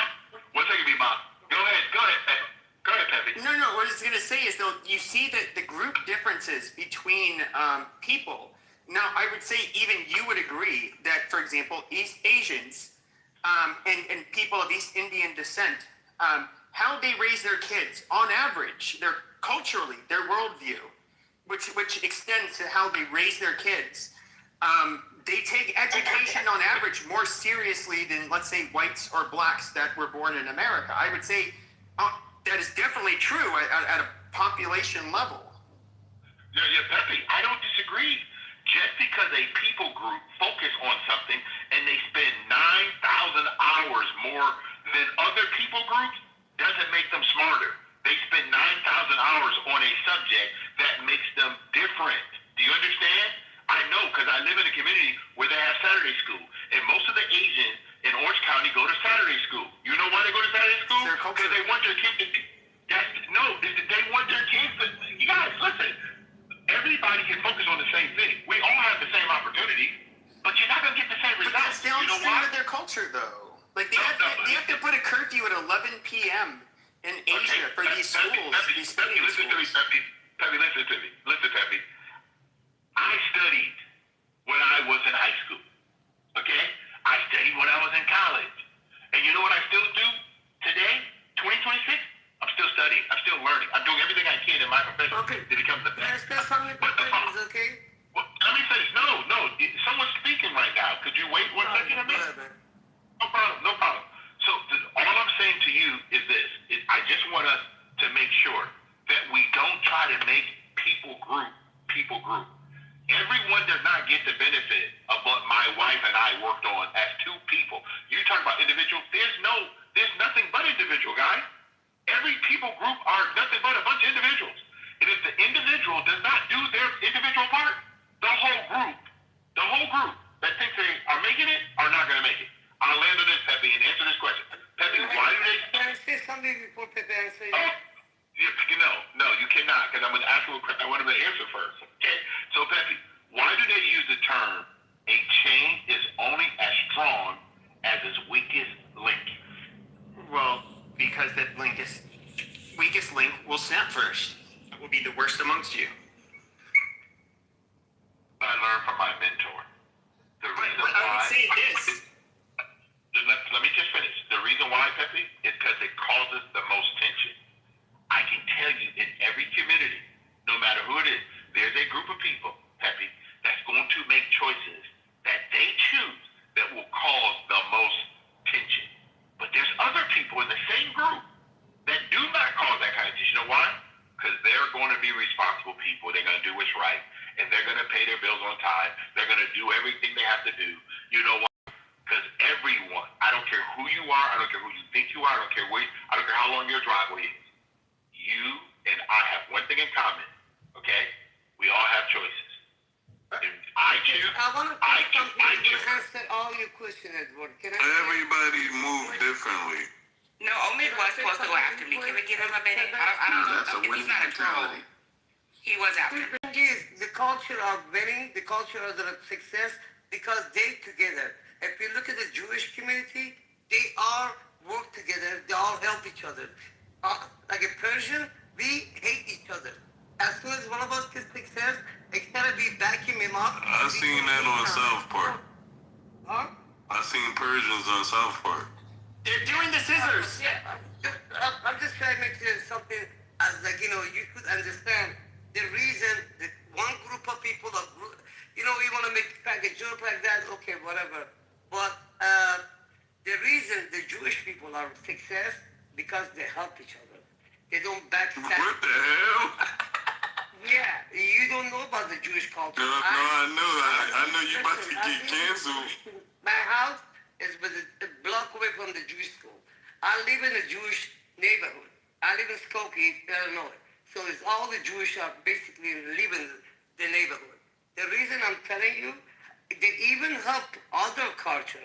I had a family friend, they couldn't pay the bills, their electric bill. They was behind for 1 month. It was a community, they were like helping the other Jewish poor people. They came and helped this person and the Muslim person, okay? So even what the fuck are you talking about, man? no, listen, the reason garbage. we not success because we can be as a one hand. We are separate fingers. Separate finger doesn't work. One hand work way better on separate fingers. Well, I think okay, the Jews are an odd group in the sense that they were so obviously the Romans ended up. No, I'm talking about the Jews, not Israel. The Jews were they were expelled from Israel, so they went to Africa, Asia, and Europe, and in all of those countries they were like absolute minorities. And so, and of course, for mainly religious reasons, they were always, and of course, being of a different religion, even a century ago, let alone 5 centuries ago or 1,500 years ago, was a huge fucking deal. And these people were that would all I would say is that would really suck to be a fucking minority, religious minority in any of these countries, really. And so do I think they've had like centuries of having to kind of support each other, and in a way it's like a way of persevering as a small minority, because they're still an absolute small minority. But I don't really. I'm trying to think of a group. There's very small groups smaller than them that exist in places like the Middle East. But I mean, to this day, that you don't really have them. You had some in Europe, but that it's not really a problem for them now. But yeah, my country. But I think that Persians, there's like 90 million of you guys in Iran, and I don't know how many millions live outside, but you guys aren't like a super small minority. There's a lot of separation in Iran. Like Kurdish, the Turkish, everybody wants to have their own little space, little country. That's the most problem we have in Iran right now, because they put this separation, they make the brainwash them, so everybody fighting with everybody. So if they're not together, they're not in one group, they all could take advantage of them. That's why they're keeping them always separate. They're keeping them all culture-wise, they brainwash them, and they're keeping them like, they don't let them keep as a one group. Always. Well, yeah, the IRGC. I think we all agree the IRGC sucks. And oh yeah, that super sucks, dog. In JR, when I was sharing One earlier. thing I was want to mention before you start, but I'm sorry. The gypsy what we're talking about, you know, gypsies have a job as a stealing as a job. You know this, right? You gypsies is crazy. Yeah, but no, gypsies do. Yeah, no. That is true. I live with them. We went from talking about Turkish to gypsy, like, where is going? I'm saying, going back to you gypsies from earlier. Listen, every culture has something bad. Every culture. Yo, you have ADHD, man. Like, seriously. Yeah, you guys are funny. Okay, I have my own religion. All right, admit. So this is for JR admits. When I was sharing earlier, you both put an X on the actual comment or statement. So I'd like for both of you to share, what did you decide that you thought I said that was worthy of an X? Chad, I don't even remember what you were talking about, because you made a lot of points I disagreed with, honestly. We don't have to go back. All I want to say is if you're too obedient to the system, you're a slave to capitalism, in my opinion. I mean, even your illustration, the weak link causes the most tension. No, it just cracks under tension. Like, you don't even, nothing you were saying made sense to me, honestly. And, you know, I'm from, you know, a similar background. I had an interesting home life, but in predominantly white towns and institutions. I live and work. You'll be surprised. I actually work for a very conservative organization, a legal advocacy group, one of the biggest ones in the country. If you know what they are, then you know where I work, because it's the biggest in the country. So it's not that I inherently have something against white people or people who consider themselves white adjacent, black elite, whatever you want to call it. I do think, however, sometimes black people, when they consider themselves elite or the one who made it out, they tend to live in some sort of cognitive dissonance. And maybe that cognitive dissonance is because, like you said earlier, you don't have personal experiences with overt racism, whereas I do, and so maybe I can identify that cognitive dissonance a little bit better. But yeah, I just what you're saying just doesn't resonate with me, and I think even your illustrations fall apart as you continue to speak.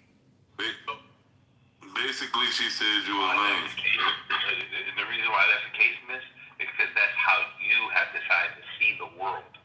No, it's because you talk about your anecdotes and your lived experience. So I'm going experience for experience. So don't try to cage me in as though my conversation was lower limited when all you talked about was anecdotes. So I've already conceded that point, that we're both very informed by our backgrounds and our perspectives, which again, you spoke to quite a bit. Okay. And that's all I can speak to. I can't speak to your anecdotes or anything else. Okay? Exactly. And the reason that's why I didn't have nothing to say while you were talking. But you asked me, so now I'm telling you. I understand. But you're telling me that my anecdotes, even though they're different than yours, are not valid. That's what you're telling me. That's why you put an X. Because instead of you saying, I understand that Edward's anecdote is Edward's anecdote, and yours is yours. Because you know what? I did not get to live your experience, and I would never do it. I can't live JR experience. I can't live no one on this platform experience. You know why? Because I'm not you. And this is the challenge that we have. We like to believe that people... That's simply not what I said. That's not what I said. All right, so please explain to me again so that I can make sure I understand. Sure. I think that you have the luxury of being removed from the realities of overt racism. And then, as a corollary of that, the way you think about things and the way that you talk about them in analogies falls apart. And it's demonstrated by the very concrete analogy that you gave. A weak link doesn't mean that it causes friction. It folds first under tension. It's literally not even coherent, the analogy that you use. So that belies some sort of cognitive dissonance in your speech. I'm not saying your experience is invalid. I'm just saying you have the luxury of being removed from overt racism. And that's what you talked about. They have to keep racism like this to keep you guys. That's what happened. That's they give you guys the easy access to the money. They teach them minority people. They teach them. I grew up in black neighborhoods all the time. I was working in black neighborhoods for 15 years. That's the only people I was dealing. That was the black people because I was selling cars, cheap cars, to, minorities. But the thing is, you guys, they brainwash us in America. I think that when you guys, like even the foreign people coming in, oh, you could use the welfare, you could use this, getting money from government. So the way they teach us did not work for our success. When you come here to the country from especially different countries, if you don't start working and you try to be getting money from government, and that way they'll keep you lazy. They don't want you to get success and grow. So give you they give you money. Why the government give you money for not working? You know what I'm saying? We're gonna keep you the way the low level you are, not thinking, oh, easy money coming. Okay, shut up. Yeah, okay. JR, could you go ahead? I'm gonna move on, JR. JR, could you share with me why you gave me an X? I'm just curious, that's all. Oh, I even forgot the point, man. I really feel like, okay, if you're more obedient to capitalism, then you're almost like a slave, right? So that's where I was going with that point. Basically, the white people. No, hang on, man. You don't understand this. Yeah, you gotta stop interrupting, bro. Just give us the time. Go ahead. I'm sorry, JR. Yeah, I mean, you could do all the things right, but at the end of the day, you're just following a system, and that system is just making you a little bit of a slave, right? It's about time we start questioning the system. We all get pitted against each other, in my opinion, and that's why it's always about, this race versus that race versus this accent versus the other accent. Like I see this all the fucking time, and normal people get pitted against each other, right? So I think that's a big problem. I wish. I mean, yeah, you can do all the things right. I mean, like at the end of the day, man, you're competing with other human beings, okay? And your kids did right, wrong, whatever the case may be, right? But at the end of the day, man, it's a race. It's a rat race, okay? Everyone's trying hard, and it doesn't mean like, okay, if your kids succeed, it doesn't mean like, okay, other people are doing something wrong. That's all I want to say. Yeah. No, JR, I hear you, but I'm trying to figure out, based on the things I've talked about, how did you get capitalism out of that? Wait, how did I get the capitalism into it? Yeah. It's all about capitalism, man, at the end of the day. Trust me on this one. Well, I can't trust you because I'm just trying to figure out what did I communicate that you thought of. No, okay, so you said, your kids work really hard, right? They're not lazy. Yeah, I mean, there are many people who are not lazy. They're very hardworking people. But they don't really get the fair share because of whatever the reason is, right? There are a lot of isms out there, okay? So, all I'm trying to say is like, okay, you can get lucky, but at the same time, it's not easy. Even if you're a hardworking man, like if you do all the things right, still you don't get your peace. That's what I'm trying to say. And like, let's say if you see a bum or someone who is like failure, I mean, I would not judge that person. That's what I'm trying to say. If you see a bum, that's his choice. That's the problem. Hey, man, you gotta stop doing that, man. It's okay, bro. He was by the end, right? Yeah, he was. Okay, no problem. Thank you for that. You guys are free to move on. But pretty soon, they don't even want the humans, man. Pretty soon, the robots gonna take care of us, take care of our jobs and shit. So the slavery gonna be on robots, not in humans. So they're gonna get rid of all of us. Don't worry, very soon. No, really, Edward, I feel like what you presented was a winning mentality. And what's so profound about it is that it goes beyond race. Like, we can all take a little bit of that mentality and better our lives. So I appreciate it. I've learned that Yeah, all I'm trying to say is, the world is not a fair. Hang on, the world is not a fair and square place. That's. You could be a very hardworking person, but at the same time, it's not fair and square. That's all I'm trying to say. Edward, can I say something to you? No. Can I finish talking to him and then you can say anything? Sure, sir. You just said move on. Did I miss something? No. Yes, you did. I actually made a comment. Did you hear his comment? And did he make it to you directly? Because I don't think that happened. Yes, he did. Okay, please, please repeat what you said to me. He didn't. He said you made a nice comment, and then he expounded upon that. He agreed with you, but I didn't know. You know what? Do what you want. Do what you want. Keep centered it. You're absolutely right. Girl, what do you have against Edward? Because I didn't say anything to you negative. I'm just trying to figure out. I have zero against you. Don't know you. Never met you. I'm not centering myself. I'm asking questions. It's really interesting. I think she thinks you're being a coon. I'm serious. No, you know what? You know what? Frankly, I wasn't going to say that, but I do disagree with fundamentally. But I was excited that you said move on, and I wanted to hear other voices. But that's again my fault if I was out of turn and you wanted just to respond. You take it away. Go ahead, Victor. I really want to ask you a question.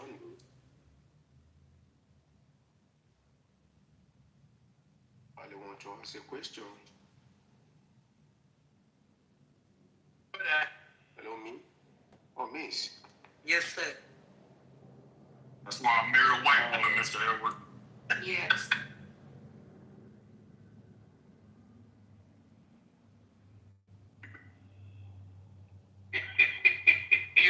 All you guys keep derailing the conversation, man. So Junior. So when it comes to here's the thing about I guess you could say I'm more like if you had to define me as a capitalist, like a Jeffersonian capitalist, which was very wary of monopolies and large conglomerates that could basically have they could use their money and their influence to sway the government and in a way the democracy we live under. I do think that I am somebody who thinks that like when it comes to socialism, no, I get it. You know, I'll just be clear. I don't have a problem with how like the Scandinavians, they have super high taxes but like really big safety nets. That's fine. That's how they live. They are way less corrupt than we are.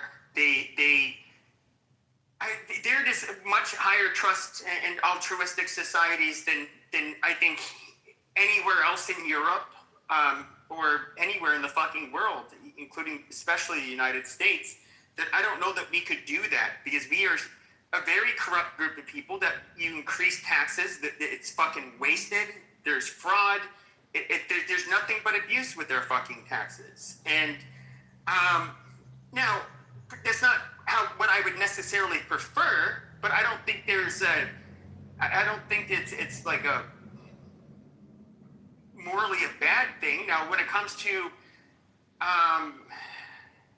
when it comes to let's say capitalism versus socialism, I would say yes, capitalism, you have greed, you have people that are going to do a lot of things that are unfair to try to capitalize on, you know, whatever they have going on. But I don't, but that's always been the case, even in like whatever communist country you've had. And I do think that what a lot of people miss is that, okay, human nature, we do compete with each other and we're not fair people. No, there's no group of people that is fair. The Jews, the Christians, the Muslims, it doesn't matter your fucking race. All of you people who want to say, oh, well, you know, we're just, no, you fuckers are not fair. Okay? That's just how we are as people. We're flawed. If we look at, like, what ends up producing the greatest benefit, but is that a bottom line? line though? Like, is that like, okay, we just accept the system and... No, but I mean, it's what we have now, and it's, so I guess my question would be, so that's what we have now. Technologically, we're probably, I mean, think about the level of technological advancements you've seen just in the last 100 years.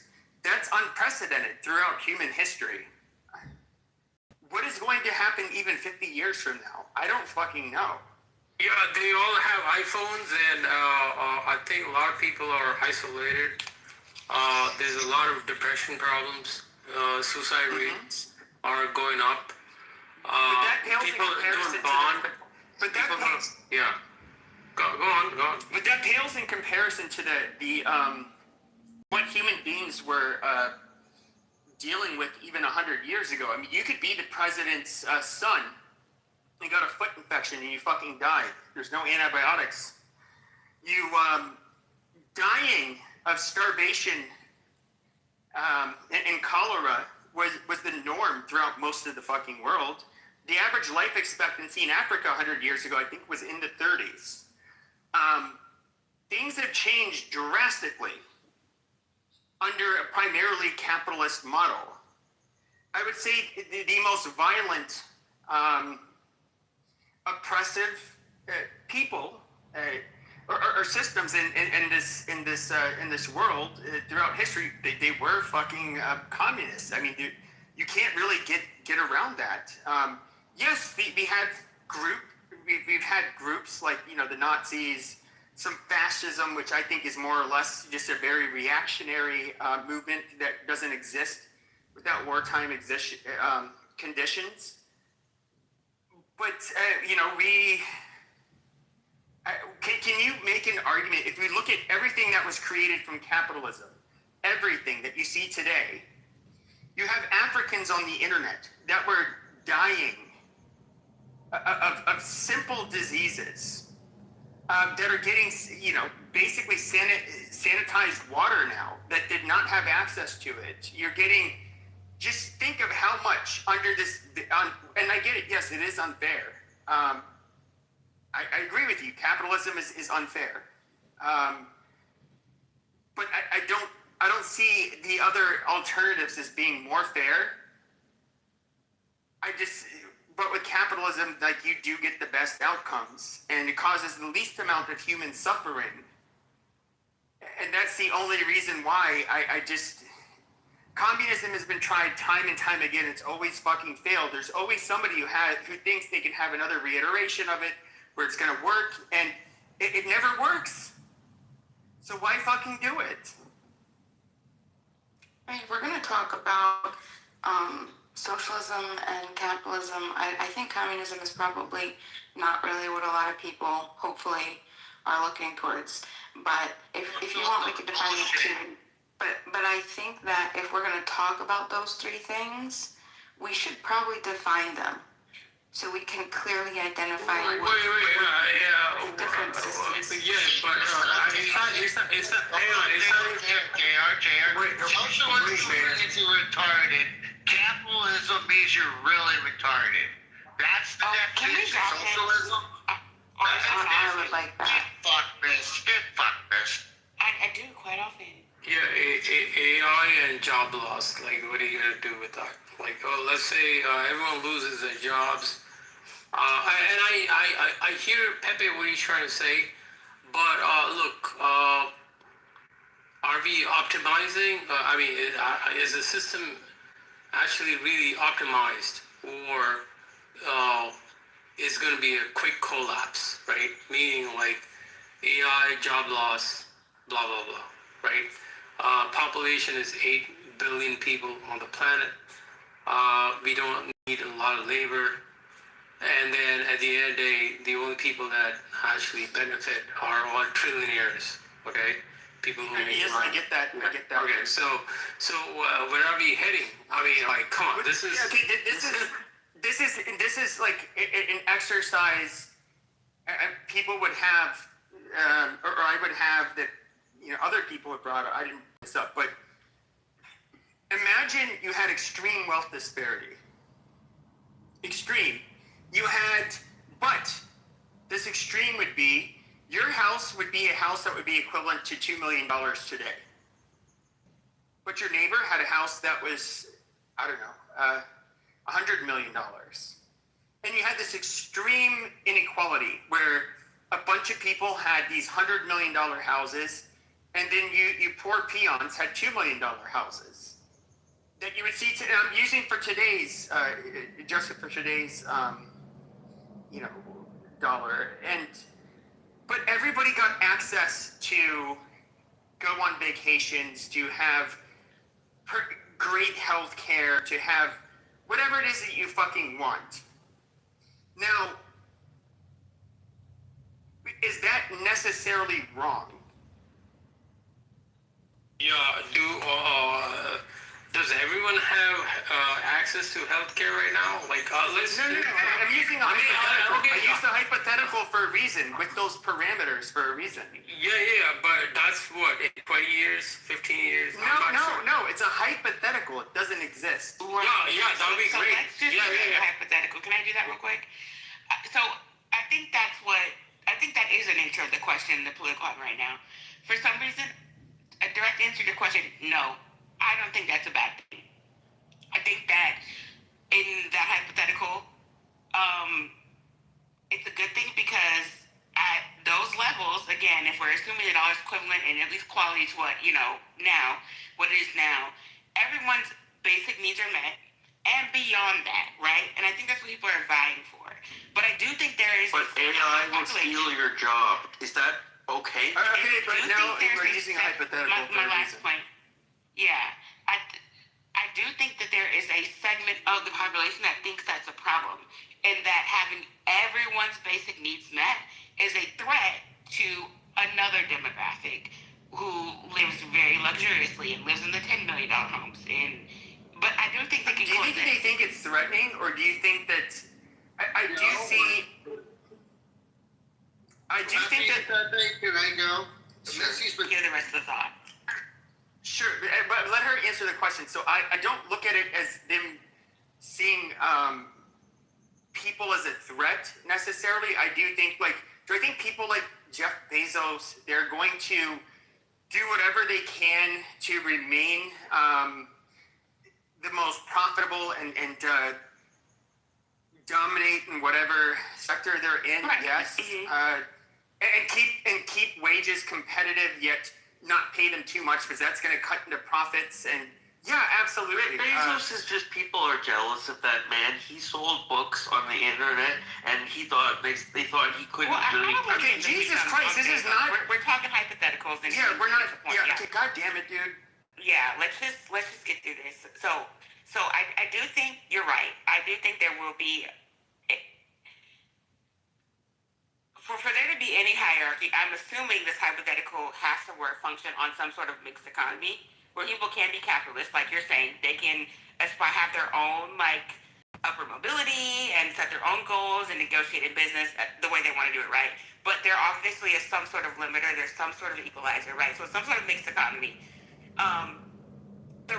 What's so funny is I don't think it'll be the Bezoses who will have an issue with this. It won't be those people. It'll be people who lie somewhere in the middle between the 1 million and the 10 million. Because it's playing out right now.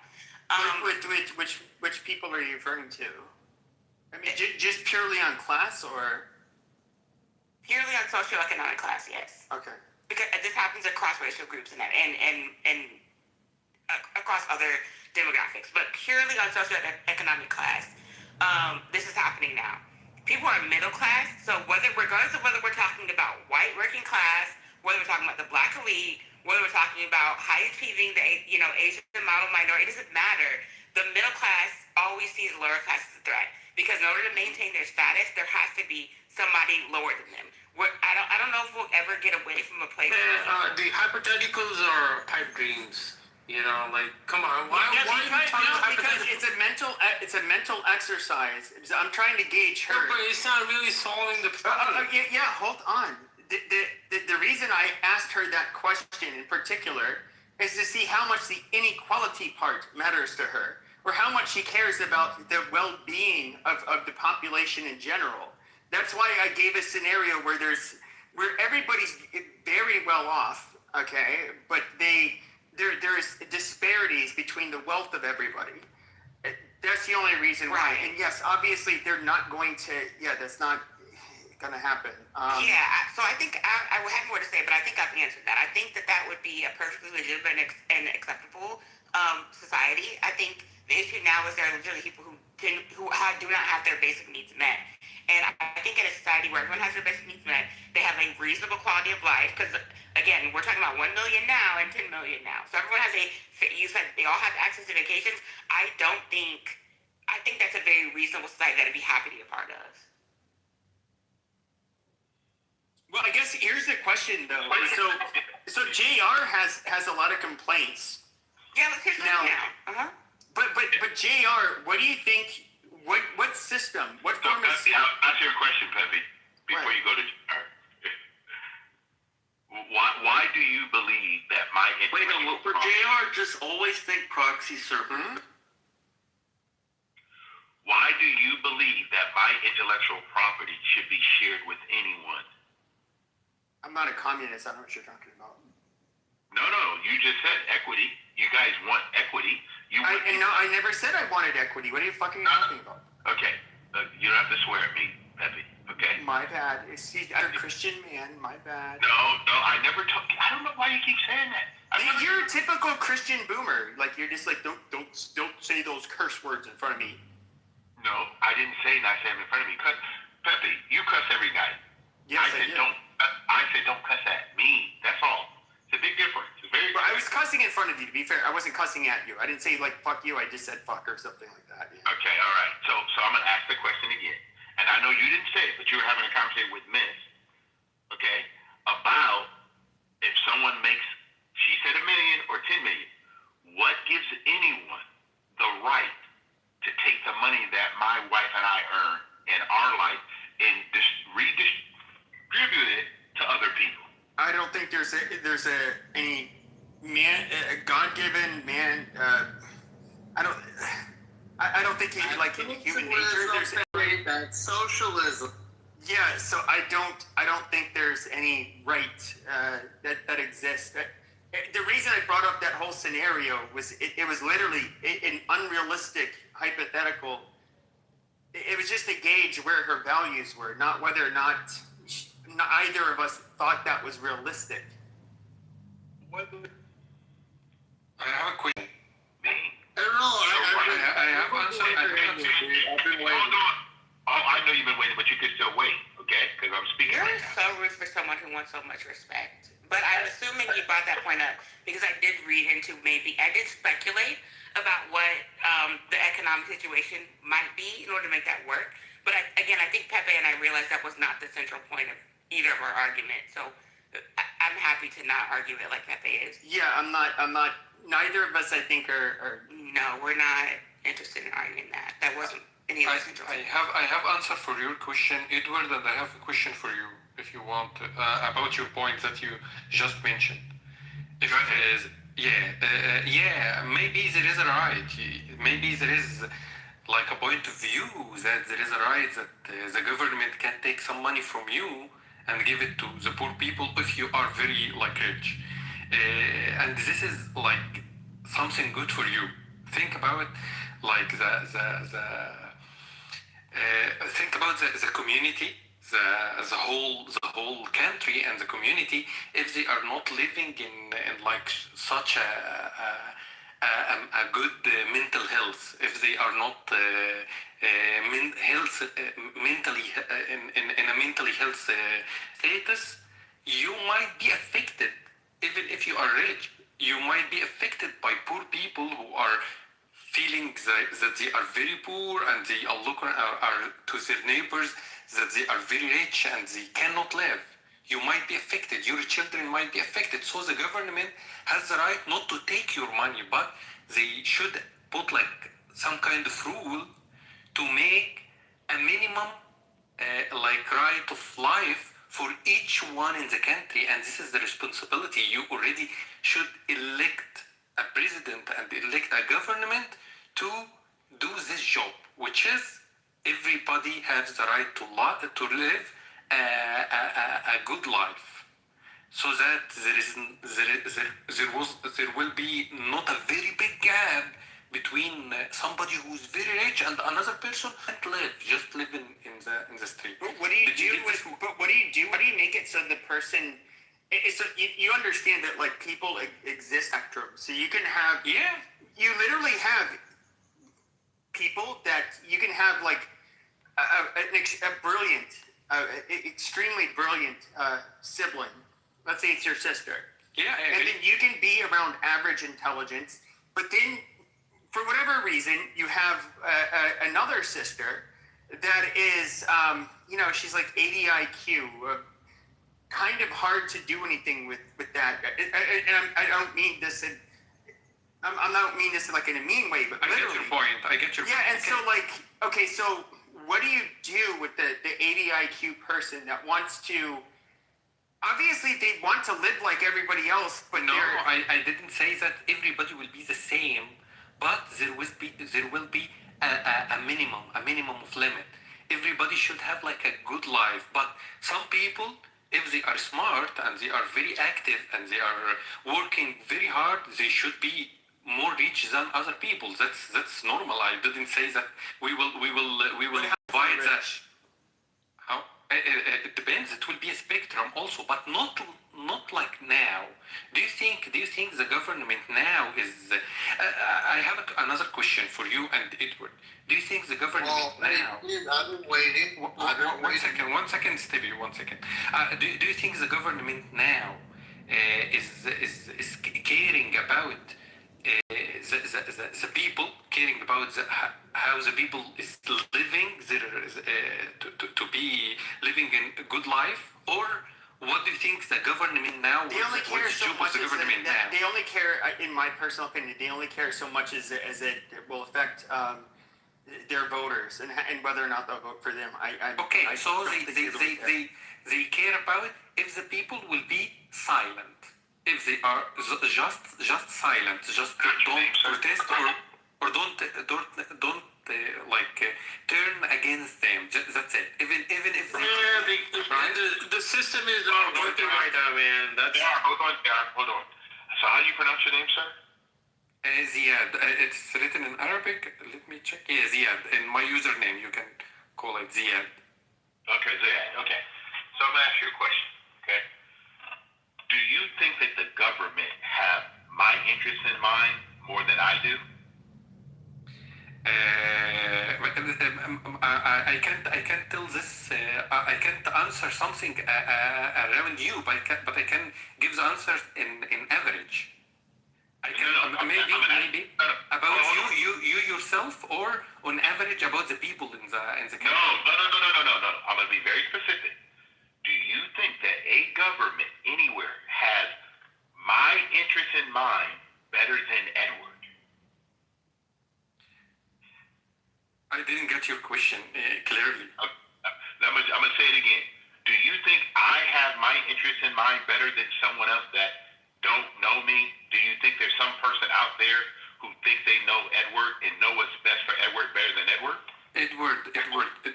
Okay, I get your question from the first time, but you change it in the second time. Okay, your question is you ask about yourself personally, yourself. Yes, correct. The government don't care about you, Edward. You're just one person in millions of people. I know. But hold on. I live in the United States. And we have something that says we hold these truths to be self-evident. Self-evident. My mayor in the city I live in, the sheriff, my congresswoman, because I have a congresswoman, okay? The governor of the state of California does not have Edward's best interest in mind more than Edward. So I personally believe that our founding fathers made it very clear for Edward to make sure that I keep the government out of my life to the best of my ability. Edward. I want you to finish, but you don't. No, you can wait. Well. You can wait. I have a constitutional federal fucking republic, though. Like, that is where we are empowered for the government to represent us. Stevie, interrupt a lot. Yeah, I don't know why you guys believe in your mind that there's someone who has your interest in mind better than you. Nobody does. Nobody does. But the government, in average, one second, miss. On average, what the fuck you calling Miss? What the fuck? Oh shit! No. My name is Miss, y'all. My name is Yeah. Pepe Myra was Miss, I almost got on someone's ass earlier for saying Miss you. I was like, oh wait, that's. Fuck that. Hey, Pepe, I wouldn't take that. Right, just let him go. Let him go. He's ESL. He's very ESL. Just let him go. Okay, go ahead. Okay, Edward, I got your point, and I agree because mostly some people are just joking about my accent in the chat, but it's fine. Edward, I get your point, and I think maybe you think that way because maybe mostly because you think you are smart and you think that you have you can understand your life, understand yourself very well. But on average, Edward, some people are much less than you in thinking and how they manage their life. And there is some people also maybe better than you. So on average, the government should have the job to take care about the people. Ziad, would you say that Edward acts like he knows Ziad, yes or no? Do you think that Edward acts like he's an expert on everything? Don't answer that. No, nobody is expert in it. No, I agree, but he's a know-it-all, right? Well, I would like to chime in, Pepe, if you don't mind. You ask a very I would like to chime in. Funny. So I would like to bring up a good. No, Hold on, let's Snippy's been wanting to go forever, and then Miss can go. Then Miss can go. Be calm, Snippy. Jeez, trying to fucking talk around here, fucking. Anyways, dude. The problem is when you talk about lower class, middle class, everybody likes to talk about lower class. Well, the problem is, I'm going to tell you how I see it. Listen, if you're a poor individual and you're complaining that you don't have money, check yourself. Check how you spend your money. If you go out and get at your job. Don't blame the fucking economy. Don't blame your dead-end job. Hold on, my guy. What do you work? I'm just saying, how much you that was a bunch of garbage that I said. I don't really care, JR. The reality is, you don't care about poor people. You don't make any sense right now. You don't care about poor people. If there is poor Okay, people, guys, you don't have to agree with what he's saying. Just let him finish, and then you guys can go after. Well, Miss can go afterwards, and then just whoever else wants to go after that. This is Alan. Put me in the queue. Okay, Alan, you can go after Miss. Okay. There's a lot of people that don't like what RSA, but the reality is, if you can't manage your fucking money, then it's your problem. It's not the government's problem. And the other thing is, why should I have any of my hard-earned income that I went out and I put the work for go to someone else that makes bad fucking decisions in their life choices? If they have too many kids, guess what? Close your legs or wear a fucking condom. It's not my responsibility to fucking take care of you for your decisions. Right now. Okay, cool. Fucking, we can hook up later. If you have an accident, and have some disability, Guys, shut the fuck up. So we're trying to get to him. Okay, after he finishes, we can get to Miss, and then we can get to Alan. Holy shit. I know, dude. I agree with Edward. Why should anything that I work for have to be taken out any more than already is? Socialism is bullshit, in my opinion. It is. And hopefully nobody here is smart enough to think that. You sound like a blue-collar worker, man. That's I am a blue-collar worker, and I'm proud of it.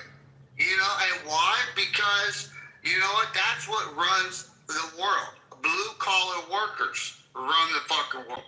And the reason why I say that is because we build what most IT and mostly everybody uses. So accept that.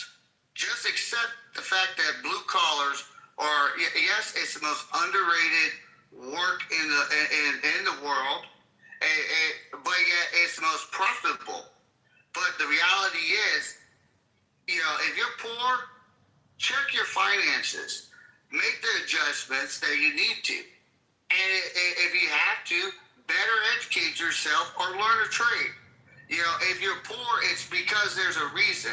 You either battle your money or you make bad decisions. And you can say if you go, well, I live in an area that doesn't fucking pay. Well, guess what? You can move. You know, there's a lot of people, and we see it with foreigners, where they come from nothing. That's what dumb fucks the shit out of me, is a lot of foreigners will come to America with barely anything. I mean, they drain the banks, and they come over here, and they make a great living. I have a lot of foreigners that have left from the Middle East, from Europe, and they literally had just enough in them to get them by for a few months, and they grind like a motherfucker, and after a year, they're living middle-class life. But there are Americans in here, in America, that will say, well, I can't do this because McDonald's doesn't fucking pay that much. And then bitch at every middle class or the wealthy because they're holding them back, but yet they like to pop babies. All right, Beaver. But there you guys go. Whether you took anything from it or not, or you guys are enjoying a good laugh, I'm enjoying your guys' rhetoric. So there you. Thank you for your submission. Go ahead, Miss. I'd forgotten half of what I had to say being on that roller coaster ride. But I will say this: I don't think anyone's advocating for the government stealing anything from anybody. I will say this: it was interesting that the Declaration of Independence was quoted, because those truths that are self-evident are the inalienable rights that the Declaration acknowledges, and those are life, liberty, and the pursuit of happiness. And when you also look at that in light of the 14th Amendment, that discusses citizenship, right? So people were born here, naturalized, domiciled, under the jurisdiction of. What was just argued at the Supreme Court, I just watched these oral arguments for myself. Again, I work for the largest legal advocacy group in the country. Not a lawyer, but I'm in that space, okay? They argued that being under the jurisdiction of denotes a reciprocal relationship by which your allegiance to the United States and you're ensured the protection thereof, okay? So part of that is the protections in all of our legislation, all the way back to the Constitution, all the way back to the Declaration of Independence, all that. So the government does have a responsibility to ensure those inalienable rights. And those are life, liberty, and the pursuit of happiness.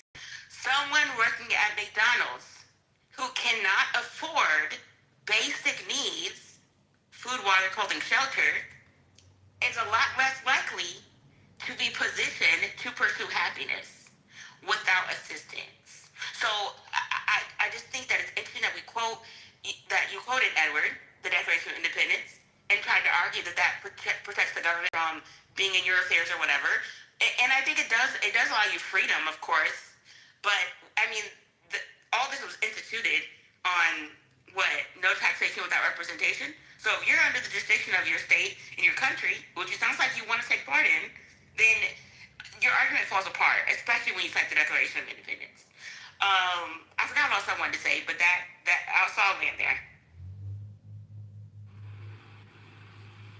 Is it my turn? Can you hear me? Jesus Christ, your mic's loud. Yeah, go ahead, Alan. Rich, shut the fuck up if you get moved to the audience, I was okay? gonna compliment them. There's no. Yep. There's no. So I didn't do it. happiness is not. So happiness is not based on money. So get rid of that. Happiness is an internal state. And we are each as adults responsible for our own well-being. There's a certain part of this whole discussion that we're dealing with adults, not children.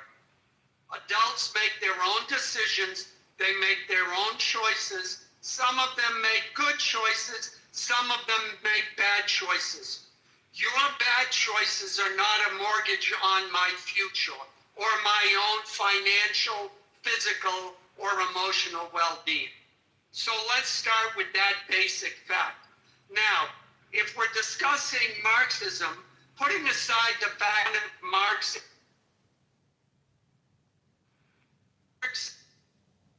middle of the 20th century realized that they were losing the battle, so they switched class-based distinction to a race-based. I've always noticed that the people arguing for Marxism. You're in the Matrix, Alan. Yeah, I guess go ahead. Is that better? You're better now, but it's conflict. Hello? Yeah, that's better. What you're talking about is conflict theory, which, you know, I know. Bourgeoisie versus proletariats, and they ended up using that paradigm for everybody else. Yeah, well, I think I was saying, 200 years ago, if you spoke like this, your father would have taken you out, beaten the crap out of you, and made you work 7 days a week for not contributing to the family. This country, and I'll land with this because I don't know how much is being said, this country is based on individual rights, not collective rights. It's that simple. So to keep we will take care of our poor, but using the government to do that is against American ideals, and that's the capitalists, the Marxists want the government to take over. You're absolutely correct. Yeah, you're absolutely correct, and I do think that, like, look, as somebody who is raised Catholic, the people that are like the most revered as being the devout Catholic is Mother Teresa. Someone who would just devote their lives selflessly. Of course, a lot of people hate her. Apparently, she did some bad shit. I never really bothered to look into it, but that's what they consider to be a good Catholic. At the end of the day, the world still has to run. You have to have people innovating, and they have to be motivated to be good doctors, good pilots, good innovators, all of that shit. And at the end of the day, which makes their lives way fucking better. And so, you know, I do think I agree with what you're saying, and when I look at the biggest problem I have is that, like, when you have people like the negative versus positive rights issues that you see with leftists, that would be positive rights. Like, we deserve health care. What quality? There's a level of health care that I can't even come close to affording, and most Americans can't. There's all of these positive, which almost always ends up infringing upon the negative rights, which is like we have the right to freedom of speech, to be armed, that kind of shit. And so, like, when I hear a lot of this shit, it's just like, oh, we have the right to have access to this. You end up having to take away from somebody else, and I'm thoroughly against that for many reasons. And you're right, we are a very individualistic nation. I would say, and that's kind of in the tradition of Western Europeans in particular. And a lot of people don't realize this. Back before our immigrants that came primarily from Europe, we weren't as selective when it came to who could come here back in those times, but a huge fucking chunk of those immigrants ended up coming home because we did not have safety nets for them. They either made it or they didn't. If they couldn't make it, they just left back to Europe where they came from. But yeah, I don't. And last thing, when it comes to the government being responsible, so in other words, you want a fucking nanny state? You're basically at that point. It's just like, why would you give the federal government that much power to not only control the money you make, but they can do whatever else? And the person who said that, he said like, well, it would be better for the average citizen. Oh, okay, so how many freedoms are you willing to curtail for the betterment of the quote unquote average citizen? Like that is bullshit.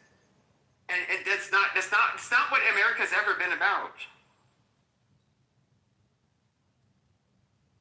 Yeah, I wanted to ask the I agree. the sister, Miss Ma'am. I wanted to ask, in your legal studies, is that what they're teaching, that life, liberty, and pursuit of happiness? That's what they're teaching. That's what that means. No. So first of all, I haven't done any formal legal studies. Beyond like maybe a freshman in college of like civics class, which that's addressed at the high school level. So definitely would have looked at the original language. I definitely understand that the original draft of the Declaration of Independence would have included the words "the pursuit of property." But the problem is, not all white people had property. Surely none of the blacks did. So there was a problem with the language. And what they decided on was to switch that out for the pursuit of happiness. So it's not necessarily that I think that the Declaration of Independence is aimed at someone's personal affect in terms of their personal joy and happiness, but I do think how people are interpreting it, and of course someone in legal space could correct me where you nuance this, is that the right would be your right to pursue the tangible things that would assure your safety and security. And so happiness in terms of your lived experience, not just your personal aspect. And again, that's what's tied more to your tangible things, assets, your quality of life. What about owning firearms? Because that would be one wedge issue on the that a lot of people disagree on the right versus left. Do you think that because it would be for the betterment of the majority, that people in the United States should not own firearms? That's a really good question. So again, I think the original language gives the right to bear arms in terms of like a militia if it's ever needed to defend people against like government, right? So what we have definitely is, as society has advanced, is a little bit different, I think, than what the writers envisioned. But I do think it is consistent with the language. So with that said, I personally, I don't take a stance with pro or. But I'm just curious though. But how do you? Okay, so how can you have a militia if the federal government is in control of what arms the militia can have?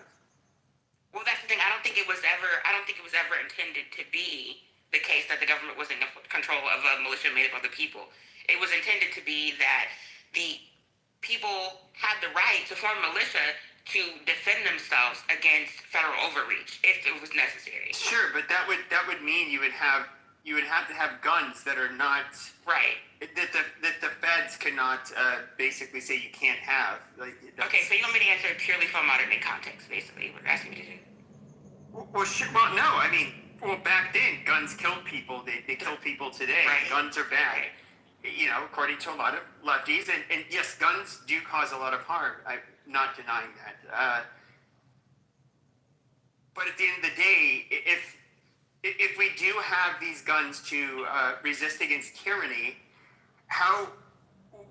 you would have to make it so that the feds cannot really dictate whether or not you can have guns, because at the end of the day, you have guns to resist them and to protect yourself, realistically. Right, right. Yeah, no, I kind of agree. I think it's a touchy issue. I think we're in a really precarious situation where I think government is always to restrain, moral evils in terms of keep people back from harming themselves, but also give them the liberties that they rightfully deserve, right? So the government always is a mediator between the best of people and the worst of humanity.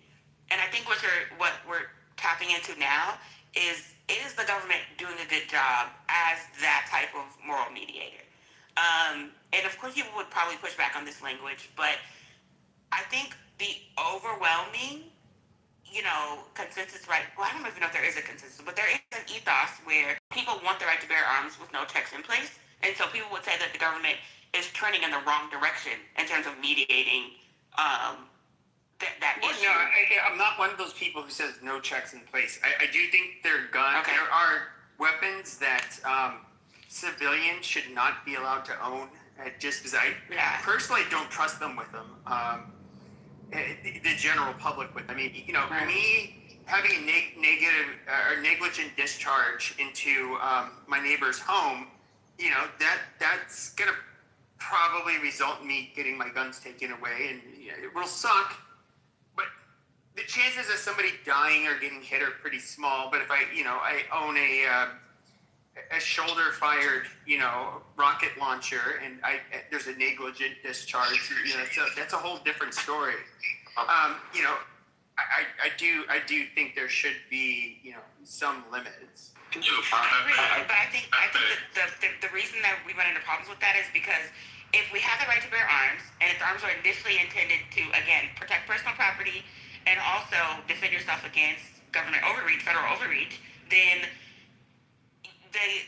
how far do we allow those checks to go? Because they can't have checks in place so far. That's why there's checks and balances. That's why there's checks and balances. Yeah, there has to be a balance. You're right. There has to be a balance to those checks because we can't put checks into place so far that people are no longer able to defend themselves against federal overreach. And that's what we're worried about now. Pepe, there was a letter that was written to President Jefferson, and it was from these merchants that were running ships, and they kept getting attacked by pirates. And they said, "Hey, is it okay under the Second Amendment? Is it okay for us to have cannons on our ships?" And he said, "Yes." Yes, we were allowed to own cannons back then, for sure. Yeah. Yeah, but the whole idea, like, we can't have repeater rifles or Gatling guns or select fire weapons. I get it. We have to ask for like tax stamps. Okay, but I mean, should we allow people to make their own nuclear bombs where people will be exposed to radiation in making it? Those aren't firearms. Those aren't arms. I mean, I wouldn't consider. Well, no, they are arms. Literally arms. I get what you're saying. They're armaments, yeah, but nukes, maybe we can make an exception for something like that. They say firearms. They said they basically the Second Amendment. The right to bear arms, yeah, to defend themselves, yeah. Pepe, which arms can be anything. Pepe, I don't know if you get it, basically, we are not talking about banning gun at all. Because that's you say fuck Xi Jinping? Does it matter? I can say fuck you. I can say fuck you too. Right? Doesn't matter. I just want to let you know that it's not about banning it's not banning gun because that's the constitutional way at all. We are not talking about that. We are talking about universal background check, universal gun registration, those kind of things. It's more like how we can get a record, get a trace of it, those kind of things. It's almost like a social credit score for Americans. No, it's not social. It's not social credit score. It's most of the states allow background check before you purchase the gun. All states. So it's just that kind of thing. Depends on who you. Because firearms are federally. Under federal law, every gun store, pawn shop, doesn't matter what they are. If they're allowed to sell guns, they have to go to the federal government, and they have to do the next background check. enough for private sale. Yeah, for private. Yes, that's the problem. That's the problem right now. We are basically losing control. Like we are losing track of the record. So basically, we just want like a central database that track the record, who in which gun, like some kind of background check. That's it. Like let's do it right like that. You know what happened? We're not talking about banning guns. Mouthpiece. Hold on. You know what's happening? Yeah, I'm sorry, Sig. 1 second. So Pappy, I'm gonna ask you a question. Is the government there to our rights or to our rights? You were in the Matrix. What? I said, is the government, to protect our rights. They don't give us rights, guys. Okay? Yeah, they're They should be there to protect our rights. Right. No. Okay, guys. Constitutions are to restrict the government from overreach. And there you go. We restrict the government. No, we don't know. We all know this, but you talk to us like we're third graders. Okay, yeah, we are literally right winger. Most of us, almost all of us on stage are right wingers. I don't know about Bima, but No. Yeah, but Bima knows the Constitution. Hold on. Yes. This is what I talking about the mods. Edward, go talk to like the hood book of black rooms where people don't know the shit. We all know this. You don't have to explain we don't want. None of us want Big Daddy government. Because you're like, no, not all of us. Okay, Rich, shut the fuck up before you get kicked to the audience. Holy shit. Okay, just discusses at length in terms of government overreach in terms of arms. Like we know what we literally just discussed this at length. I don't think Edward was speaking in a condescending tone. I think he was establishing a baseline for understanding. Exactly. And I don't know why you guys believe that when you talk, that you're not talking in a way that's very insensitive. But you all believe that Edward is speaking condescending. Not at all. I had no reason to do that to anybody. I will say the first time I met you, look, I thought this was charming. I'm being 100% honest. This was several years ago. I forget what I was talking about, and you were kind of like a father figure. I don't mean that in a bad way whatsoever, but it was kind of like you trying to instill discipline and empowerment into me as an individual. And I was thinking, like, okay, yeah, what you're saying makes sense. Nothing against what you're saying. And I think that the message for individuals that you would give me was a good one. But I think that's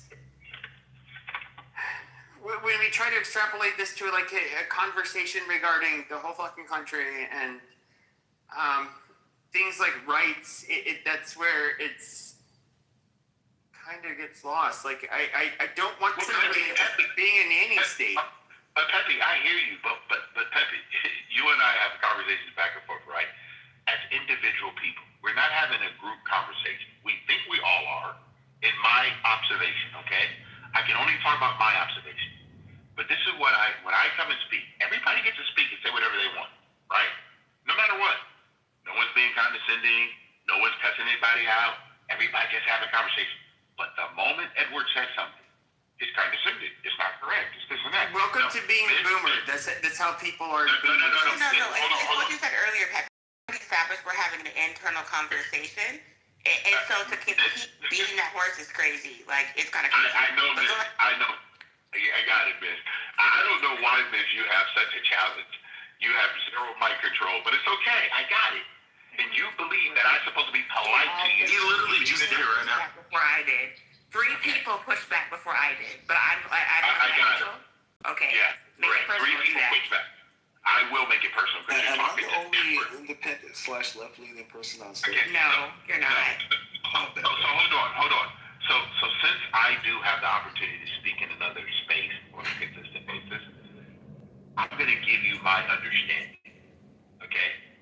The government is only formed to ensure the rights that Edward has.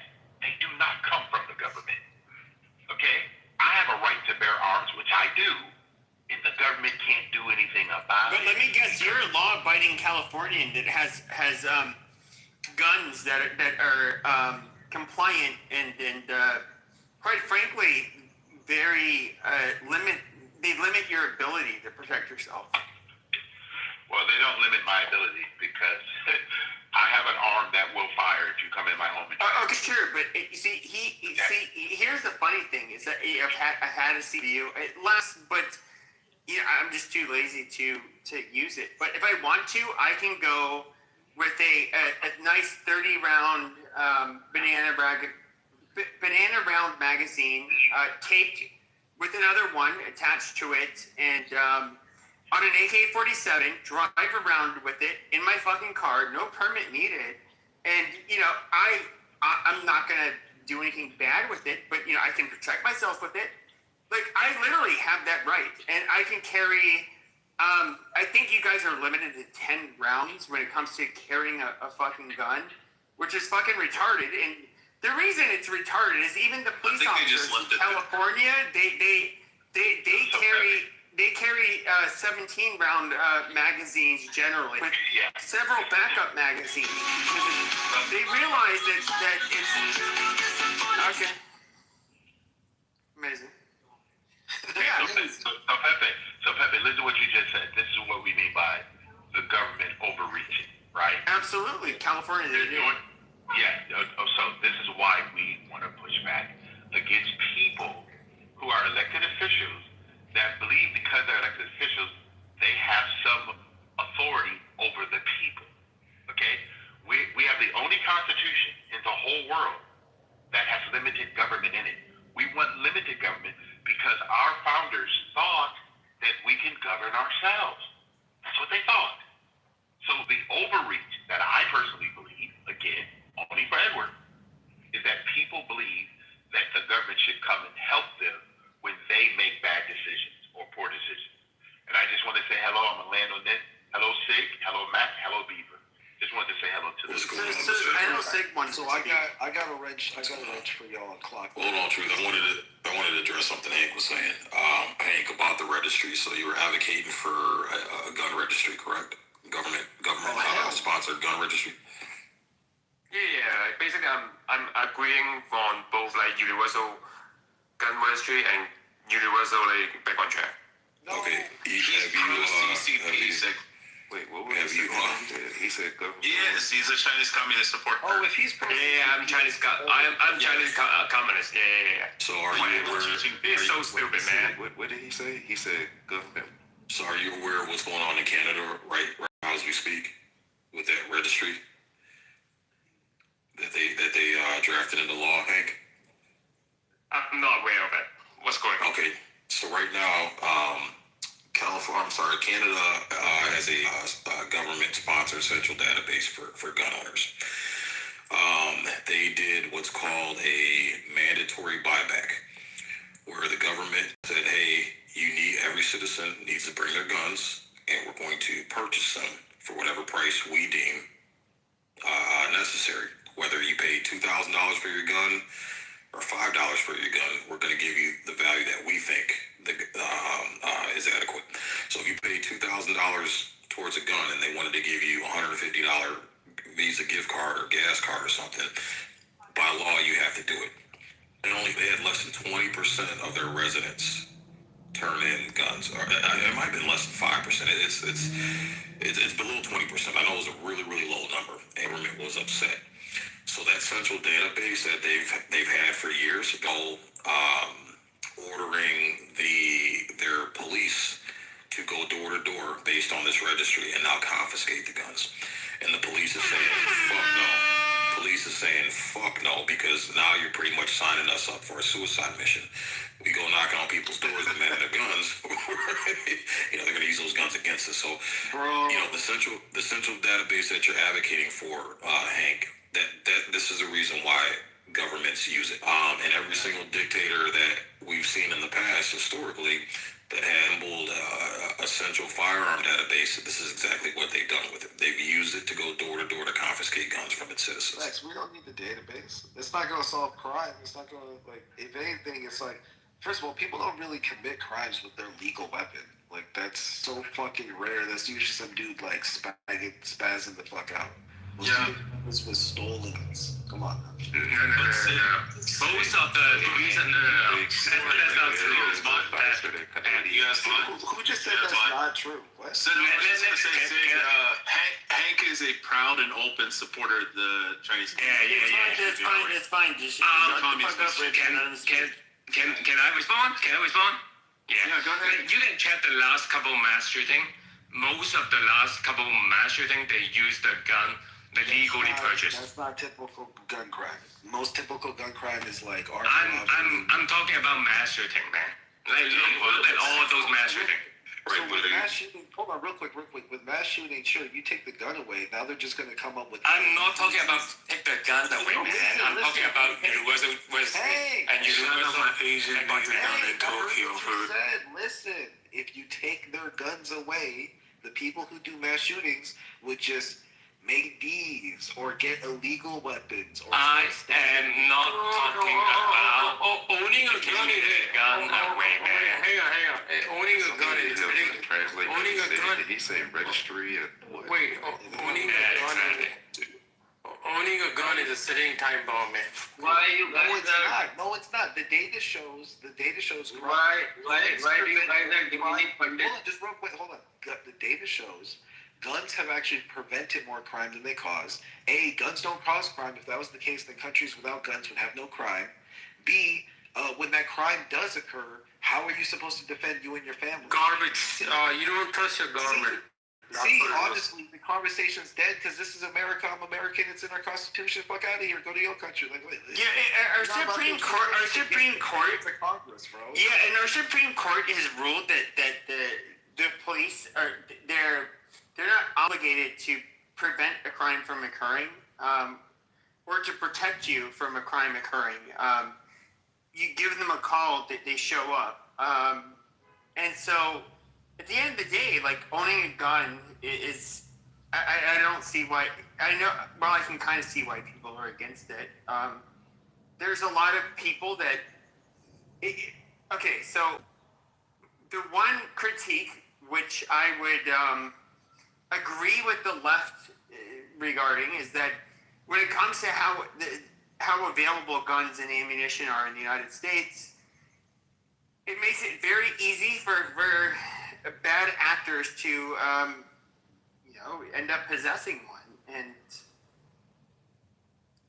to me, it's kind of, in a way, like a necessary evil. But I don't know. Where's the thing? A lot of people, and just to respond to Hank, no, hold on 1 second, Hank. I'm gonna respond, and I'll let you be able to respond back. But Hank, to your point is that, you're talking about the mass shootings. Again, if you have a database, you can't predict someone who's going to use a gun in a malicious way. So, you know how many people buy guns and have a clean record, and then they get fired from their job, their wife leaves them, takes the kids away from them. They go into a status of financial ruin, and then they fucking snap and they use that gun. So again, it logically you can't use a database, you can't use background checks to predict someone who might fall into a situation and then have a mental breakdown and snap it and use that gun illegally. So, and here's the thing too, a lot of people don't realize, Hank, is that we actually had less gun laws on the books, no registrations, no background checks. Not too long ago in the United States, you could literally order a gun from a Sears catalog and have it at your doorstep. No background, nothing. We had more access to guns. Kids had more access to guns. Kids used to bring guns. I'm pretty sure there's people in this room who can attest that they talked to their great-grandfathers. They brought a fucking shotgun to school with them and hunted squirrels on the way home from school out in the backwoods and shit like that. We didn't have these problems. A couple things that, if you look at where mass shootings happen, typically they happen in the areas with the most gun restrictions. So you're talking schools, places of work, places like Illinois, New York. You rarely ever, if ever, see a mass shooting at a gun show, at a gun range, at a gun shop, where you have people that are actively carrying, multiple people are actively carrying loaded firearms on them. Why? Because most people know, Hank, that if I go to pull out my gun and use it, the chance of 30 other guns being pointed right back at me, I don't want to take that chance. And if you don't believe me, look at Chicago. Chicago's a good study. They had a very restriction, citizens being able to conceal carry. They didn't allow for the longest time. Probably about close to 10 years ago, they finally got restriction and let citizens file for a concealed carry permit, and literally overnight, I'm talking really overnight, Hank, violent gun crimes dropped by like 33%. And you can Google this and look it up. So, you know, it shows that most criminals are only going to be willing to take a risk if they know everybody else is defenseless. Once they know everybody else is carrying and protect themselves, most criminals, they say, fuck it, you know, I'll go fill out this application at Burger King and try to do it the right way. Exactly. Can I respond? Can I respond now? Yeah, I agree. Go ahead. The good thing is that FBI did a lot of statistics. You guys can go look it up. Like for gun violence, those that you guys call it like lefty state or like blue state, which has more strict like gun regulation, they normally got much lower gun violence percentage. Especially, I think like if you can look at Hawaii, I think Hawaii is the best one we can look at it. Because like for other state, basically we don't have border, so you can just cross from one state to the other, carry your gun and do whatever thing you want. We can look at Hawaii. Hawaii has near like European gun violence. Wait, why? Because like you can't fight into Hawaii or firearm. I don't know. Like if I would like everyone to look at the statistic to see like those that with stricter gun control state normally has much lower. Look at here. I'll challenge you. I know I'm not gonna change your mind.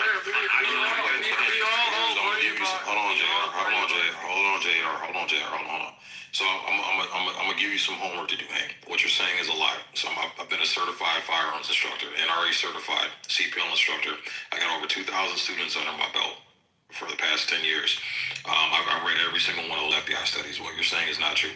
But what I would urge you to do, and you can do this right now, Google the most violent cities in the United States, top 10 most violent cities in the United States, and look up the states those cities are in and their local legislation.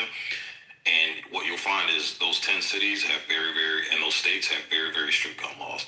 But I challenge you to do that, and you'll see it for yourself. Wait, can I say something real quick?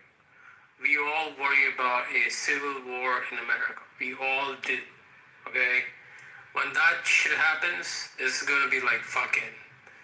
I'm taking a plane. I'm getting the fuck out of here. A civil war. A civil war never happened in this country. You know, I don't know. I don't know. The way it looks like, you never know, man. No, because the only way something like that happens is it has to have a ridiculous amount of logistical coordination. It would be anti the government, like the Confederacy was, because that would be going against state and federal law, and therefore it'd have to be state sanctioned. So essentially, you're thinking that multiple states are going to coalesce to start the Confederacy 2.0. It's not going to happen. It's not going to happen. First of all, nothing happens in this country that doesn't make someone money.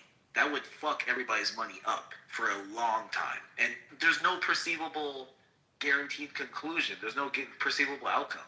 Because if it was populist versus populist, sure. Like, conservatives would probably feel like they have the edge because they have the guns and the training.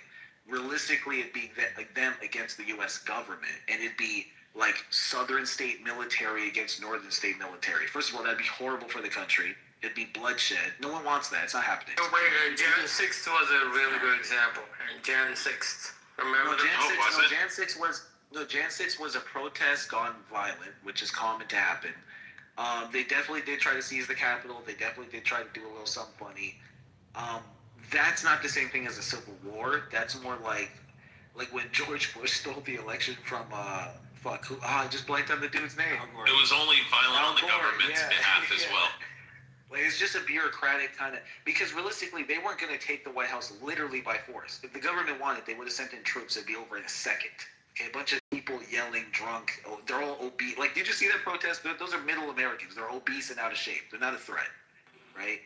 If the U.S. government wanted, they would. They didn't use a gun. Like, despite our gun They rights, needed help walking up the steps. they didn't bring a fucking gun during the whole goddamn bullshit that went on in. Yes, it's absolutely true. The only violence that was perpetrated was by government on the American citizens. Wasn't any American citizens that That fired doesn't mean they guns? didn't have guns. Physically. That's not 100%. Yeah, Hayes. They physically assaulted Capitol Police officers. They absolutely did that. You know, Hayes said there's one stat you forgot.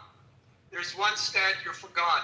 Thanks to our lovely, thanks to everybody's favorite President Obama, he commissioned a study on gun violence, and what he found is it's anywhere between 500,000 to 1.5 million crimes are prevented every year from guns. 500,000 to 3 million. No, anywhere from CDC 500,000 to 1.5 million. You look it up. It's Obama's study on gun violence, and that's if we take it down to million, that's 1 million crimes every year that is stopped because of guns. That's a significant number, and yet what do? It's understandable. We focus on the mass shootings, on the crimes when people get shot, but the number of crimes that are prevented far outweigh the downside. So it's not just guns bad, oh, we got to get rid of them. Well, Hank, too, what Hank, Sword, Hank, one thing you're failing to understand, too, is if you take away suicides, because we're talking about homicides, we think when someone's, and look at the numbers on suicides, the overwhelming majority, according to your link, over 27,000 were suicides and 15,000 were from homicides. So you got to take away the suicides, because people who are hell-bent on killing themselves, they're gonna hang themselves, they're gonna stab themselves, they're gonna slit their wrists, they're gonna take pills, they're gonna whatever. So you got to take that out of the equation. We're talking homicides where party A murders party B. Okay, now. Again, you take those homicides off that map, I guarantee that map's going to flip a total 180, and you're going to see where the real trouble spots are. I did an intent. 80% of that 15% also. I did inner city gang violence. I did an intent study on it before. I just want to say my point again. I'm not against the gun ownership. What I'm talking about is just the universal registration and universal background. No, we cannot have a registration. We're not doing that. This isn't mainland China. We're not doing that. Somebody help you. Come on, man. This isn't mainland China. We're not doing that. Can I finish? Okay, sure, Rich. Yeah. Rich, shut the fuck up before I kick you. Can I finish? Threat me with a good time. He said registration. Yeah, I've been nice to you guys. Come on, What man. was the other one he said? I can't You have been talking. Your Asian ass has been talking for 30 minutes, so you could shut the fuck. Oh, you want to go that way? Okay. I actually, Hank, respectfully, I mean, Hold on. I fact checked the gun. We wanted Hank to finish, and then everybody's just interrupting him. You just shut your fucking mouths. Pepe, can you tell me what he's saying, please? Yeah, sure. Let the shit speak before we can judge what he says. Okay, now we've been having a decent room so far. I was joking. I was obviously joking, but Okay, thank you. Go ahead, Hank. Go ahead, my Asian friend. Ching chong, ching chong. I think I'm done today. That's whatever. I'm not gonna change any one of you guys. So it's okay. That's not funny. Yeah, it's fine. Your mother needs to brush her teeth. That's low blow. We better than that. You guys have a nice night. Bye. Miss, did you think I was saying Gucci? I was saying in Mandarin, you're welcome. He's gonna leave. Yeah, Miss thought I said That's American culture. She So said I clicked online, and there actually was Thank you so much for sharing that. nine Appreciate people your brought on input. gun charges, and there was like over 5,000 rounds of ammunition collected. So I'm confused, but I do see where Trump said there were no guns on January 6th. So So it sounds like there's two different narratives. Oh, that's a fact, miss. So I got a more interesting, I think at least, topic. I wonder how y'all feel about it. Free healthcare. We've been dancing around that. Should we stop with these commie talking points? I see. Can we please When stop can with I these get you commie guys onto some talking free points? health? So, Alan, Please. Alan, There's you no need such more thing as people. free You health let care. more There is people. no such thing as free health care. You are correct. Somebody's I got to agree. pay for it. I don't And disagree. doctors need to get paid. So let's get into it. Otherwise, and then Yes, you die, we and your agree. grandma dies when she's having the open that heart shit out. surgery, and everybody dies. Let's talk about He brings up a good point. Whoever said bring up the free healthcare. How about we talk about this? The reason why Iran conceded is because China made the phone call. China made the phone call and said, Iran, you better concede to their points, otherwise we're going to be pissed. Hey, I don't want to talk about it. I'm tired of all these commie, pinko Marxist talking points. This It's nigga just called it's Denmark disgusting. communist. Thank you, thank you. I don't really want to talk about health. This nigga just called England communist and Germany Thank you. communist and Denmark communist. But it does. Am I the only one that doesn't want to talk about that? No, so here's why I brought it up, because I'm like, so one, to Alan's point, you raised a great point. I didn't disagree with it. You're right. Technically, it's not free. There's no such thing as free, and that's why I want to talk about it. Truth, bro. So Beaver's top left. This is his room. He's giving you the hint. He doesn't want to talk about it, so drop.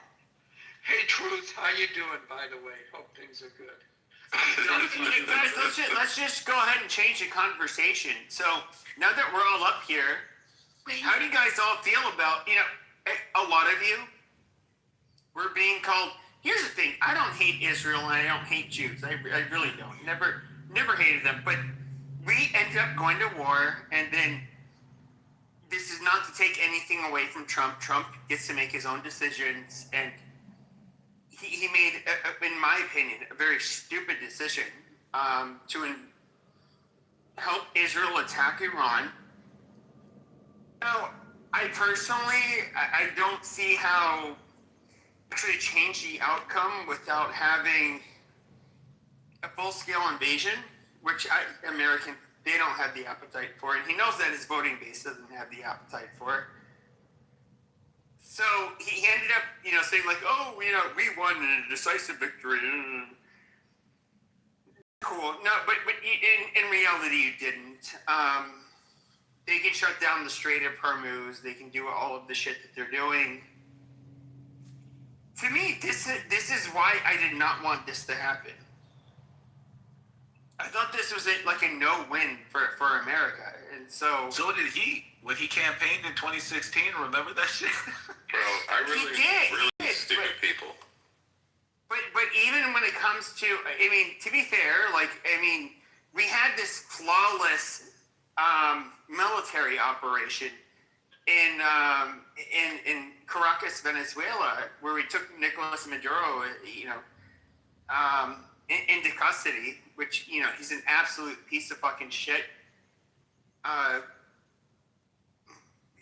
lot of the problems we see in the Western Hemisphere, when it comes to mass migration in particular, he caused the largest humanitarian crisis in the Western Hemisphere. This guy sucks. I do not care for Nicolas Maduro, and I applaud them for how they conducted that operation. But can I just say something? I think America is looking like a bully right now on a world stage, to be honest with you. So, what is that? Yeah, I mean, okay, so the bully in the sense that, look, man, at the end of the day, you have to get along with every player on the table, every country, right? Yeah, it is true, because you can't be like, okay, you know what? I'm gonna fucking do whatever the fuck I want to. Is that why everybody speaks? No, but here's the thing, man. In 2 years, 3 years, it's gonna backfire. or even in 5 years. I mean, okay. In what way? Backfire on who? Israel In what or way? It America? doesn't really make sense. No, I mean, like, backfire on America. I don't know. In what way? I mean, but Iran can't do shit to America. That's a reality. No, but Israel just looking like a fucking bully right now on the world stage. That's right. But here's the problem. Here's the problem is that you guys want to pretend like, look, I'm against this war. Or this is military operation, whatever they want to fucking call it. But at the end of the day, the IRG are fucking pieces of shit. They're horrible people. They're enemies of the United States. There's nothing I can say positive about them. Literally nothing. And the Arabs feel the same way. Asia feels the same. All of us feel the same way. Pepe, you don't understand the dominoes. Okay, dominoes. Oh, what dominoes? Here comes the 4D check. He knows all the answers.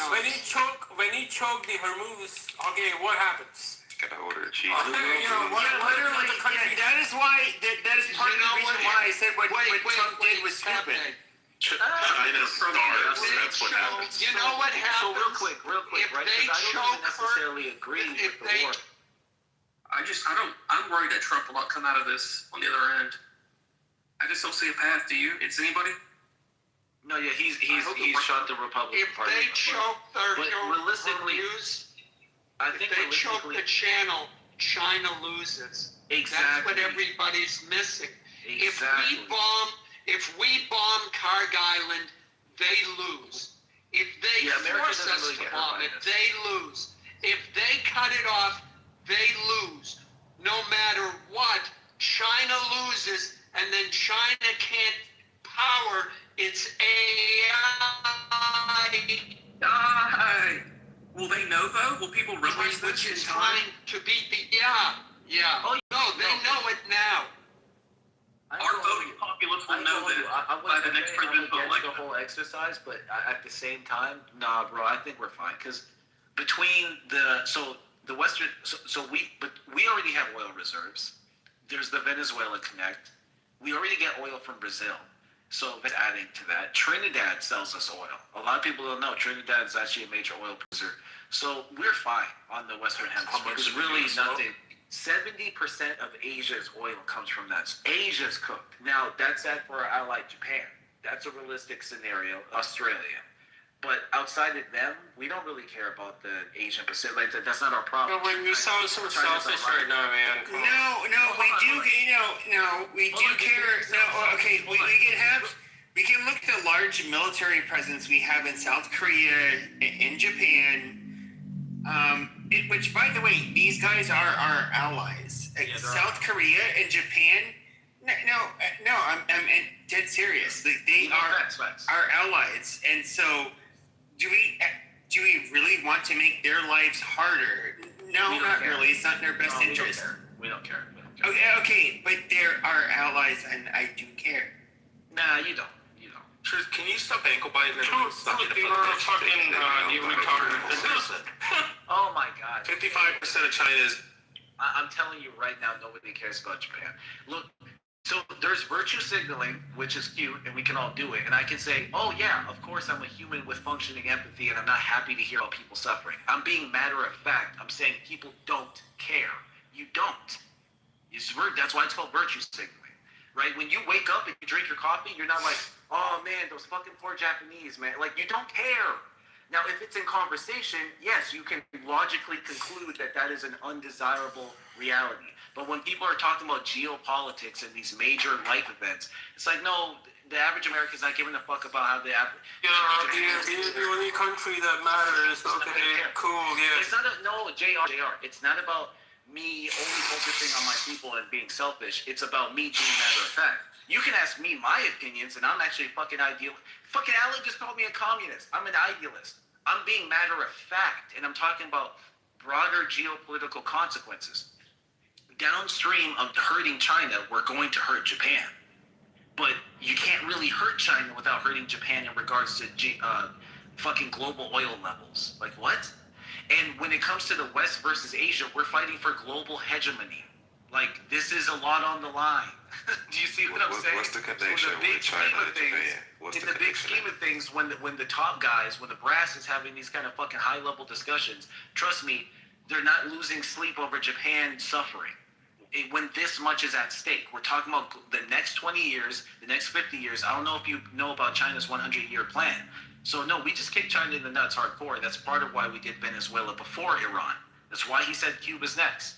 And to JR saying, hey, the world's this and that. Look, the world doesn't run on cuteness and niceness. The 50% of the globe's not speaking English because they just love their culture. Like, what are we talking? The Matrix, right? What's the connection? What's the connection with China and Japan that you were talking about? Oh, so 90% of Japan's oil comes from the strait. Something like 70% of China's does. So they're cooked, right? And this is relevant because China is just beginning to become a threat to us, and this is going to kneecap them. I could have sworn Right, it's a lot smaller percentage than what was the percentage of oil that you said comes from Iran that the Chinese utilize? I think it's no, I might be mixing up numbers, but I think it's 70%. It might be that China gets 55% from the Gulf states, 18% from Iran, 73% total. Thank you. That's what I thought. It was like a super small amount, or not. That's not a small amount. Also, the Gulf states can provide oil to Japan other than the Strait of Hormuz. Nice. But So the only one that's really fucked is China. Nice, and that's see that good news. No, truth. Here's the thing. East India Company was played. That chessboard was played 100 years ago. Trust me on this one. Wait, hang on. The global south. Wait, hang on. The global south knows how the board actually works. Okay, so right now what you have is a problem. You can't be acting like, okay, I'm the only hegemony, and that it doesn't work like that on a world stage. Are you inebriated? No, wait. I'm just saying, man. Like, come on, you can't be like, oh, I'm the only thing here, and I'm the only, What Delos have you had? Yeah, he's tore up on that scissor. No, unfortunately, it definitely does work like that. Look, if the world ran my way, we'd all sing Kumbaya and praise Christ. But realistically, what's going to happen is factions will compete for resources, which is what always happens. And then the rate of efficiency in that competition will dictate their dominance. That's it. Even the American global reserve currency is largely supported by the petrodollar, which is becoming less relevant in the modern age, hence why we're heading to tokenization. We're going to be tokenizing. They'll start ditching dollar too. What'd you say? They'll start ditching dollar, man. Like, it's not gonna be a dollar. It's not gonna be like a fucking U.S. dollar, right? They move to a different currency at some point. It's possible. So the problem with that is, it's not that that's not what the world would like to do, and that China's not trying to help the world do that. It's that it's easier said than done, right? The global reserve currency, roughly 60% of the world uses the dollar for their day-to-day transactions and for their own nation states' reserve capital.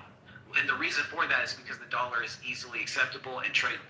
So for me, sure, I can have a ton of money in some currency no one cares about.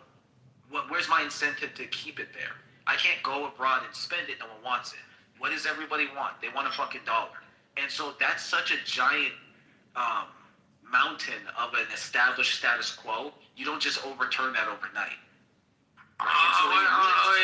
Look, here's the thing. If I was the fucking top guy, it's better off building building alliances rather than using a stick. Okay, it's not going to really work. I agree. Long term. I agree. Well, I disagree with that. So the problem is the world is too properly divided and conquered. England did that very well. That was actually their deliberate move. And they didn't create division, they just inflamed it. So like, even if you go to BRICS, Brazil, Russia, India, China, good luck getting India and China to stay best friends. That's not happening, bro. It's already just in the BRIC alone, you have two compete. They're not allies. India and China are not real allies, right? Russia's barely South Africa. These people. Well, again, even African and the global South nations, there with one another. Now they're incentivized to join a movement that will lessen the weight of the Western Hemisphere. But realistically, Africa's better off creating their own trade. It's called BRICS with an S, plural, for South Africa. A lot of people think it's Saudi Arabia, but it's actually South Africa, the BRICS.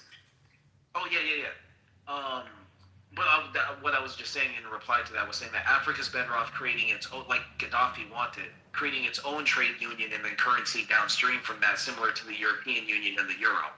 Yeah, we're never going to allow any of this to happen. Just like we did with Gaddafi, and just like we're doing with BRICS. We're destroying. Exactly. Got a question. There was one who was saying that the only reason why, and this is, I think it's crazy, but he was saying that he wanted to get people to pay the oil in like his own coin.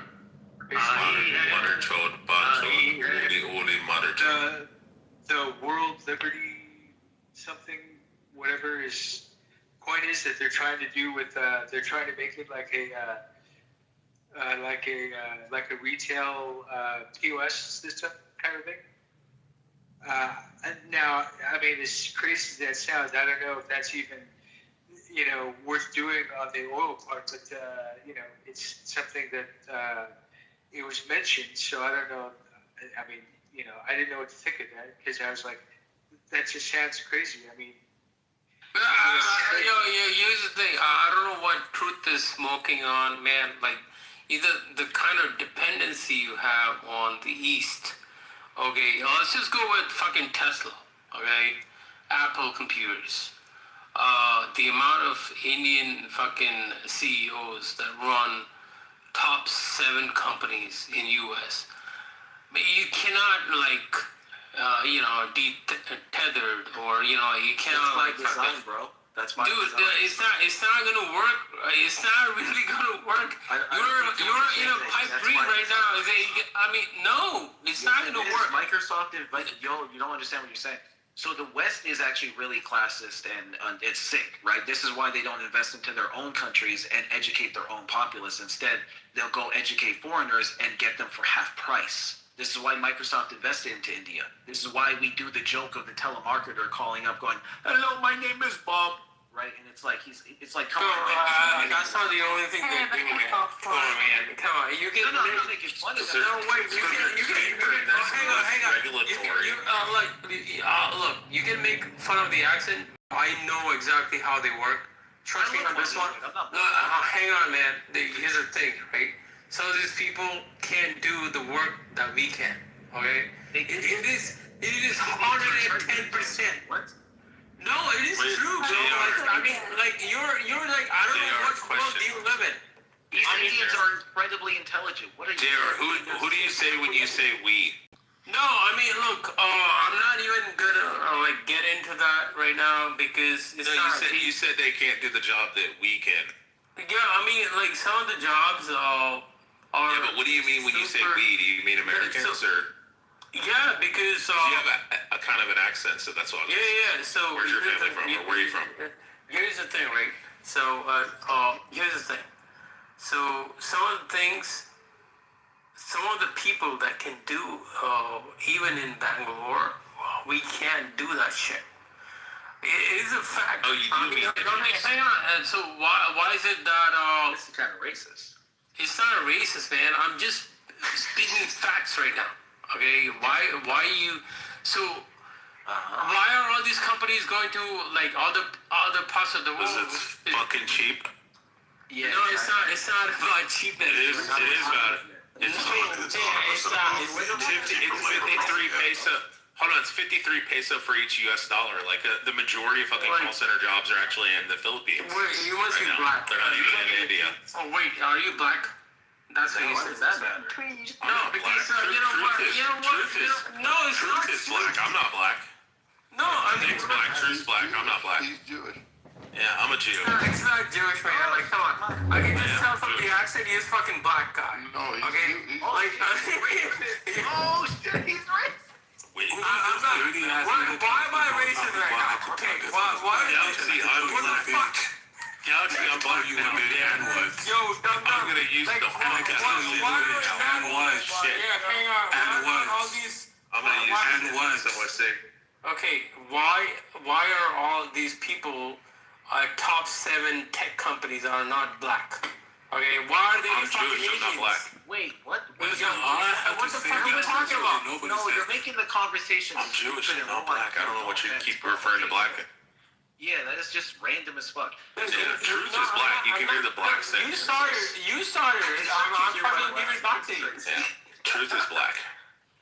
But I mean, truth is like yuppie black. Yo, don't do that. Wait, he's like suburbs. At the end of the day, man, like, okay, don't do that. That's like he drives a Lexus ES 300. Wait, hang on, man. You're a black guy. You belong to Africa. Or a Toyota Camry. It's an SL55 AMG. You can get it on nuts. Okay. Oh, SL55. You would cheat. 55, son. Yeah, 63 or 65. That's the right option. 10 times more tunable. I get it. You want the V12. You want to feel like you're in a Bentley. Grow up. The V8 is 10 times better. Anyway, listen. Stereotypes and racial prejudice aside. Yeah, Africa. Yeah. Well, no, Africa. So, I mean, truth does sound like he's tethered. No, I'm not. I'm actually pretty radical, but I like that. No, tethered. Like your family's from Africa or the Caribbean. Oh, you meant that? Yeah, the Caribbean. Yeah, there you go. Yeah, that's why he's successful. Fuck off, bro. Oh my it's God. True. Exactly. No, it's not. Yes, no, it it's is. Not. No, it's not. I can. Nigerians, and also people from the Caribbean are some of the highest Watch this. money earner black. Watch this. This is one of my most proud. FBA or. I tell you this story, my right hand is on my heart. Listen, hold on. Listen, truth, we don't care about anecdotal stories. About anecdotal stories. Don't make me Big Mike. When I tell you this story, we don't care about my anecdotal right stories. hand is on my heart and my left hand is on. Anecdotal. No, fuck off, nigga. Anyway, my father's father, his father, my great grandfather was shot in a sundown town because he was walking his son, my grandfather, on the sidewalk. The biggest crime there, he was Caribbean? No, you're going to have to hear this. Was he Caribbean? Nigger son in the gutter. Was he Caribbean or FBA? He was FBA. It was. Then he deserved it. Where this is going, man. Fuck yourself. Anyway, if he was Caribbean, he didn't deserve it. Like I was saying, that man, my grandfather, went on to die as a Alabama at 8 years old. He went from picking cotton to graduating college at 16. Don't give me this. You gotta be Caribbean to be a black successful person. That's prejudice, is racist, is false. Go fuck yourself. You're an actual insult asshole for even saying that. And for you to say that as a J, don't get me started talking about your people. So you keep my people out your fucking mouth. You keep my fucking mouth, and I'll keep your people. I didn't say anything. All I'm trying to say is we have to get along. What you said is, no, JR, not you. This ain't directed at you, JR. This is directed at, he left. Fucking asshole. This nigga Tweety said, okay, I shouldn't say nigga, I should say Jigga. This Jewish man Tweety suggested that black people from America cannot be successful, and the reason I'm successful and well-spoken is because half my... Yeah, that's garbage, man. I don't believe that. But look, at the end of the day, we have to get along with everyone. That's all I'm trying to say. That was my point. I didn't say you couldn't be FBA and successful. I never said that. You said, that's what you said. You said that my success is owed to my Caribbean heritage, and that's my mother's side. My mother's side is FBA Alabama. Don't even do it. But anyway, we were talking about a global conversation anyway. What I was getting at is that although I agree with JR in that the Western strategy, in my opinion, is anti-humanity, but that's just how the world works. Like, that's not going to change, right? So outside of that, realistically, no, what the West is doing is probably going to work for it. It always has. It's kneecapping Asia by cheating. Asia's doing everything fighting. Yeah, but it's a short-term solution, bro. Like, it's not really good. I really want everyone to get along. That's all. That's my objective right now. No, it's a short-term solution that always works.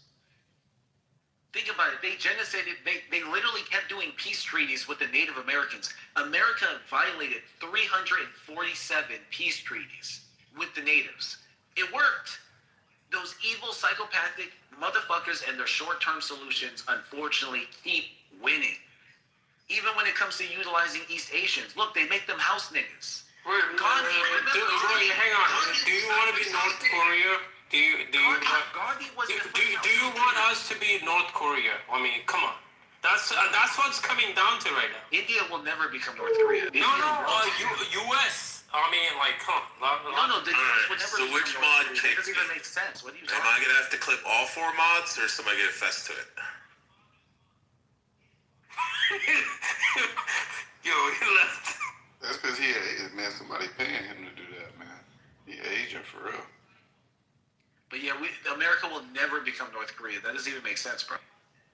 California has the 5th largest economy on planet Earth. Like, that's one state. New York City, one city, is competitive with the entire state of California. Like, there's just too much business that comes in. I just want us to get along with everyone on the planet. It's not gonna happen. It's not gonna happen. No. I mean, it has to happen. Never happen. Yo, we have a problem. I have a question. I have a question for you, JR. It sounded like you rejected capitalism. Do you think that that's a fair statement or no? No, we're not gonna get into that rabbit hole. Lots of different rabbit hole, but I just want us to get along with everything. Well, it has something to do with it. It does have something to do with it. Do you support capitalism? Do you believe in private property? I mean, yeah, capitalism is good, but it can also have a downside, right? Okay. Yeah, I mean, Do you think that it's better? It's not perfect, but it's better than the other systems that we have? Yeah, it is, and we can all optimize it. Yeah, of course. Yeah. Okay, perfect. So then that's good. So what do you think is the biggest issue right now that's keeping us not getting along? I think it's the AI is the biggest threat, I mean more principally, sorry. Can I just finish, please? Yeah, but I didn't mean that superficially. I meant more principally, ultimately the underlying. I really feel like the white collar jobs, if they get people making, I should make $200,000-$300,000 a year. Okay, if those kind of jobs get threatened, I mean, I'm telling you for a fact. Okay, we'll have a chaos in the country, because if you're not, I mean, AI is the biggest threat at this point, and I don't know what the fuck are they going to replace that with, to be honest with you. It is going to be a big problem, and politics, global politics, all these wars, choke points, I don't know. It's just so AI. We have to get along. We have to get along with every country. I really believe in that. I don't believe it. Look. So what do you think is it? But Jair, I want you to think about this. Maybe don't answer right now. Maybe it's like a question for you to really dig into. Right? Maybe take a notebook, do some brainstorming, put on your thinking cap. No, I'm dead serious though. But listen, really seriously. What do you think, hold on. So if you were to really think about the biggest problems, make a list of them, and then you said AI, you said the countries need to get along, and then just answer, do a little question, why? Why don't the countries get along? And then when you get that answer, maybe it's religious, maybe it's economic, maybe it's government belief in type of government structure, whatever that might, and just keep reducing it. Well, you don't even have to go that far, man. Clubhouse. You don't have to go that far. What do you mean? Start with Clubhouse, okay? Why? No. Clubhouse is a really good example. If you get a guy from Asia, there was a Henry over here, whatever. He's from China, whatever. I mean, the way everyone, maybe he lives in California, right? And you guys are fucking shitting on this guy just because of his accent. This is the worst kind of fucking human behavior that I've ever seen. Why would you fucking shit on a person who's got a fucking accent? Right. And so what do you think? This is the fucking disgusting thing ever. So hold on. So let's look at that. What do you think is the biggest cause of why somebody... Yeah, let's just start with simple things. Accent. someone has an accent, why don't you guys fucking give him I want you to do the job. I want you to do the work right now. What am I supposed to do? Like, am I like a fucking PM of the whole world? Like, do I run a fucking UN? No, I don't run a UN. it's an exercise. It's an exercise because listen, we want to get down to the foundations. So we in here we're on Clubhouse and we're making fun of people's accents. What do you think would be the cause of someone making fun of somebody else's accent? Yo, first of all, you check out. Let's just say someone has an accent. I've seen a lot of times here, with the American population, right? They come. The whole fucking conversation just checks out. And they don't even want to listen to what the other party has to say. This is fucking disgusting behavior. Okay, first of all, America is an immigrant country. Okay, number one, all of your parents had a fucking accent. Okay? Now, if you check out, just because someone has an accent, it's fucking disgusting. Why would you fucking do that? That's not. I hear you because look, just to be clear, because I'm gonna say some things and you're gonna think that means I agree with them. I'm just talking about reality. America as an immigrant nation, it's kind of hit or miss. This country was so racist when it first got founded that only white men, which meant Anglo, they didn't consider Irish or Southern European or Southwest European people white. Only white men who owned land, so no brokies allowed. What color is your Bugatti? Owned land could vote. Now, over the course of politics changing, etc., eventually that got extended, but mostly just because people within states wanted more voters so that they could have more control in the Fed and in Congress. But so, yeah, and then even in regards to immigration, it's like immigration has largely been they have been trying to keep it white. And even their concept of white has slowly grown. So now Irish people and Italians are also considered white, but they barely consider Hispanics white. Mind you, they're Spanish, they're white. They barely consider them white. So that's largely cultural. If you go